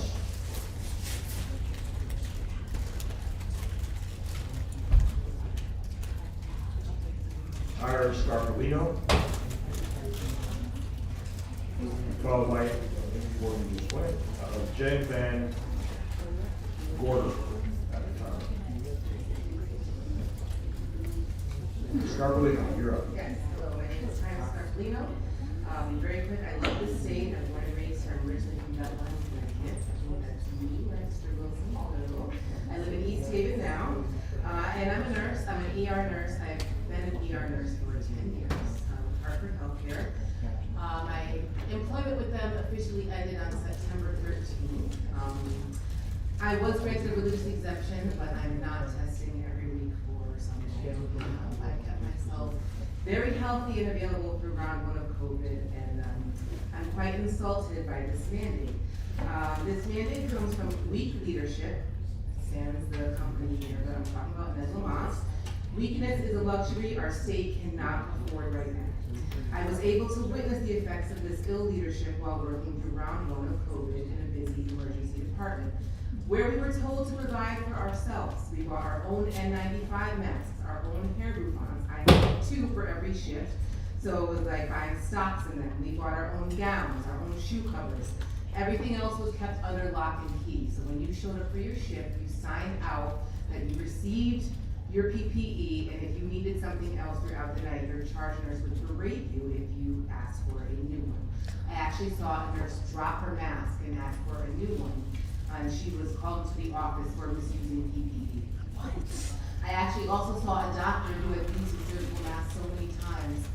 The strap broke, and he stapled it together rather than ask for a new one. That's when I realized something was really wrong, and no one was coming to stand up for us, not the American Nurses Association, not the Joint Commission, not the Connecticut Hospital Association.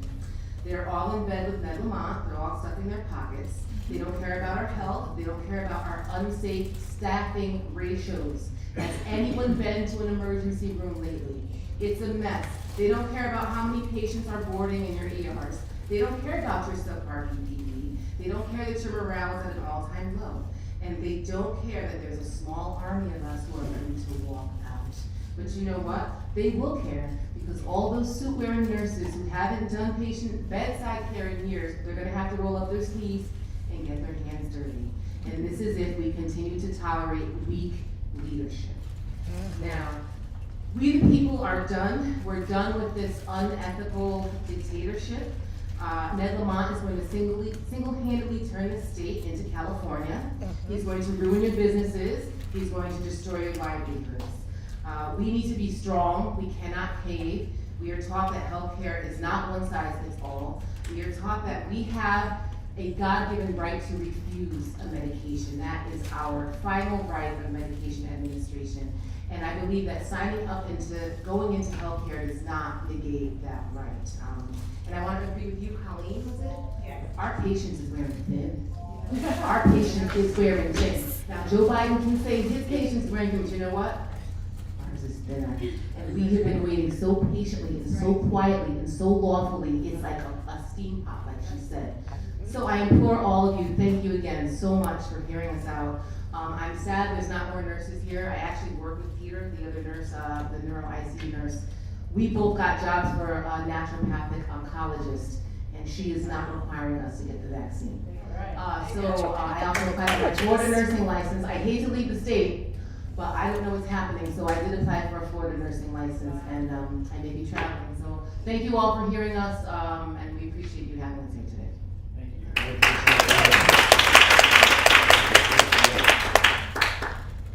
Representative Fishman. Tyler, thank you for coming today. We started all this stuff in March 2020, and at the end of March of 2020, I got a very serious allergic reaction, or what they thought was an allergic reaction, angioedema, and my face was all blown up, and I was hospitalized. I was in ICU for 4 days, and about 2 months later, it happened again. Throughout the pandemic, I've been hospitalized, I think 7 different times. I've gotten to control it myself, but I've gotten to know a lot of ICU nurses, emergency room nurses, and, Is it idiopathic, or do you know why you're blowing up? we don't know. Okay, are you on Censorship by any chance?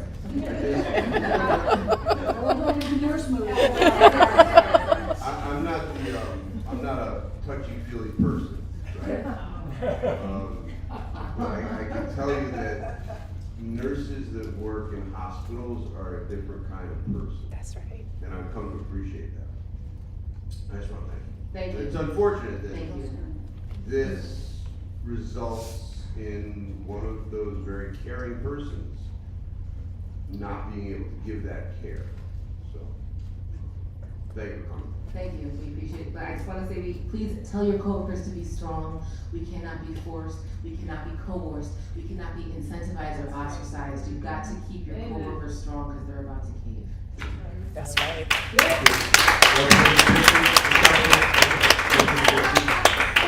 Thank you, Mr. Chairman. Thank you very much for coming in.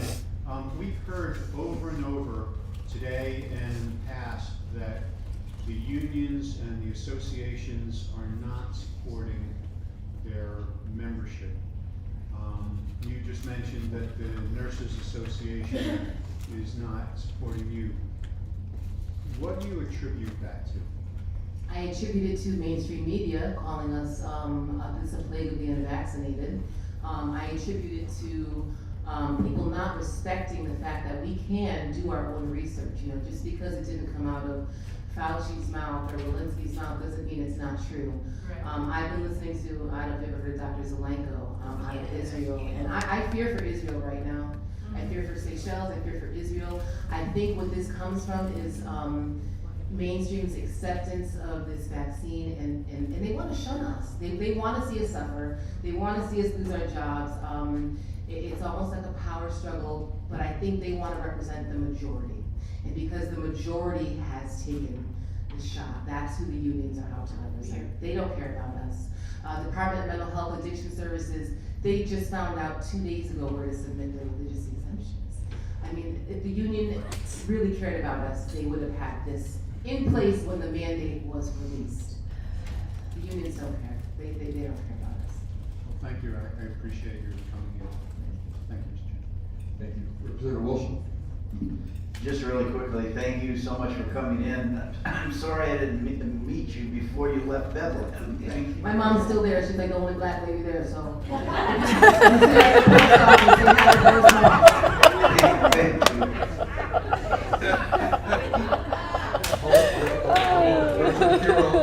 great. Thank you. Thank you, Mr. Chair. You bring up a really great point, which is that Connecticut is not in a vacuum. We compete with other states. It's always life in Connecticut compared to what else. And you say that you're looking at a nursing license in Florida. Can you share with us, what are your prospects in Florida? What are nurses in Florida saying? It's funny you say that because I just spoke with recruiters yesterday, in Florida. And, the need there is great for healthcare workers. They will take you with a license from anywhere. They will pay you about $4,000 a week with a $1,000 stipend, which is more than we could ever think of making here.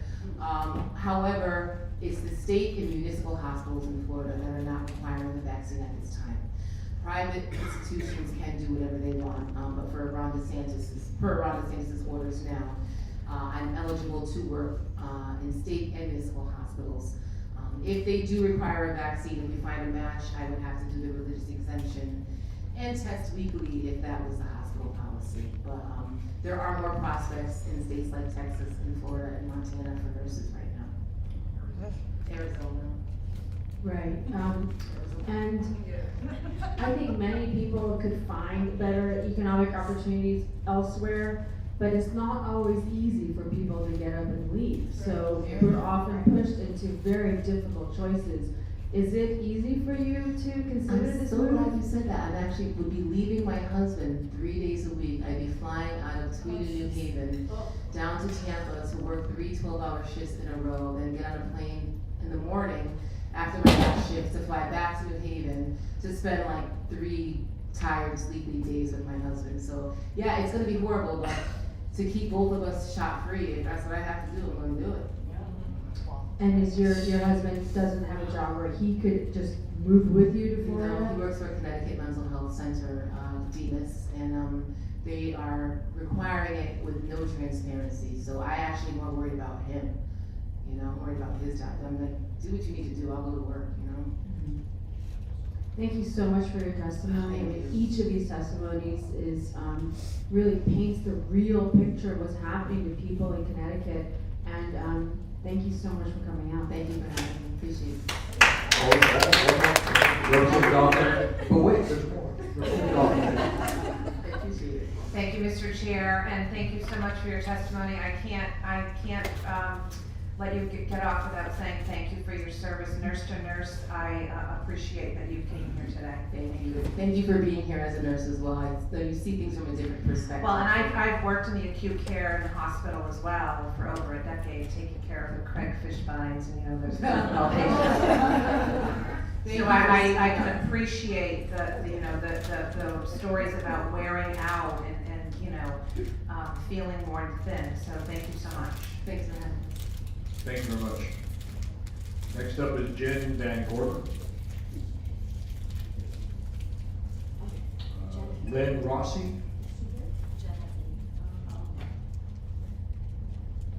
Peter Kneska.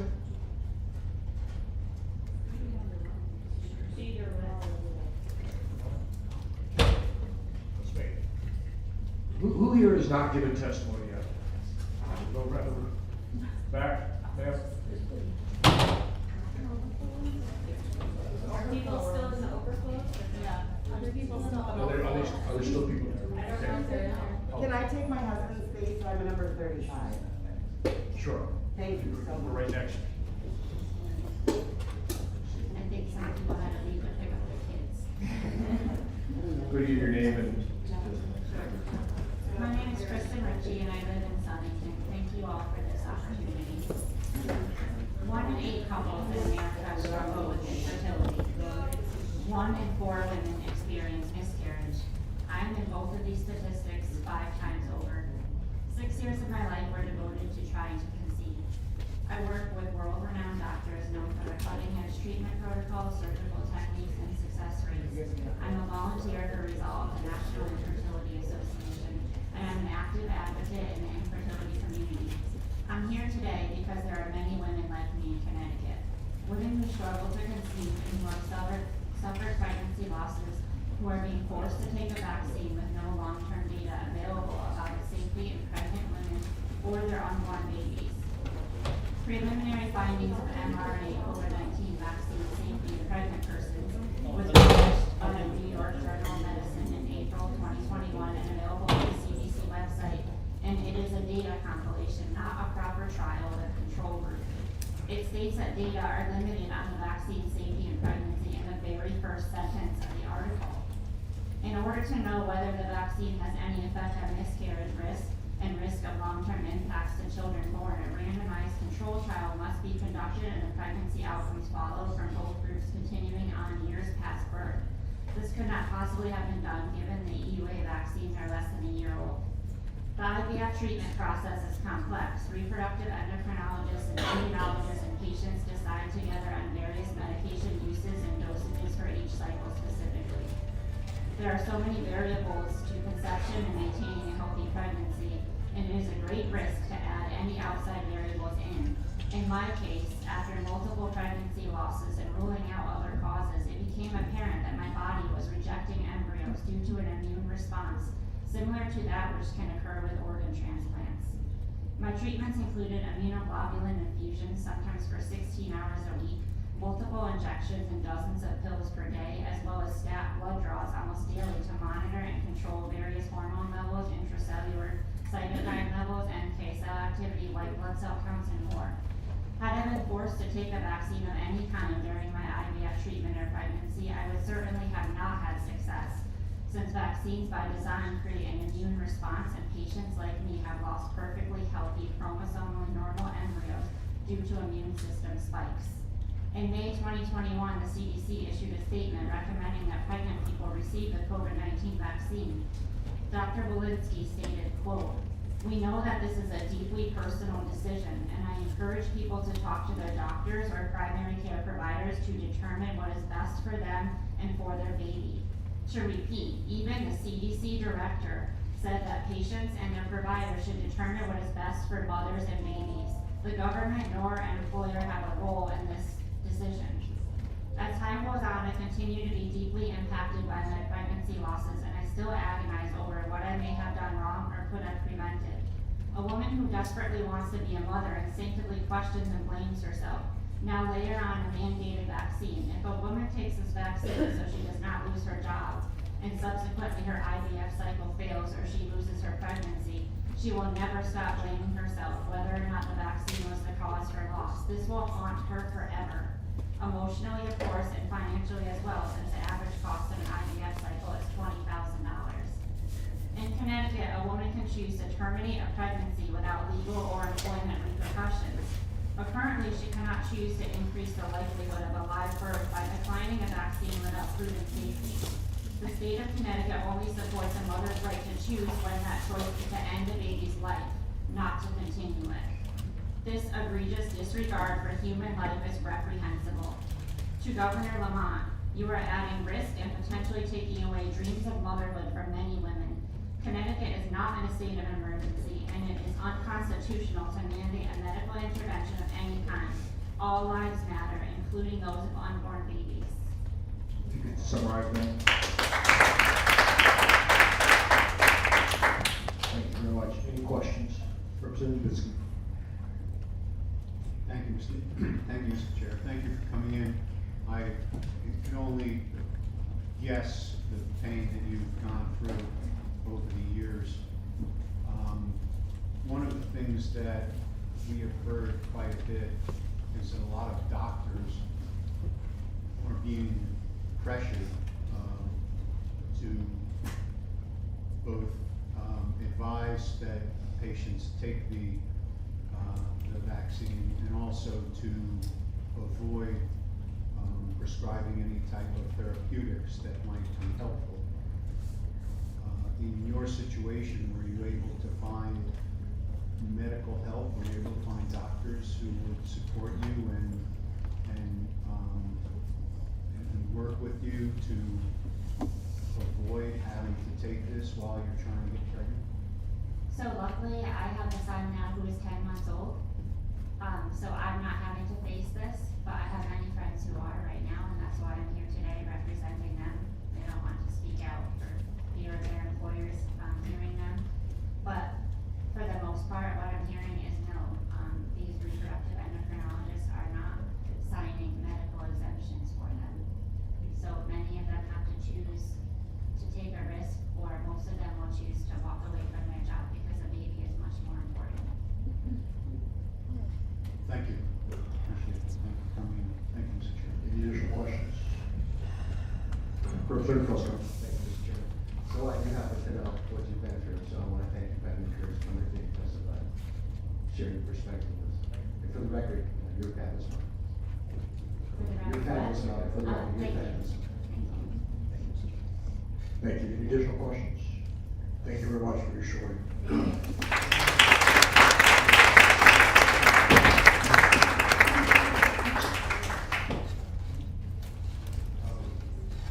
Didn't realize there were other people still in the other room, but, I have to go back to the rest, Lauren.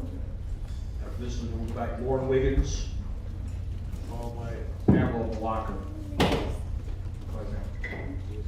Hi, my name is Heather Kineska. I am Peter Kineska's wife. I live in West Haven and I am a stay-at-home homeschooling mom. I started homeschooling my children long before COVID. I had decided this a long time ago, seeing the corruption and the horrific things that are happening in our education system, and I chose to keep my kids at home. However, I'm so grateful that God guided me that way, because there was clearly a reason. My children aren't affected by masks. If you ask them why we wear masks, they will tell you because we were fear-mongered into doing it. They are not afraid of COVID-19. Their father went to work through this entire pandemic. Yale ripped their father away from them for the entirety of this. He was forced to work. He could not take a day off. He would have to lie and say that he got COVID-19 to be able to get a day off. My daughter's 3rd birthday I will never get back. My son's, my anniversary, my 14-year anniversary, I will never get back. My 40th birthday, I will never get back. 2 weeks vacation was all throughout that time. I will never get that back. My family will never get their father back for that entire time. He worked overtime relentlessly, coming home because just petrified, because these patients are being told that they have to die. They have to die and they don't have any symptoms of COVID-19, but they have to die. Why do they have to die? And I will say this, I had 5 years that I tried to get pregnant. I had 4 miscarriages and a failed IVF, and I finally got pregnant with my miracle babies right over there, Psalm and a trade. And the fact, I'm sorry, give me just a second. The fact that somebody wants to put something into their body that is going to potentially poison them is horrific to me. Do you understand? I don't know that I was even ever going to have children. For 5 years, I begged God. I begged and pleaded, and that it was not his time, and it was the right time when it happened. But I had to hold on to hope that my God would protect my children. My God would take care of my children. My God gave us an immune system that works.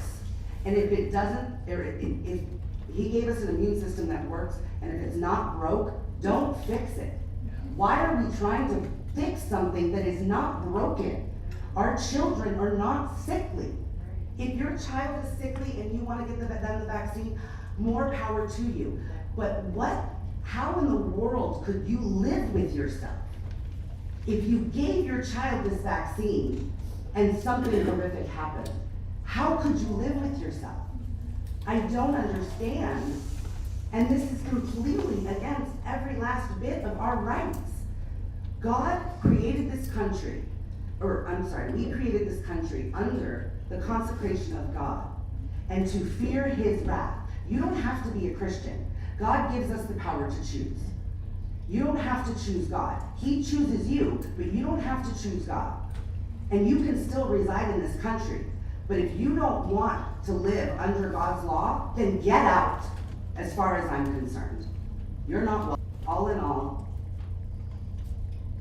my kids are not directly affected by this, but when will they be? When will they decide to rip homeschool from us? When will they decide to take something else? We cannot sit down and be by the wayside anymore. If you are a Christian, you need to become awoke. You need to understand what is happening in our country. That's it.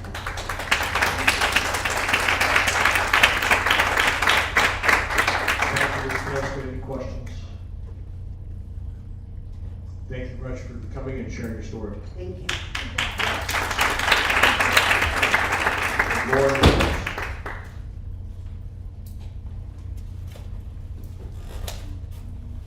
Hi, my name is Lauren Wiggins. I live in Grassroots, Connecticut, and I teach at a magnet school in Bridgeport.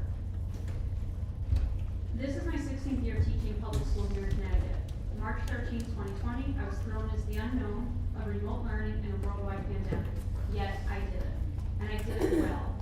Last August, I was told to return to in-person learning with a whole new set of unknowns and mitigation strategies. My classroom of 10 years moved across the hall, dumped in a pile days before school started. I believed it would be the worst year of my career, and there wouldn't be time to feel sorry for myself because I be with students 7 hours straight every day without a single minute of alone time or prep time. Yet I did it. And thankfully, I was wrong about last year. It was the best year of my teaching career. And how many can say that about last year? I greeted my class on day one, determined to be the calm of the COVID storm for my third graders. We laughed, we joked, and we learned a lot in the midst of the pandemic. My students loved me, and they loved my class. There wasn't 6 feet of separation, and you're a fool if you believe that's even possible in a public school classroom. I sat next to students without fear. I played soccer every day at recess with them, without a mask, without fear. Some even dared to hug me, all without fear. Not one COVID case, not one class quarantine. So why is this year different? Why is this year more dangerous? Is it because COVID numbers are lower than a year ago? Why am I suddenly more dangerous? Because I survived last year unvaccinated, untested? Why is our state government suddenly acting as all-powerful dictators caring about our health and safety? I recall last year, they thought I was safe enough to teach my students in a classroom, unvaxxed and untested. And if it's all about health and safety, I don't think offering shots for a shot, a joint for a jab, or donuts says a whole lot about what our government considers healthy and safe. How dare our elected officials divide our schools, staff, in this state and country? How dare they discriminate against those choosing not to get a vaccine we wish to know more about and know can cause injury and illness? How dare our governor act as Hitler, requiring us to show our papers or even think about vaccine passports?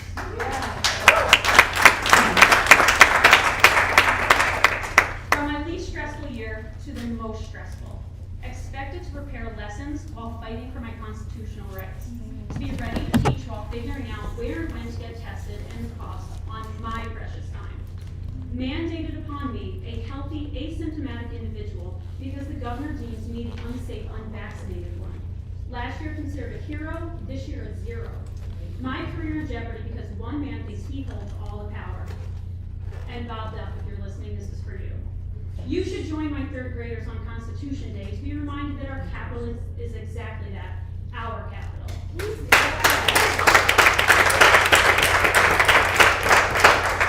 We, the people, have every right to speak here and demand autonomy over what goes into our bodies.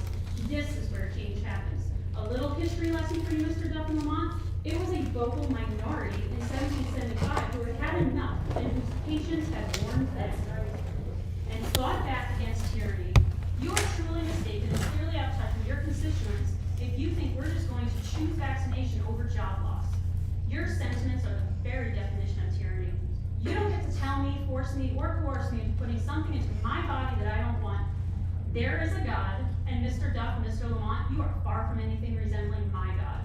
My body doesn't belong to any government. My body belongs to me and God. You think us anti-vaxxers are the selfish ones costing people their lives?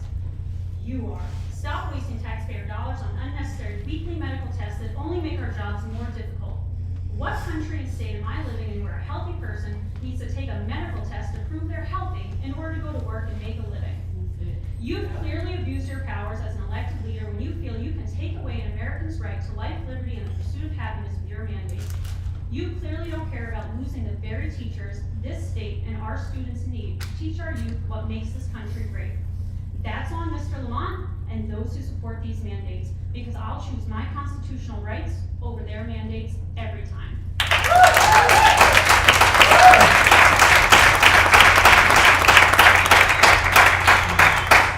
Thank you very much, Ms. Wiggins. Thank you for your testimony. Any questions? Thank you very much.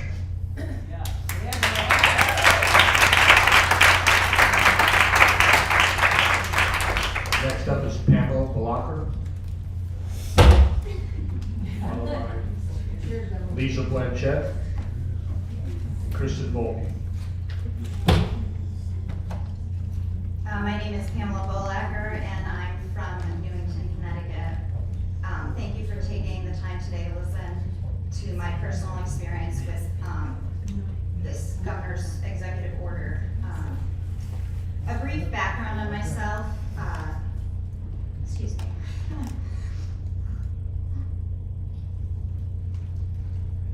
I was widowed at 35 when my 40-year-old husband had a heart attack and died at work.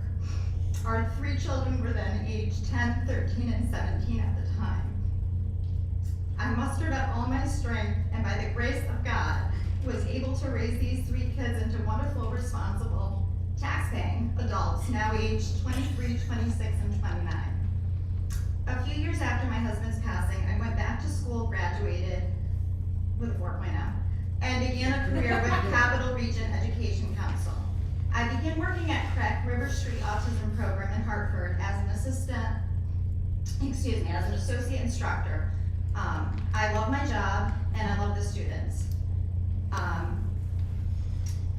We support teachers, clinical staff, and I work directly one-on-one with students with autism every day, 8 to 4 p.m. This month I've applied and been accepted into CREC's Internal Leadership Development Program, which I will be starting soon, and I look forward to starting that training. And I do believe that I'm a very good employee. It's an incredibly rewarding job, albeit exhausting. I work with many children who come to our school with great needs, and many are highly behavioral. It's definitely not a job for the meek of heart. It is important to note that after the COVID school shutdowns in 2020, our school resumed full-time Monday through Friday, 8 to 4:30 hours of operation on August 31st, 2020. That's a year ago. I should mention that many other schools across the state, including other CREC schools, were remote learning or hybrid models. During the last year, we've had minimal COVID cases, and we follow protocol with quarantining, etc., mask mandates, and all the rest. And while the children were quarantined and staff was, they still continued to receive services remotely. I'm happy and proud to be a part of the team I work with at Bergen, all the staff I work with, and of course the students I work with, who I'm so privileged to teach and who on a daily basis teach me. This mandate, along with Governor Lamont's consistent request for extension of emergency powers, is unnecessary and controlling, as are President Biden's. And I empathize with those who are being mandated and discriminated against because of their COVID vaccine status. I'm not anti-vax, I'm pro-choice. I don't believe the government should have a say in how we make medical decisions, and I'm very scared at where this is all headed. However, I do believe government has a duty to protect my rights and to uphold the Constitution. Words from the Connecticut State Department of Education frequently asked questions regarding the vaccination for covered workers in schools, dated August 25th, 2021, reads, "The state has prioritized a return to full in-person instruction for the 2021 to 2022 school year, and the order was issued in part to the risks that unvaccinated individuals pose to others, included but not limited to students and school staff. This all but puts a target on an unvaccinated person's head for discrimination or worse, in my opinion." Ms. Blatter, could you please summarize? Yep. CREC had a town hall meeting to answer questions about their policies in implementing the mandate and requests for religious and medical exemptions, which I have applied for and have not heard back from. There was very discriminatory language, punitive, just like other people had mentioned, and of course, It was a blow to myself and others that not only would we have to get the weekly testing, but it would be on our time and we would pay out of pocket, which we then called Anthem and found out that if it was not medically necessary, we certainly would. And I do work a second job and I am the only provider in my household, so this is a hardship for me. Personally, I ended up with a migraine. I've had nausea and many other physical issues because of the stress from the employer due to the mandate that I've been working, I think, very well for the past 7 years. And in closing, I've been so stressed by the situation and the prospect of actually losing my job, a job that I love, or worse yet, be subjected to constant rules and mandates and flat-out discriminatory practices that other employees do not have to follow if they're vaccinated, even though we all know they can still get COVID and infect me and others. Thankfully, I have others to lean on and talk to, and they are all just as stressed. Please protect workers' rights and say no to the extension of emergency powers and put an end to these controlling mandates. Thank you. Thank you, Ms. Blackman. You mentioned that you confirmed with Anthem that you would have to pay for the cost. Have you looked into what the cost would be for the weekly testing if you? I haven't, but we were at this meeting that Capital Region Education Council held. It was a very bullying meeting. It was a Zoom call and they put out exactly where they stood, and I have 2 pages of statements that I should have initialed and agreed to and sent in when I sent in my religious exemption, which I refused to do. I then received an email saying that they didn't get my form signed, and I said they wouldn't. So I don't even know if my religious exemption is going to be accepted. So, did I answer the question? Sorry. Did they explain what the cost, or do you know what the cost is? I don't know. I've been told between $120 and $150, that's per week. Thank you. Any additional questions? Thank you very much for your testimony and taking the time. Thank you all. I really appreciate you. Next, Lisa Blanchett, followed by Kristen Volpe, followed by Amy Greeley. Ms. Blanchett. Good afternoon. I want to thank you all for being here and listening to this testimony, and I want to thank each and every one of you who stayed this afternoon and gave your testimony. I really appreciate it. As you said, my name is Lisa Blanchett. I am a registered nurse on the adolescent unit at Natchog Hospital. I'm here today because this madness has to stop. This COVID story has to end. As a nurse, I am a patient advocate. I care for people.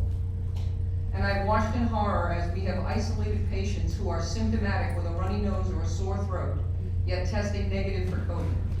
Yes, isolating teenagers who are suicidal, yet testing negative. These kids have cold symptoms 24 to 48 hours and we isolate them. They tested negative and they remained in isolation. We isolate kids who have been exposed to COVID. No symptoms, negative COVID tests.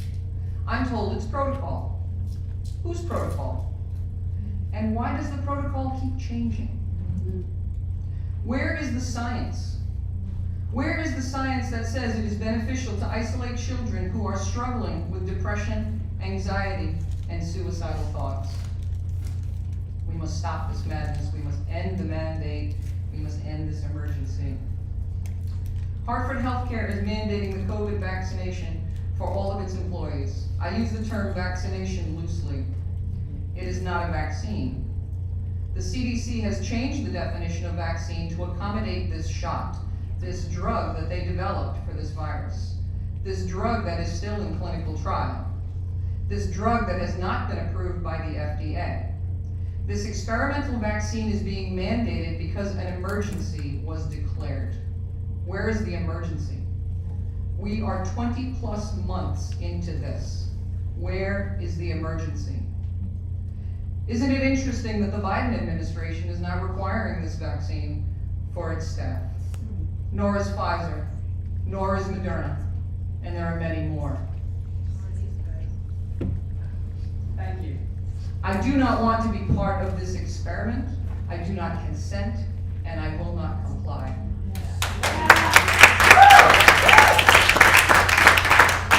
We will stop the madness, stop the mandates. But wait, Hartford Healthcare is granting exemptions based on religious beliefs or medical necessity. These exemptions come with a price and a label. Those with exemptions are required to wear a tag noting their status. That's correct. Yes. Much like the yellow star or pink triangle, the Nazis required German citizens before sending them to concentration camps. Those with exemptions must also submit to weekly COVID testing. They are requiring we submit to a test that has been recalled by the FDA. The PCR test that was never designed to test for a virus has been found to be inaccurate and unable to differentiate between COVID, the flu, and the common cold. So why are we still using it? Why does the recall not happen until December 2021? It is time to stop this madness, stop the mandates, end the emergency. It is now time for unity and healing. Thank you very much. Thank you very much, Ms. Blanchett. Representative Dauphiné. Thank you, Mr. Chair. He has to indulge me because you are a nurse, and I have to thank you for your service. And thank you for pointing out that they have changed the definition of vaccine. I appreciate that. Thank you. Thank you for your service. Representative Nash Francesco. Thank you. Thank you, Mr. Chairman. So, I was just really shocked and concerned when you said that they are requiring people that are having an exemption to wear a tag. That's correct. It's appalling. Can you elaborate, like, what does it do? Like, what kind of tag is it? Says that you're not vaccinated. Around their arm, they can't walk through doors. It says that you're not vaccinated. They're requiring it. Is it a tag on your On the badge. On the badge that you have to, their name tag that you have to wear at work. So all the people see it, That's right. including your patients. That's right. That is just unbelievable. It's Orwellian. It is Orwellian. It's Nazism. The fact that they're mandating weekly testing for a select group of people is discrimination. This violates our civil rights. This violates the Constitution. And the fact that no one is in the street screaming about this, I find appalling. I stand here today because I know that I have the courage to come in here and speak, whereas many, many people behind me are afraid. People are living in fear. And anybody who knows anything about health knows that fear suppresses the immune system. Fear works.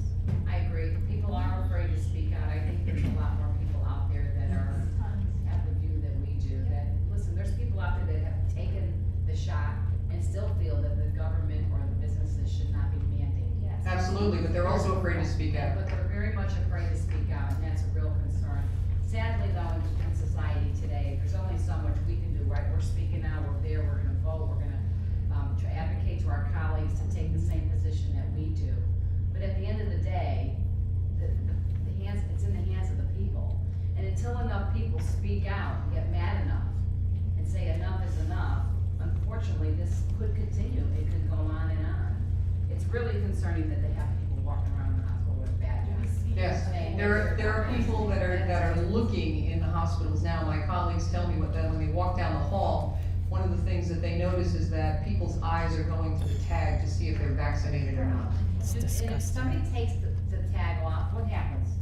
Or they get disciplined, or? I don't know. I'm waiting for it to roll out. September 30th is the date at my hospital. I am not gonna wear a tag, and I'm not submitting to weekly testing. So I'm gonna wait and see what comes down the line. Thank you very much. I'm sad for everybody in this state. Representative Fiorillo. Ms. Blanchett, one more question. Thank you. Sorry, I just wanted, thank you, Mr. Chair. Sorry, what was the name of the place that you work that's requiring you to wear a tag? I work for Hartford Healthcare, and I'm working at Natchitoches Hospital, which is a psychiatric hospital in Mansfield, Connecticut. Okay. I just wanted to add on to what Rep. Master Francesco said, which is, yes, you know, the majority feels a certain way. However, the American government was created to protect the rights of the individual, the smallest minority. So, the majority may feel a certain way, but the rights of the minority are what is the proper role of government to protect. So, we have to just ensure that our government does its proper role. We don't need everyone to agree with everyone. What we need is that minority rights are protected. So thank you for speaking out. Thank you. Any different questions? Thank you, Ms. Marsh, I appreciate it. Next up is Kristen Volpe, followed by Amy Greeley, followed by Jessica Pettit. I will. I've got to run to another one. As my representative. Ms. Volpe. Another meeting, they're gonna drive back. I so appreciate it because Let the police know. Thanks for you are my representative Right. from the town of Columbia. My name is Kristen Volpe. I'm a teacher, and I thank you all for being here, and thank you so much for staying. I have 3 main points that I'd like to share with you. One, that we need to remove vaccine mandates, testing mandates, and Governor Lamont's executive powers. And we need you to vote to remove them. On the point of the vaccine mandates, we have the right, I have the right to choose what I want to put in my body. Once injected, it can't be undone. There are health risks associated with the vaccine, and I'll mention one that hasn't been mentioned yet, antibody-dependent enhancement, or ADE. So the way ADE works is it can be with just being exposed to the vaccine and then subsequent natural infection from the virus itself, or it can happen if you're infected by the virus twice. The second encounter, if you don't produce enough antibodies, then on the subsequent encounter with the virus, you can have a more severe case. And with people being hospitalized who are vaccinated, I wonder if this is not the case with them. So that's why I wanted to bring that to everyone's attention. If you're not familiar with antibody-dependent enhancement, ADE, I suggest that you look into that. And also, I want to point out that there are other options besides a vaccine. How about reliance on a healthy immune system? Early treatment as symptoms begin. To the point of no testing mandate. It is invasive.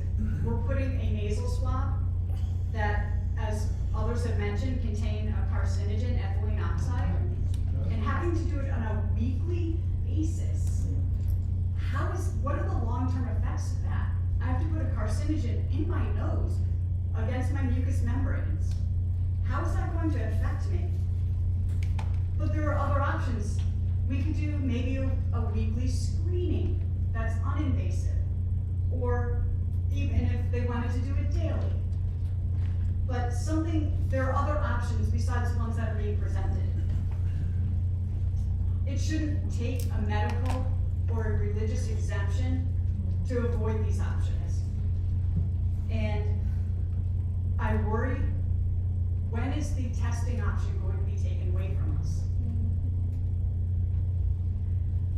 To the point of the governor's executive powers. I cannot wait until your powers are restored so that you can do the job we elected you to do. The US Constitution protects us. The mandates, because of these executive powers, violate our Constitution. US Amendment number 9 about the unenumerated rights. It basically says that The enumeration of rights shall not be construed to deny or disparage others retained by the people. In other words, the numbered rights are not our only rights. They're not limited to just those amendments. U.S. Constitutional Amendment number 14 says basically, no state shall make or enforce any law which shall abridge the privileges of citizens of the United States, nor deprive any person of life, liberty, or property without due process. So just to summarize back to my main 3 points, we have to remove the vaccine mandates, the testing mandates, and Governor Lamont's executive powers. Thank you for Thank you, Ms. Volpe. Any questions? Representative Acker. And so just want to remember, you see what she did when I was trying to leave the room? Right? And I responded because I serve her and my community, right? And so each of us that have a rep that they don't see here, that may not be listening to you, make sure they listen to you, because that's our job. If there's one thing that we should do, I'm not a big question person in this, because there's better, more professionals, nurses, and others over there that ask a lot of questions.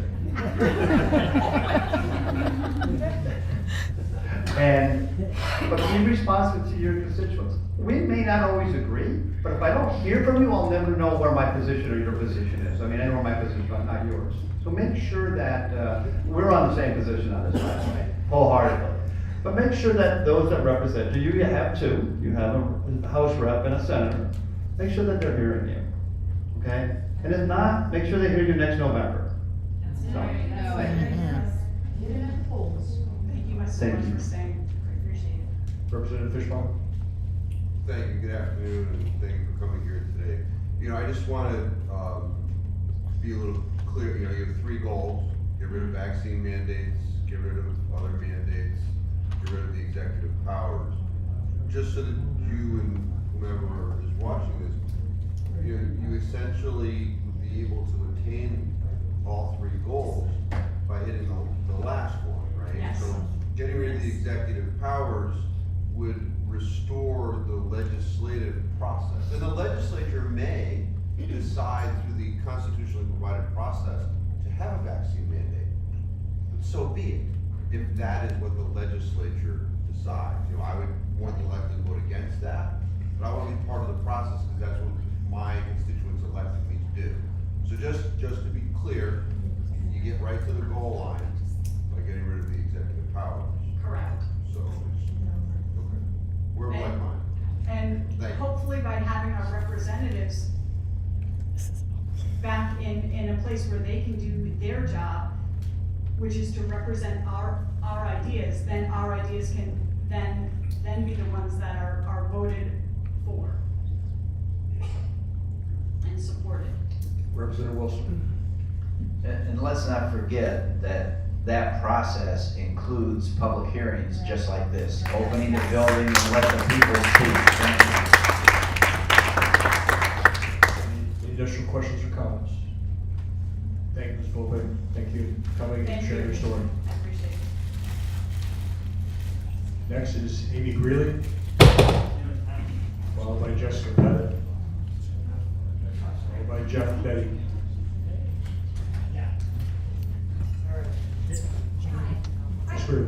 I am Amy Greeley. I live in Canton, but I'm an educator in Torrington. I'm actually a school psychologist, and like other teachers, educators have said today, I also left the union because I was looking for help from them, and they were not giving it to me. I was told that if I were to refuse any of the executive orders, I asked straight out my union if they would back me, and they said nope. I'd be on my own. They would come to the meeting with me, but they wouldn't stand up for me in the meeting. It was disciplinary, so I decided to leave my union, which I'm super pumped that I did that. No regrets. That being said, like everybody's saying, I do not believe we're in a state of emergency. I believe our governor is acting like a king. I believe in individual liberty. Masks and vaccines should be a personal choice, not one that the government government is making for you. I personally feel like I'm being forced into doing this and complying, and it's a terrible feeling. I'm lucky enough that my district set up, we must have enough people in our district that are unvaccinated. They set up a test site at our school. It starts tomorrow, so I'll be testing tomorrow, for my first time, unfortunately. So I saw that as a small victory that my district at least acknowledged that there was enough of us that they would pay or whatever for free testing, so free testing on site. It's a small victory, but then I got to thinking, like, how discriminatory is that? We're all gonna be marching down, all the unvaccinated together, to get our test tomorrow. And I might as well have, something written on my head that says I'm unvaccinated. So, there's also a ton of hypocrisy happening in my school. There are so many teachers that are fighting for the kids to be masked, social distancing, yet at the same time, we're seeing these people on their own personal social media sharing that they're having these huge gatherings and they're unmasked, and but in school you must mask up, but the rules don't apply to them apparently. So this is happening a lot. I'm getting some treatment of that I'm part of the problem.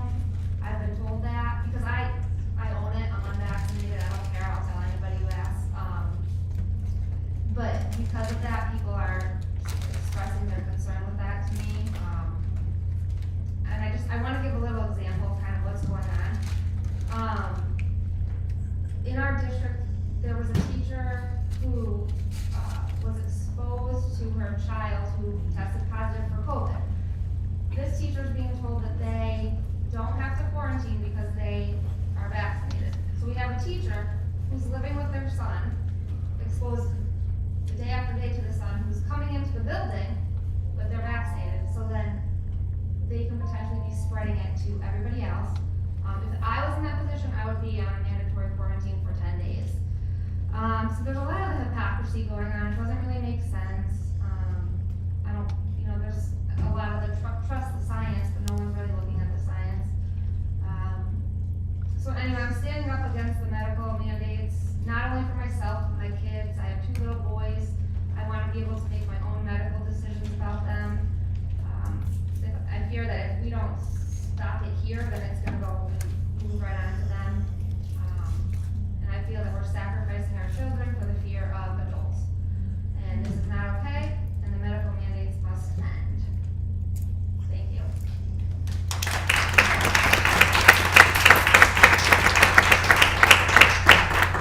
Thank you, Ms. Greeley. Questions? Thank you much for coming and sharing your story. Thank you.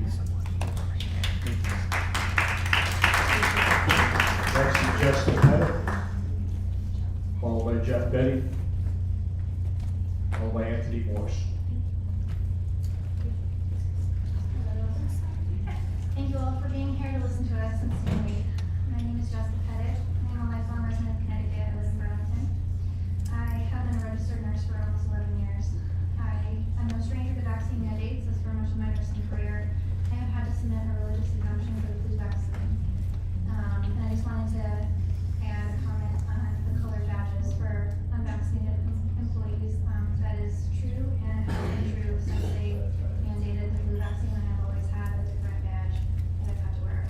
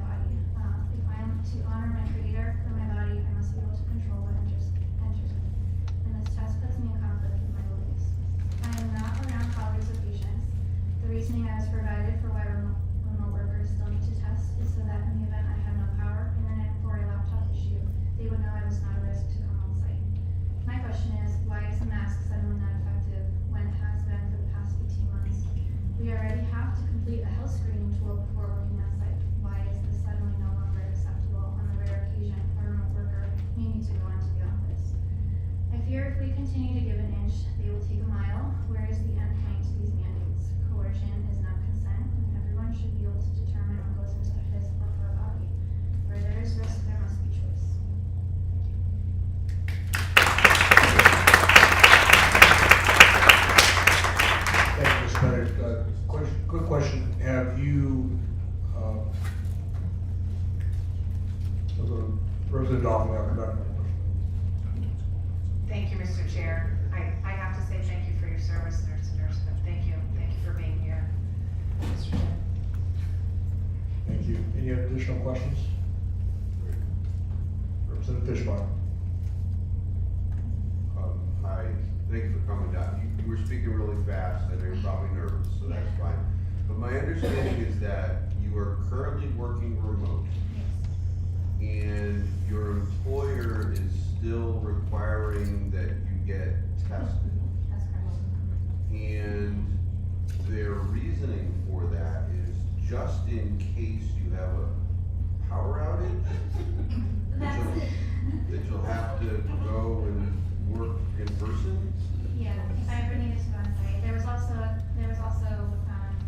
made mention if there was an emergency situation where they needed to pull nurses from different areas urgently, that they would need them to have already been tested. And I'm not looking to out you, but I'm just very wondering what crazy employer is doing this stuff. Hartford Healthcare.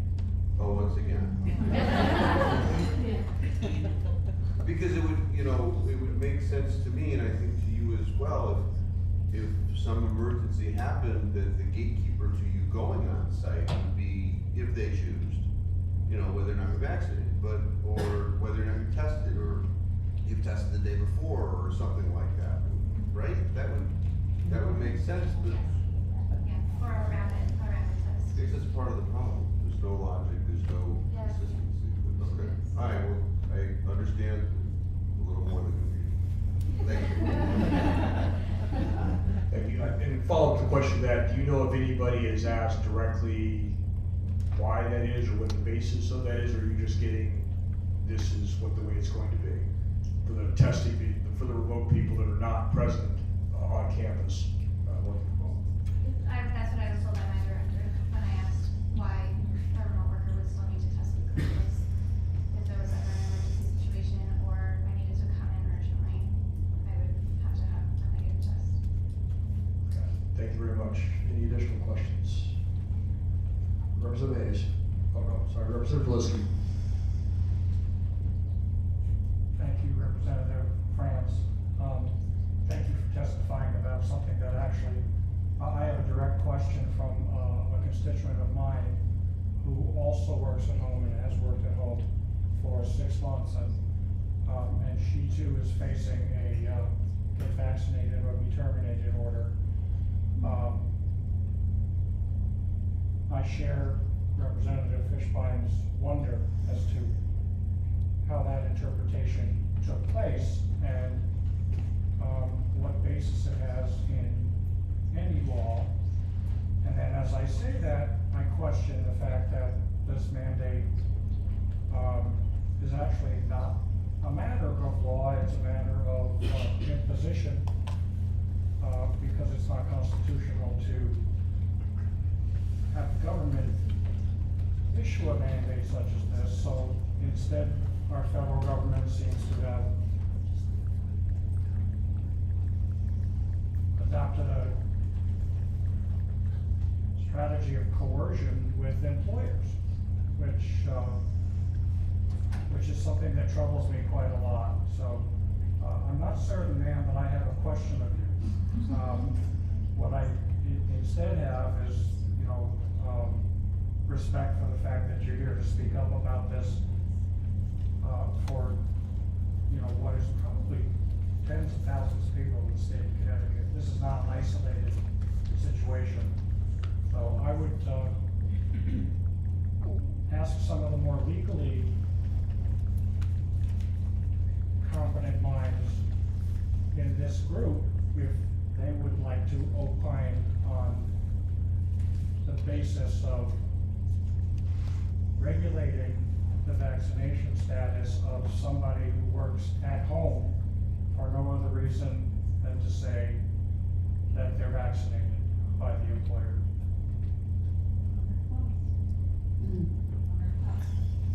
Anybody? I realize it's not my place to ask questions of the panel. Representative Liskey. I think this is like a lot of things that are going on now, we're in completely uncharted territory. The government has never compelled people to do what it's trying to compel people to do. So it appears that what the state and the federal government are doing is essentially saying, this is the result we want. Go to it. Do whatever you want to create this result. And employers and local governments and state governments are just making it up as they go. None of it seems to make any sense. There's no science behind any of it. They're just saying, we've been told that this is the result and this is how we're doing it. So, is there any law behind that? No. Is there any science behind it? No. There's just somebody in power saying, this is what's going to happen, and if you don't like it, tough. My question would be, for people working remote, do they make you wear the different color name tag? I think I'm gonna get one mailed to me. Yeah, because they can't have you come and get it. Thank you. Any additional questions or comments? Representative Fishbein. Just to take off a little bit on that, part of the problem with the executive order, or maybe it's the intent. When we, a lot of times we talk about businesses that want to do business with the state of Connecticut. The state of Connecticut has a lot of money. And the executive order says that a covered state agency means any state government entity of the executive branch that employs contracts for services from or provides workspace for a state employee or state hospital employee as defined thereafter. It's a very large umbrella. And I think a lot of employers are scared that that umbrella is going to increase. And they're being proactive. And that's part of the problem that we're dealing with here also. Everybody making their own rules. The basis of which being the basement, the foundation of these executive orders. And thank you, Mr. Chair. Thank you. Anything else? Thank you, Ms. Bennett. Appreciate your time.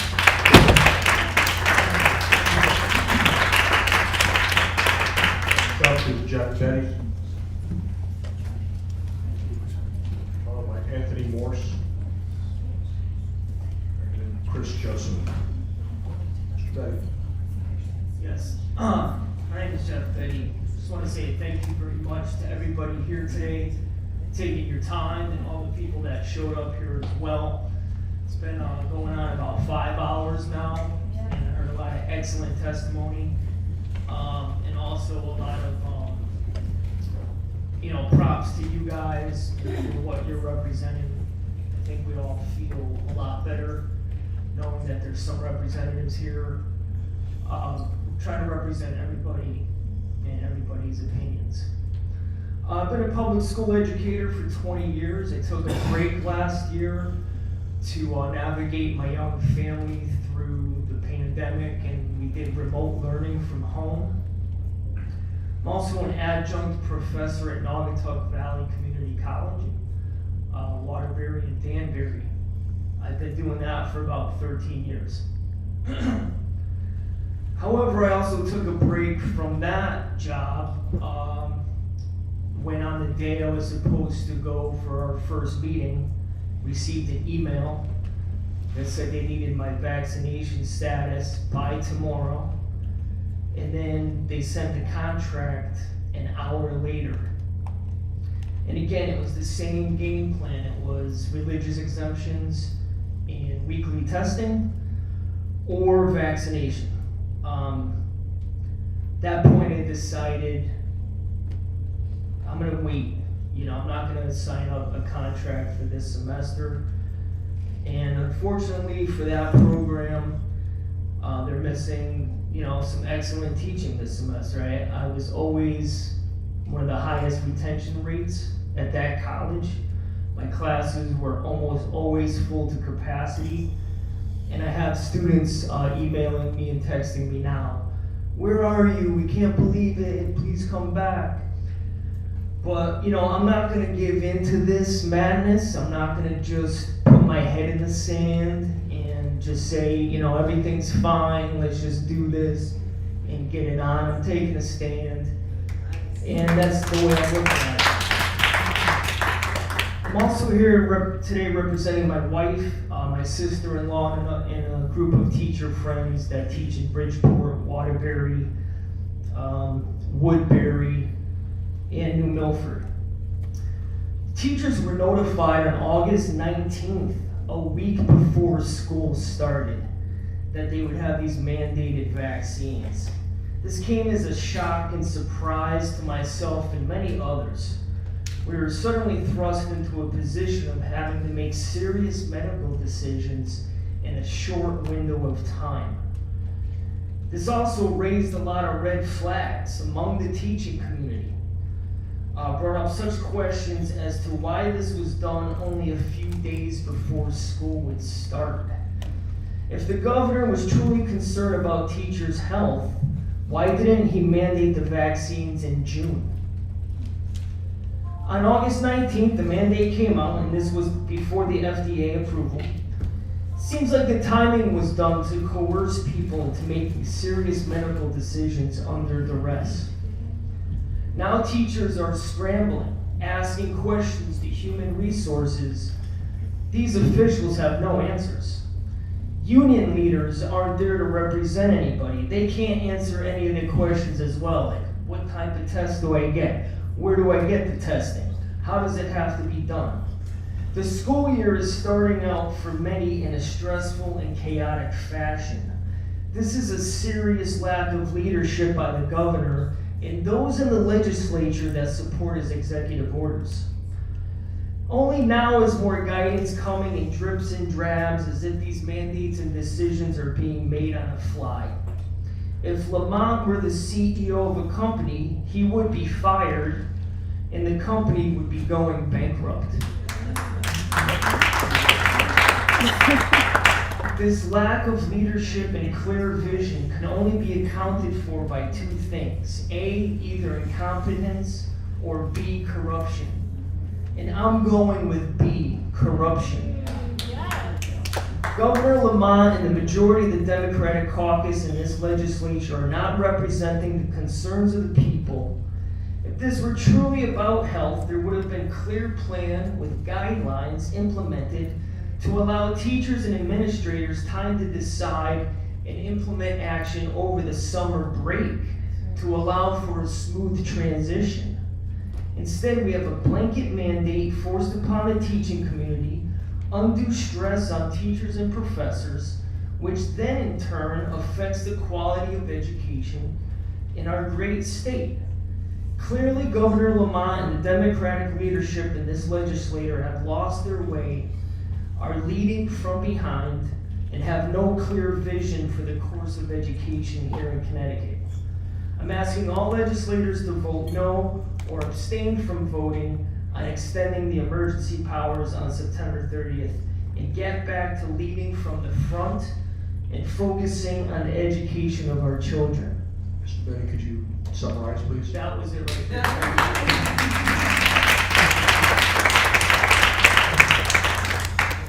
Thank you, Mr. Betty, for your testimony. Questions? Thank you, sir. I appreciate you taking the time. Thanks very much.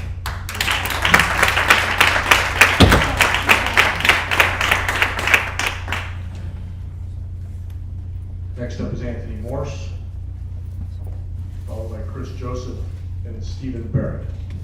Mr. Morse?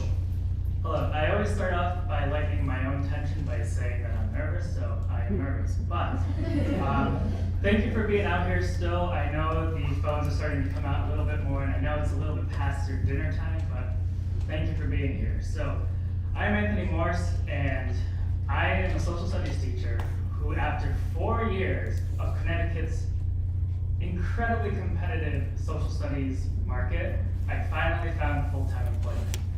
And all it took was one executive order to put all of that into jeopardy. No worker, whether it's a teacher or any of you, should ever have to choose between their livelihood or their health. Now, I gotta say, work feels a lot more hostile now that I'm surrounded by highly educated people who completely fail to see the flaws of their blind devotion to health and safety.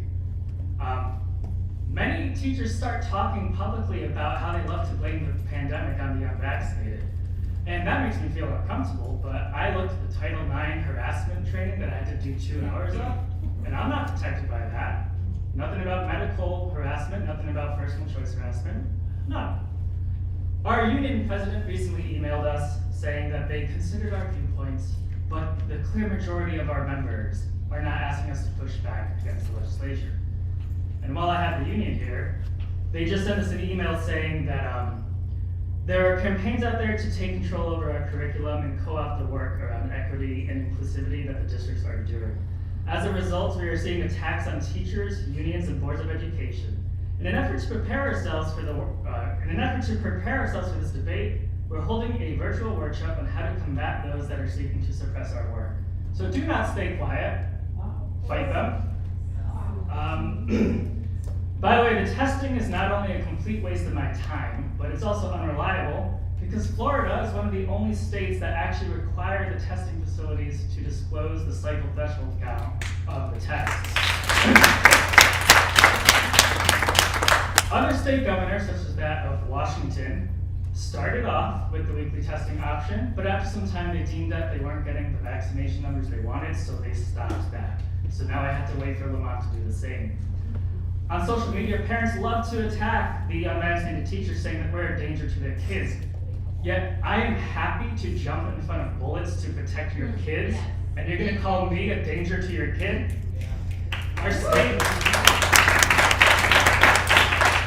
pushes for social emotional learning, but through the example that we lead, we're not teaching them empowerment. We're teaching them to cower to the demands of our bullies.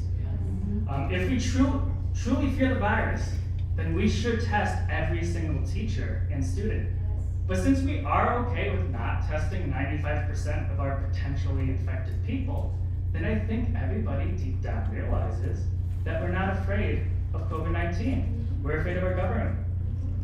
Because it's not a little COVID virus telling you not to go outside, it's laws from the government. And by the way, if you want to see the Board of Ed ever get scared, go to a Board of Ed meeting and ask them why they're willing to sell their employees to avoid a $1,000 to $10,000 fine. You'll see their fear.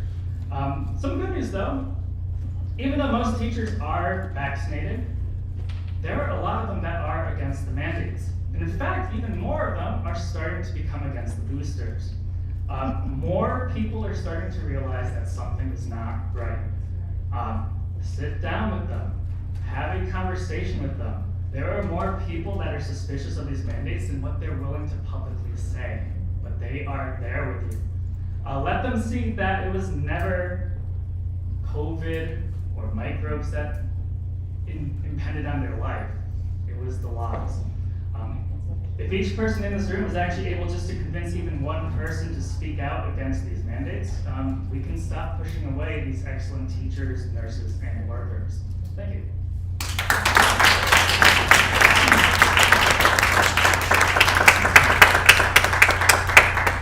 Thank you, Mr. Morris. So specific to your job after 4 years, and now you finally have one in jeopardy from the executive orders, what is your near-term prospect of retaining your job, and what is the near future for you? Well, that depends. I just got the email today about testing protocols. I'm going to start off doing the testing, but we'll see how sustainable that is because I'm not really thrilled on putting carcinogenic ingredients in my nose every single week.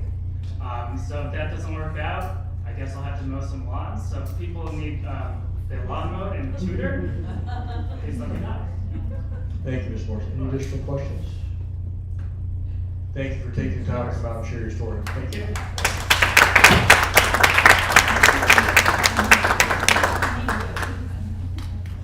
Next is Chris Joseph, followed by Stephen Barrett, and then Lois Barrett.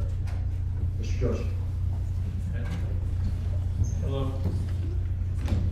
Well, you know my name's Chris Joseph, so skip that, right?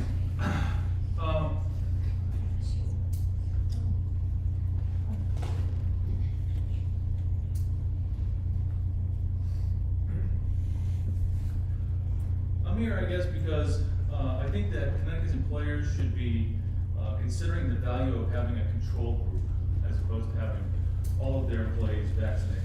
I think that they're putting themselves and the citizens at potentially like an awkward position. I work as the maintenance supervisor for a cryogenics, maintenance supervisor and cryogenics tech for a company that supplies oxygen and other gases to hospitals and things.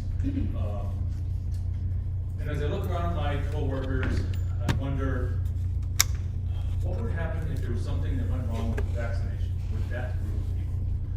And there were no one out there or no one in my place of employment to provide the services, the very specialized services that we provide, such as making medical mixtures for people in surgery or serving COVID patients. We had a lot of tanks go out.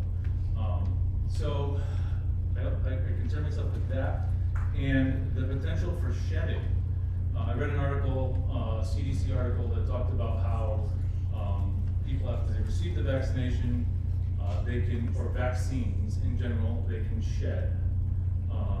And in the past that the CDC recommended that people who were vaccinated not visit chemotherapy patients and other high-risk group people. So if all of our drivers, which by the end of this week have to be vaccinated, are potentially shedding when they're going into hospitals delivering these special mixtures, doesn't that kind of defeat the purpose of vaccination? And I'd like to know what the state of Connecticut intends on doing to monitor the transmission of shedded antibodies from the vaccinated. And that's really just why I'm here. I think it puts the employers in a really awkward position, sort of being the bad guy. My employer is very diligent as far as to maintain state protocols and concerned about the city of Hartford, what they want us to do, all masking on facility. We're very thorough, but being thorough be a problem? And should employers be encouraged to maintain unvaccinated staff in case there is an issue? And, I don't know really what else to say other than I think that that's a concern.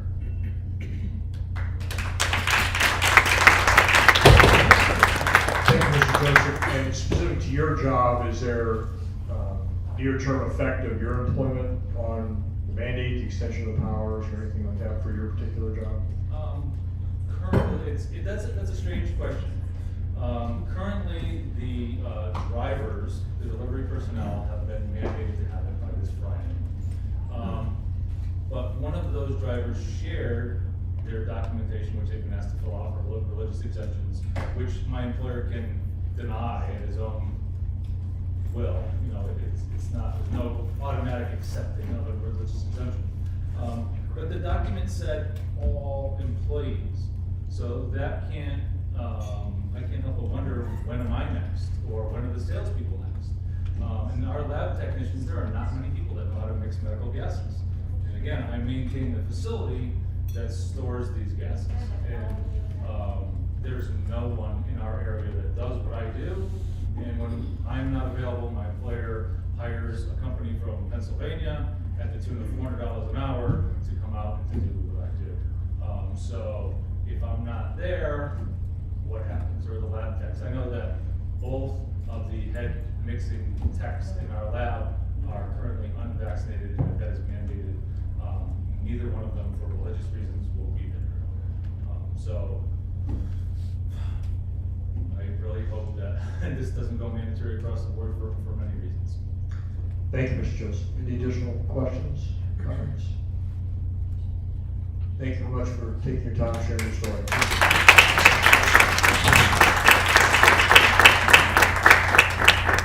Next is Stephen Barrett, followed by Lois Barrett and Kristen Ritchie. Mr. Barrett? So I would like to say thank you again for holding this venue for us to express our opinions. So I'm a nurse of 11 years in the state of Connecticut, and many healthcare professionals and scientific experts worldwide are questioning the efficacy, safety, and necessity of the COVID vaccines. When this pandemic began, we were being hailed as heroes, but now we are being coerced into becoming test subjects in a dangerous experiment while carrying all the liability of this. The media and legislators should pause and ponder, why is it that so many healthcare professionals are opposed to getting this vaccine? Is it because they just don't know enough to discern the fact from fiction? Or is it because they are more equipped to do just that? We are being told to go against our own moral, ethical duties as professionals while putting our own safety at risk just to maintain employment. This is coercion of the highest order. We are being forced by these mandates to have an injection that we know or fear can cause harm and is being shown to be less and less effective on a daily basis. We have gone through extensive training to earn a livelihood for ourselves and our families, but also to be of service to others and to our community. We believe in the greater good. We vow to do no harm and to help others. We invest a great amount of time and energy to obtain our licenses, and we sacrifice many things, and our family do, for this. And we often incur great debt to qualify for our chosen profession, but yet we are willing to put that in jeopardy, not to get these vaccines. Due to the unscientific groupthink that has overtaken our world, we now suffer possible loss of our careers if we dare to choose to follow our conscience.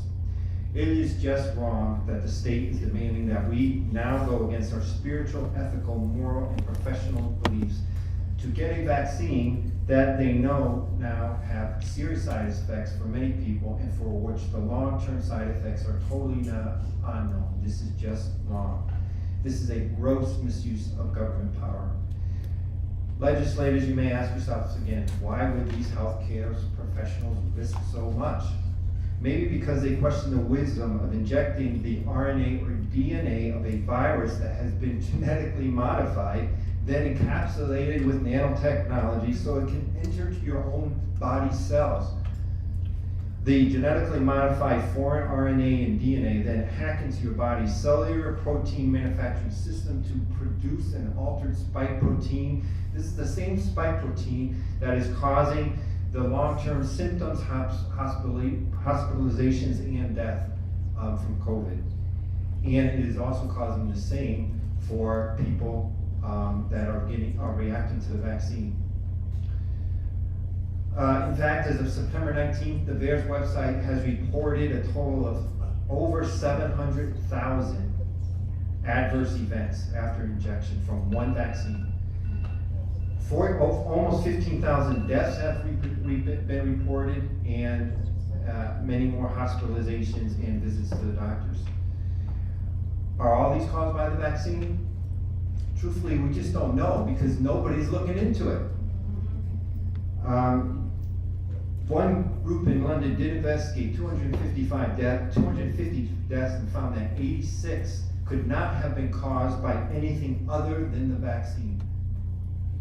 Some may argue that the benefit outweighs the risk. It is highly questionable that there is a benefit to the vaccine. In highly vaccinated countries, the vaccinated are being infected with COVID at a very high rate, as is happening in the US now. In just 9 months after the rollout of the vaccines, they are already recommending booster shots. So how is this vaccine effective for anybody? Mr. Barrett, could you summarize, please? Yeah. I'll just end with my last paragraph, and I just think this mandate is simply morally and ethically repugnant. No one should be forced to partake in a medical procedure, let alone an experiment against their will in this country or anywhere in the world. Thank you.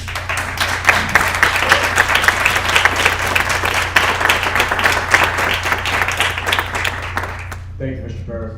Representative Dauphiné. Thank you very much for your testimony. Again, nurse to nurse, I thank you for your commitment and your commitment to coming out here and testifying. And I agree with 100% of what you said. Thank you for having the courage to come and say the words that you did.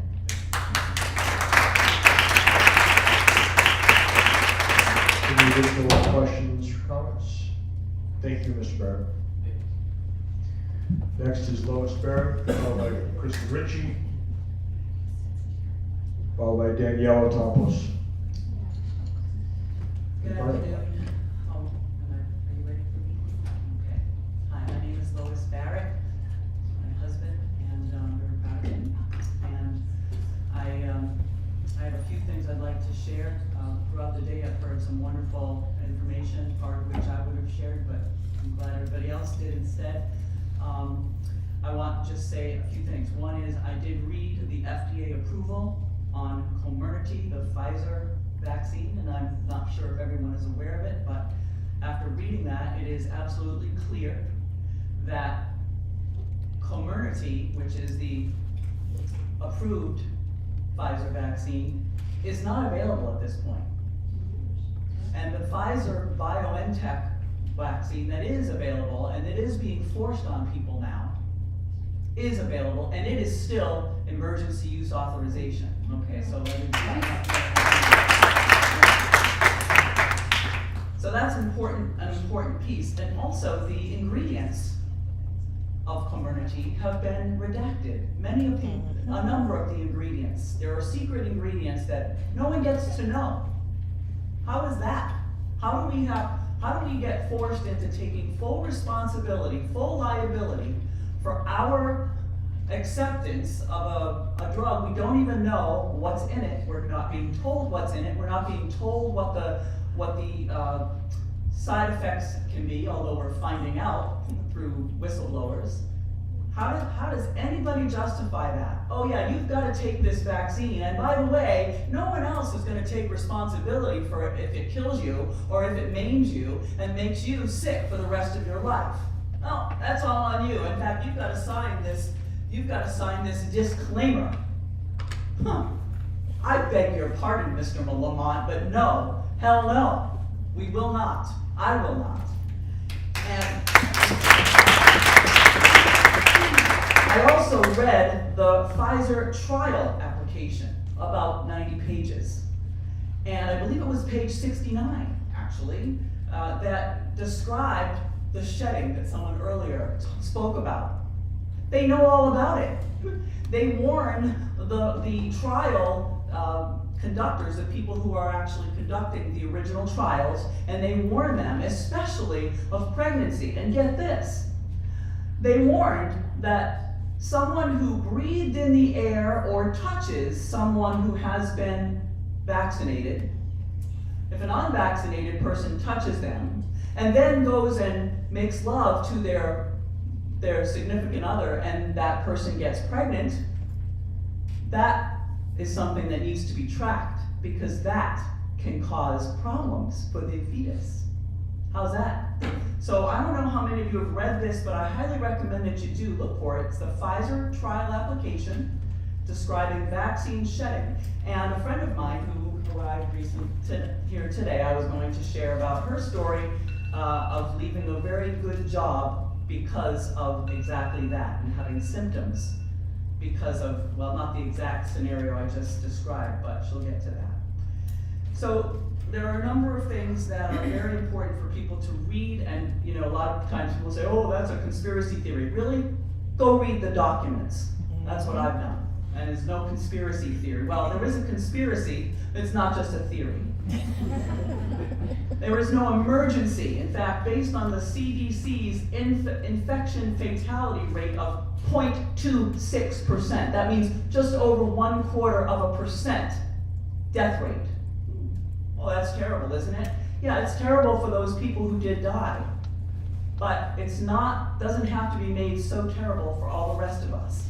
That's not an emergency. And then you add to that the 90% false positives from the PCR tests, and now we're talking, hey, a lot of those people didn't even have COVID. In fact, according to the CDC, their own numbers, 94% of the people who were tested or who supposedly died of COVID, they actually had 3 more reasons to die on average, right? So we know, including motorcycle and car accidents, by the way. Ms. Barrett, could you please summarize? Thank you. So that's some of the data. But what I want to share with you is some possible solutions beyond vote these guys out in the next election, because we know that that's not highly reliable either. I want to point out this to you legislators. Oregon senators recently filed a formal grand jury petition calling for investigation into the CDC's willful misconduct to hyperinflate COVID-19 data following federal law violations. That's something that you could do, or maybe we could do together.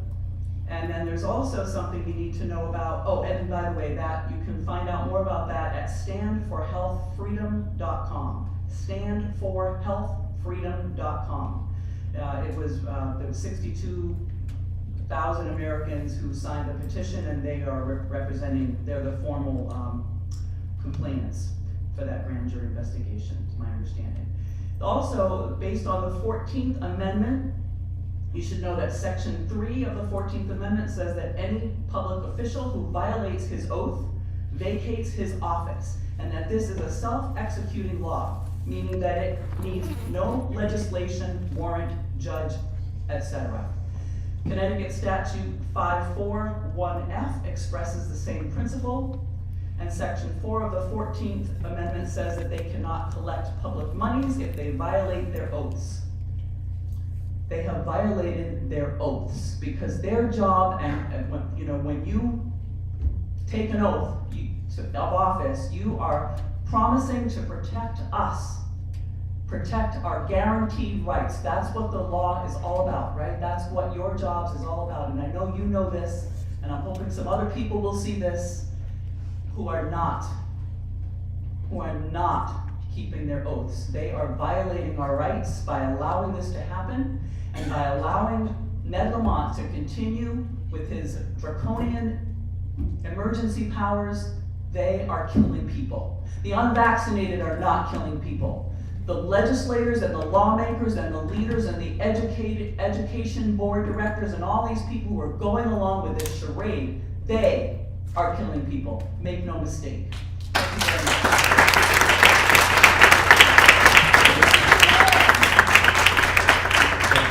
Thank you,